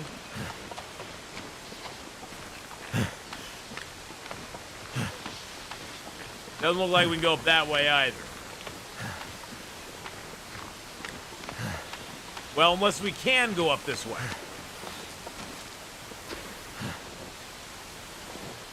No, it does not look like we can. Okay. Because if we can get back up this left bank, we could just go camp out in that cave again until the stupid glimmer fog passes. We did what we came to do.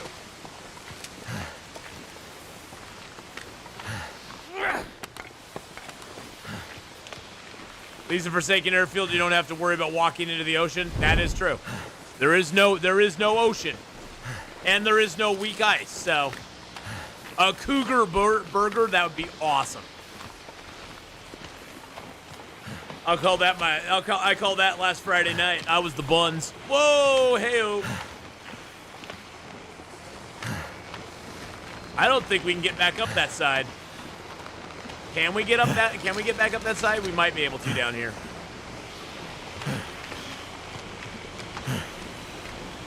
No, I don't think we can. Nope.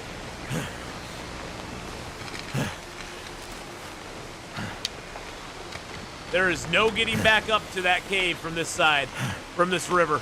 The only way to go is towards the helicopter. That kind of blows.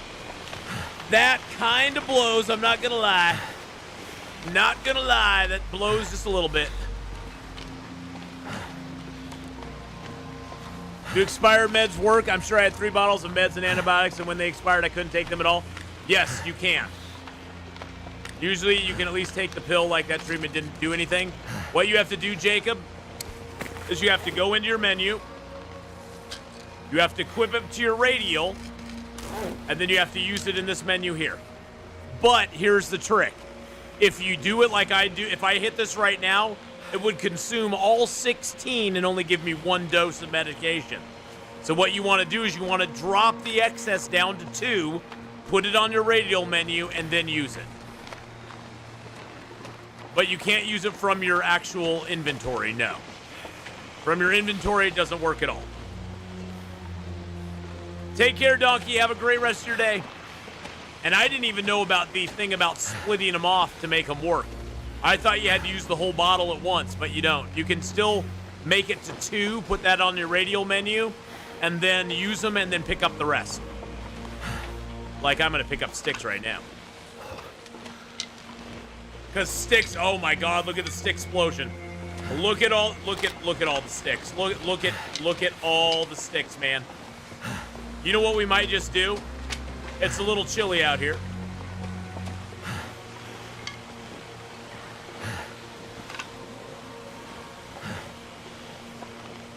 Yep. So yeah, you can do that.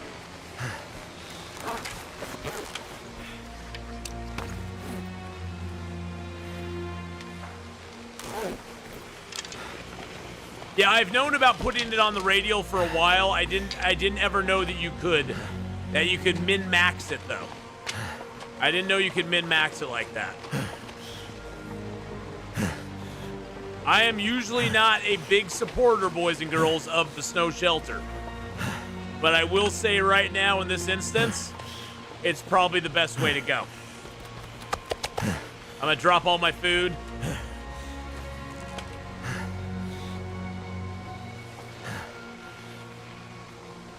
I saw the 1 pixel I can put it on. There we go. The 1 pixel we can put it on. There we are.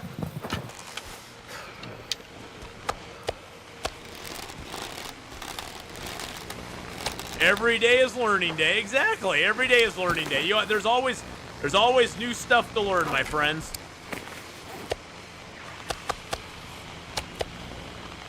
Always new stuff to learn.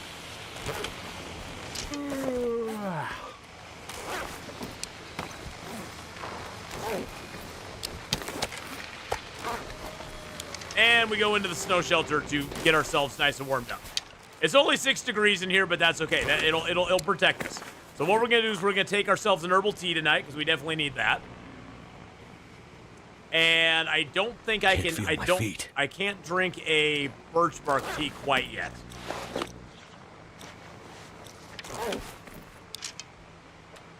Let's just see if we can get warmed up a little bit in here. Feels like night is coming. Oh, hold up. Oh, now the glimmer fog goes away. Now the glimmer fog goes. Of course it does. Well, we're sleeping in here anyway. Just when I think I've learned every quirk in the game, I learned something new. Hey, me too. Me too, Jacob. It's like there's always something that's different or new or a glitch that somebody figures out that I didn't figure. Oh, hold up. Wait a second. I want to drink one of you too. We aren't completely full, so it will let us drink the whole thing. There we go. Beautiful. All right, let's go ahead and sleep for 6 hours. We have an aurora. What quirk was learned? So the medicine, the ruined medicine, the ruined pills, you can put them on your radial menu and use them. What I didn't realize is that if you drop all of them but 2, you can put those 2 on your radial menu, and then you can use those 2 and get the same effect. Because if you use them from your radial menu, the entire thing will be consumed if it's at 0%. But you can use the 2, which is the normal dosage. If you drop all the other ones, you can use the 2 and get your normal dosage out of it, which is kind of cool. It's only -2 in here right now, so we're just going to sleep for another couple hours. We'll just do 2 hours at a time. Our bed warmth is 7.7 degrees, so it would. I doubt we're going to freeze to death. In 2 hours, you can't freeze to death anyway. We could get really cold and lose a lot of our health and get hypothermic, but we couldn't die. Now it's -4, so it is getting a little bit colder. We're still okay, though. We'll just sleep 2 more hours. It's going to get colder because... Oh, we aren't tired.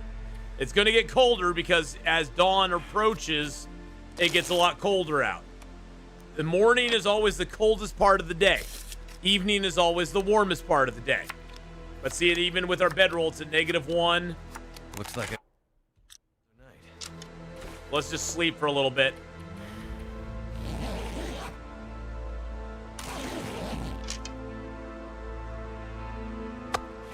Eat our cougar meats. Eat a little more of our cougar meats. Drink a little water. Actually, you know what we'll do first is we will eat. We'll get out. We're gonna eat one of our rabbit pies. We're gonna pick those up. We're gonna eat 3 of our rabbit pies. There we go. Yum, yum, yum. Drink some water. They would patch that out at this point, but I doubt they patch any exploits. It's been in the game for a while. I mean, it's definitely not a new it's not a new thing that's in the game. It's been in there for a while. I doubt they would patch it out because why? There's no real need to patch it out at this point. He can't feel his hands. Well, that's all right. Don't worry about it, Will. The hands are highly overrated. Yeah, I don't even think we can get back up there going this way. See, there's Drift Island right there. I knew it was there. I just didn't want to go to it right away. I didn't want to go there if we didn't have to. Because getting off this cliff in the fog, that would have been absolute murder. Wait. I'm so cold. I'm warming up again. Micro harvesting cooking is still a thing. Yeah, it is. I mean, it's harder to do now, BK, because of the new animations. It's harder to do it, but you can still do it. To micro harvest now, you have to kill a wolf that has, like, say a wolf has 4.7 kilos on him of meat. So what you do is you harvest a half a kilo. Now he's at 4.2.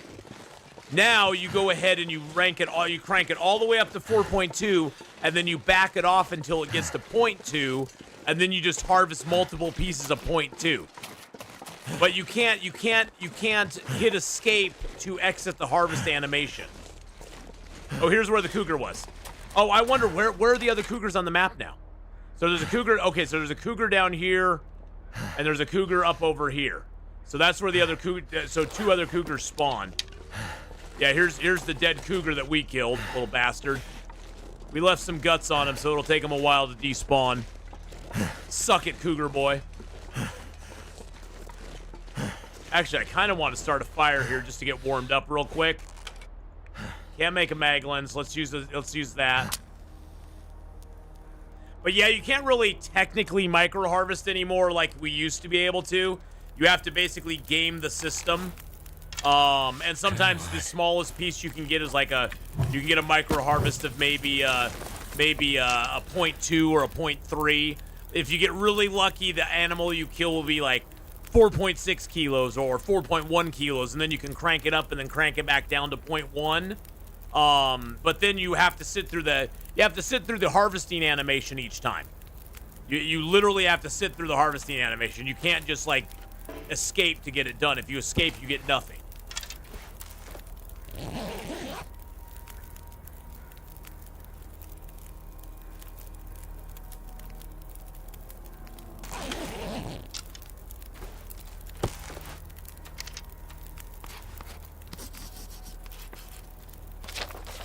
Hey, look, there's a cougar corpse. Ha ha ha ha.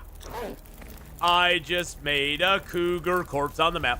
I'm still ambivalent to the cougar. I think it could have been implemented in a better way. Oh yeah. Oh yeah, it could have been implemented in way better ways. Way better ways than it was. But hey, you know what you gonna do? What you gonna do when the cougar runs wild on you? Oh yeah. Oh yeah. You gonna step into a Slim Jim or what? Really? Really? You're joking me. You are absolutely... Something's gotta go.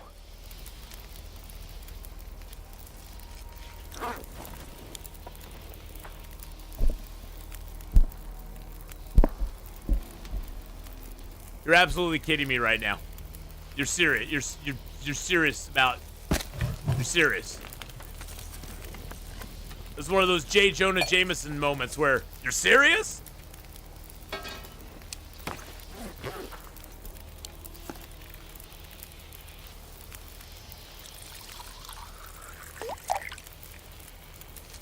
You're seriously gonna make me sit through another fog storm. You're seriously gonna do that to me.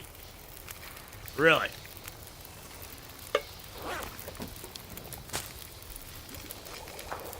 I mean, the fog storm's not the end of the world, but it's just annoying. It's just annoying to have to sit through another one. It just makes me not want to do anything. Because the entire day is going to be the fog storm. Hey, old fart, how you doing, buddy? I was going to explore today. That's what makes mapping the zone so annoying sometimes. Mapping the zone is just an absolute pain because the fog storm just rolls in and you can't do anything.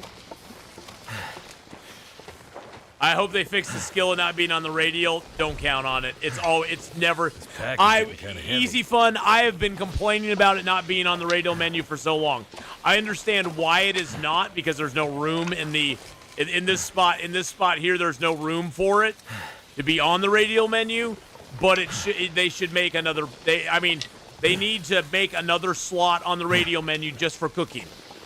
Just for cooking, because this slot here. It has the snow shelter and the bedroll and all that. This should just have pure cooking stuff on it.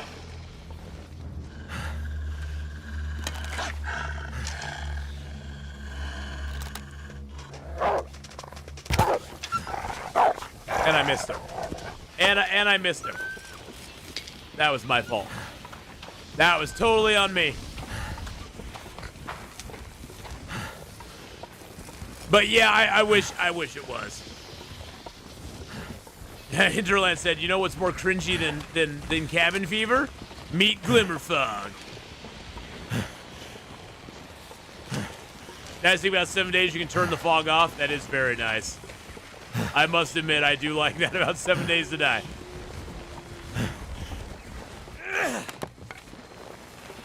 Yeah, we've got a couple torches on us now.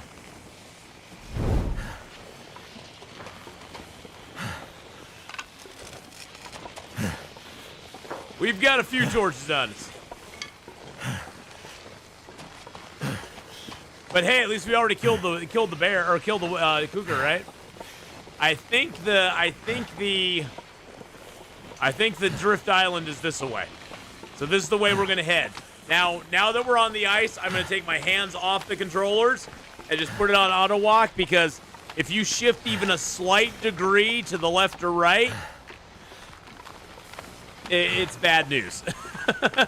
You'll just end up walking in circles for hours. You seriously will. I mean, we can still run. We still use our run. Oh, but see, I am gonna shift here. I'm just gonna move. I'm gonna move directly. I'm not moving to the left or right. I'm just doing a thing. It's gonna throw us off just a little bit. I still want to go that way. Now, does 3 spawn back here or no? Yeah, 3. You mean the cougar? You mean the cougar? Yeah, there's 3 cougars out now. Yeah, there's 2 down there. We're like right in here somewhere. I personally never use auto walk. I use it all the time. I love auto walk. Auto walk's great. I can get up. I can walk around. I can grab my Pringles. I can have myself a barbecue Pringle.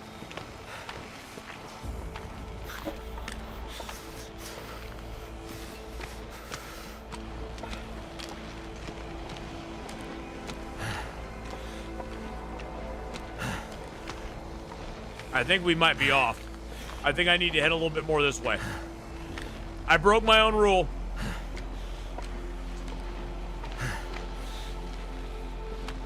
Yeah, technically there's more cougars on the map now. I'm not gonna go fight them or nothing, but they're out there.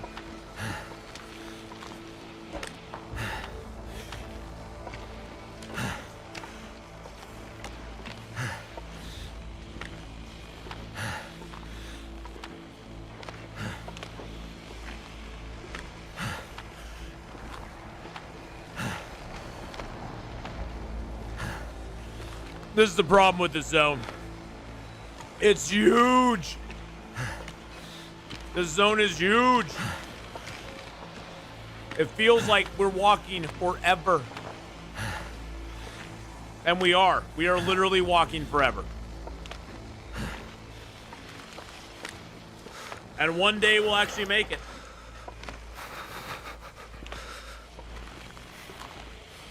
I mean, the wind is blowing right in my face right now, so we are sort of following that rule.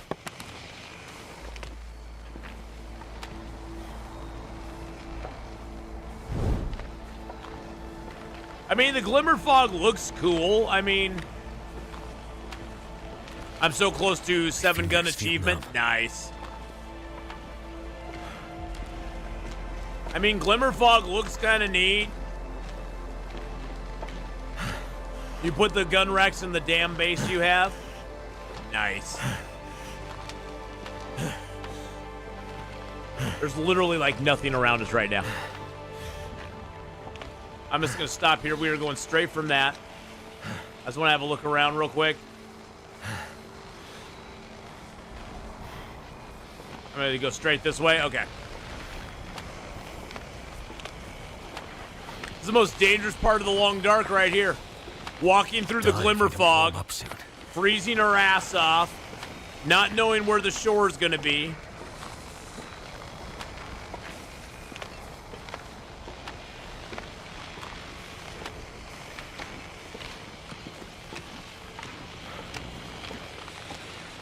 Lynette Melody? Oh my God! Okay, so we basically walked all the way across the lake now. We're all the way across the lake. I know that because we have cattails. Oh my God! There's Lynette Melody. How you doing, darling? Hey, at least we're gonna get food out of this deal, right? I swear they put more cattails out here. There doesn't seem to be this many. There didn't seem to be this many a long time ago.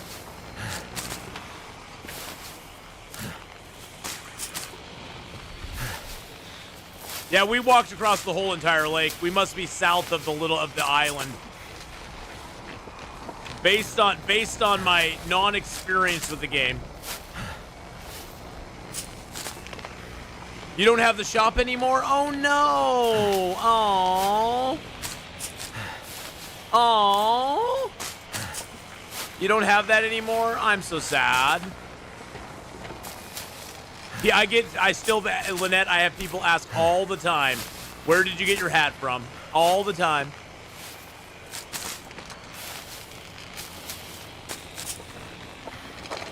And I tell them I don't know if she's doing it anymore, but here's her info. But no, I guess I won't give that to them any longer.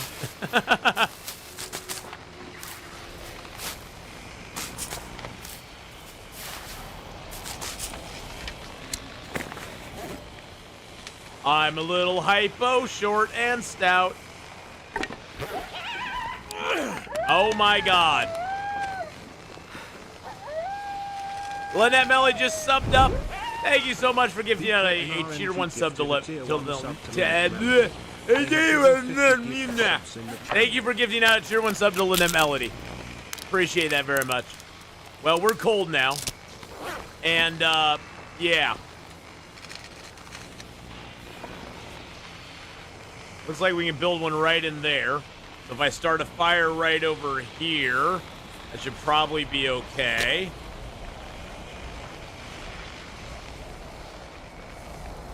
I don't have another stick for it, though.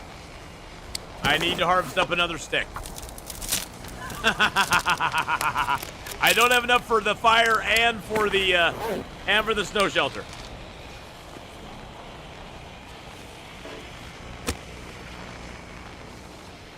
There we go.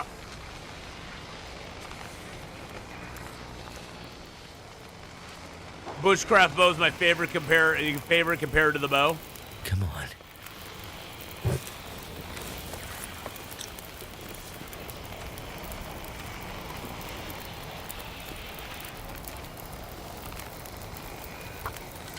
Well, that wasn't too bad.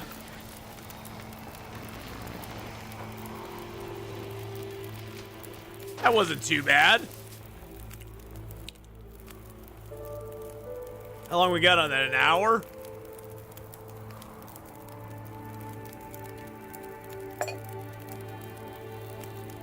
And look at that. We can put all of our stuff there. There we go. Beautiful. Beautiful. Let's get a little water in you too. Nice.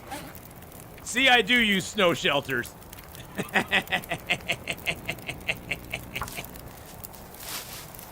Upon occasion, I do it. Just can't sleep. Yeah, of course we got insomnia. Go, bugger off, you stupid insomnia.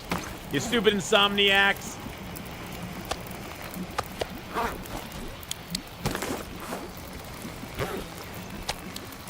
Gonna eat a little food here. Are you doing episode 5? Already did episode 5. It's up on YouTube right now. And I'm gonna have to play through it again because there's 3 achievements I was unable to get while I played it, which makes me sad. They're timed achievements too, which is really goofy. Now, I will warn you, Lynette, get ready for a little rage. There was a little rage against the machine while I was playing it. I'm not gonna lie. There's a little rage against the machine while I was playing it. I crashed out a couple of times.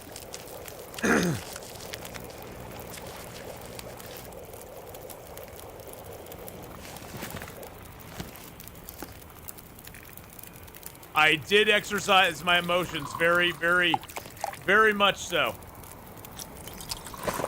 I so wanted it to be so good. I so wanted it to be so good.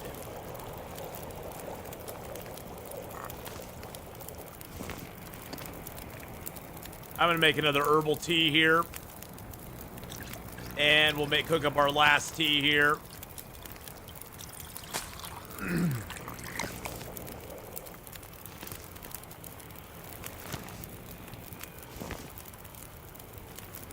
Got 14 minutes left on the campfire.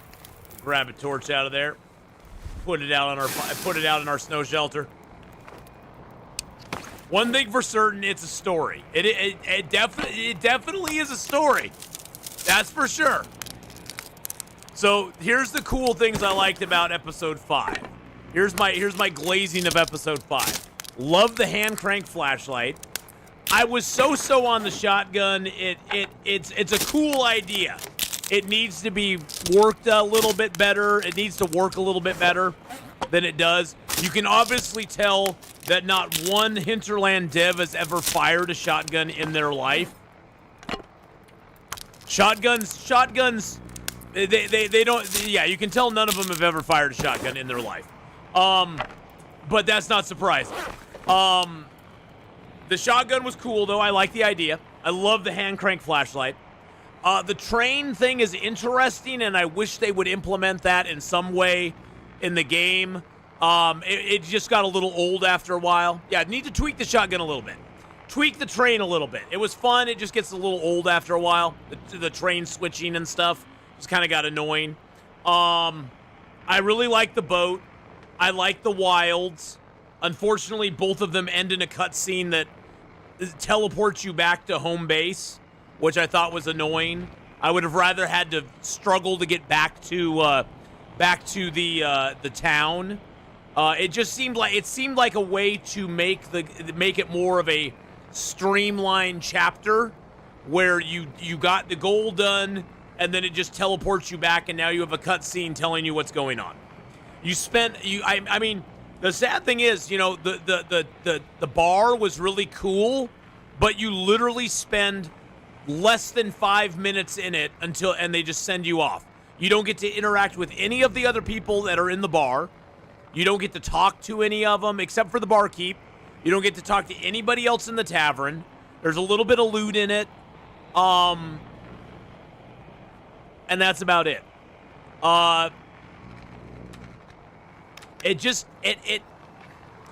It wasn't as fleshed out as I was hoping it would be. The gameplay it definitely took over from the gameplay. It definitely the story and the gameplay didn't share the same. They didn't share the same thing for sure. Is the glimmer fog still freaking going on?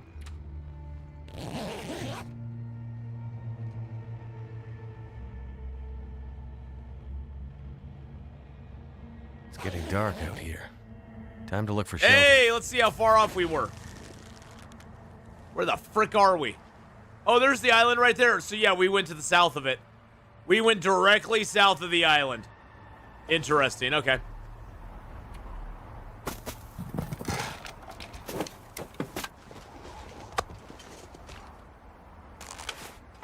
Yeah, we just went directly south of the island. We were like almost there. We were almost there, boys and girls. Just not quite. Just not quite there. Yeah, it just didn't. The ending wasn't bad. The ending wasn't bad. I think one main thing I didn't like is they never really explained Methuselah and his whole interaction with Will. They just kind of like passed it off as a wink and a nod that Will's going crazy. Yeah, Will's going crazy. See. I need to drop something. I've summed it up, Lynette, that Will's part in the story was very much back burner in this one. Basically, Will's part of the story, it comprised around an escort quest, a timed run Need to find some place to through escape this wolves with a shotgun, and a sneak quest where you are sneaking to get to Astrid's house, or the house that you think Astrid is in. That's Will's story in a nutshell. That's all that Will did.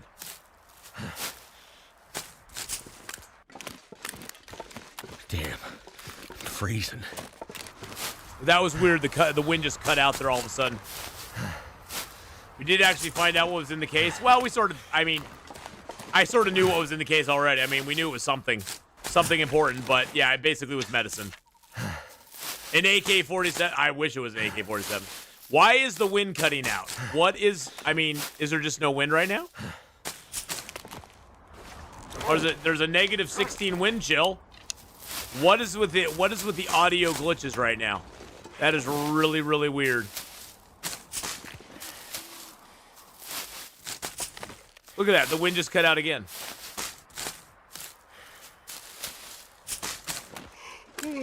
Oh, yeah. We're grabbing all the cattails, baby. We're getting all the cattails. We do have to make it over to the house, though. I think I'll come get those tomorrow. Well, I'm glad you stopped by, Lynette. I hope life is treating you well. And if things aren't treating you well, I hope they get better for you soon. Miss seeing you in chat. I've mentioned you several times and said, haven't seen her a long time in chat. I hope she's doing well. But I'm glad I can finally tell you, I haven't seen you for a while, Lynette. I hope you're doing well. I hope you're doing well. Hopefully we'll see you around a little bit more. But it is good to see you again. How I felt about the story, it made half sense and the other half was confusing. Yeah, it kind of did. It was kind of confusing. It just kind of, I guess the best way to put it, Fishman, is it kind of rambled a little bit. It was a little bit of a rambling man towards the end. I mean, you had Jeremiah and Molly just poof appearing out of nowhere, which was cool, but there's nothing really leading up to it. I did not have a clue they wouldn't even be evolved. It was kind of like, okay, they're here now. Okay, they're here now. All right, cool. I wasn't mad they were there. I just was like, okay, that just kind of came out of nowhere.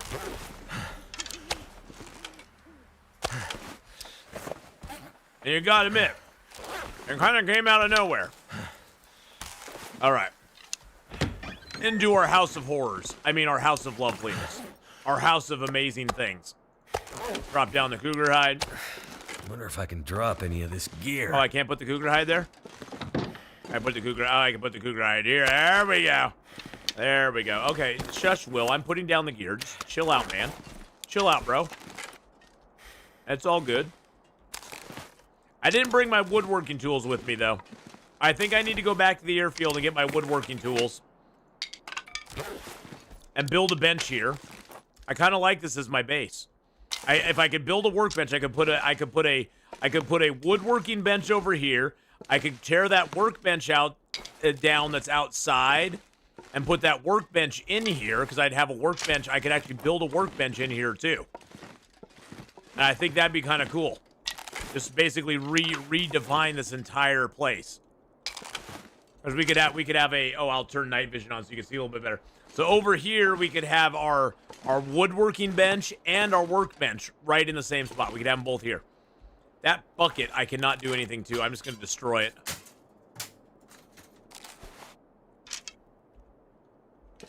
I'm not really sure how people traveled the map as quick as they did. What map? What map, BK?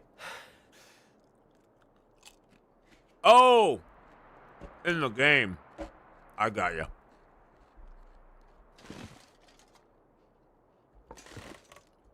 Well, I personally think if they rewrite the ending with a Cthulhu Eldritch God twist to it, I think that would make the game better overall, in an overall sense. You know what I'm saying? You know what I'm saying? You know what I'm saying? Let the Eldritch Gods rule.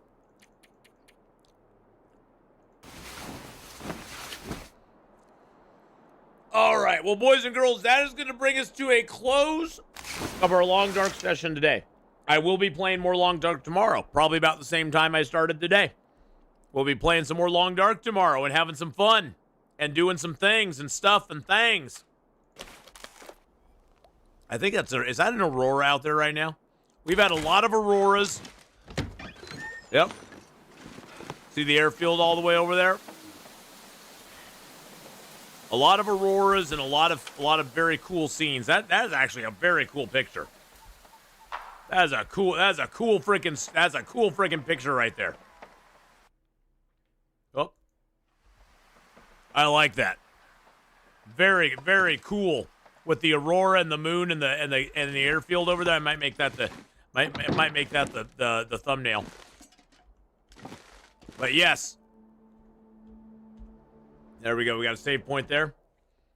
But thank you, everybody, for joining me today for Long Dark. It's nice to be back in one where I'm not, like, angry against it. I wanted to check out Wintermute real quick, just see if I could, can I actually go back into chapters? I think I could only load into chapters that I have save points in, right? Like chapter 5, I think since we finished it.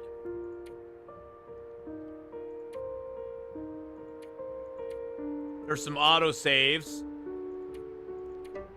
Yeah, those are just auto saves. Nothing I can do there. Yeah. Now there is the constable's office.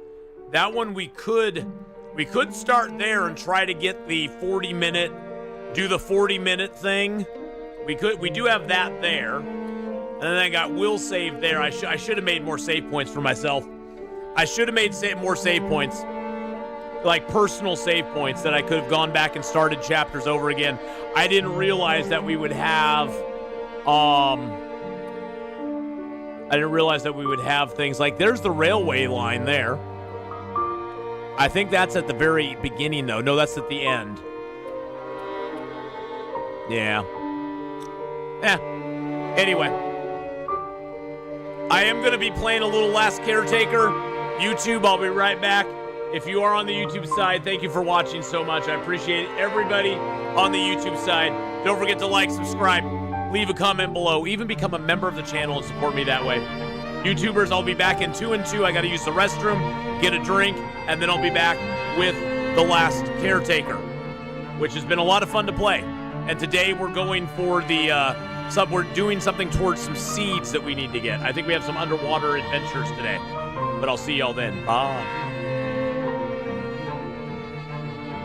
All right.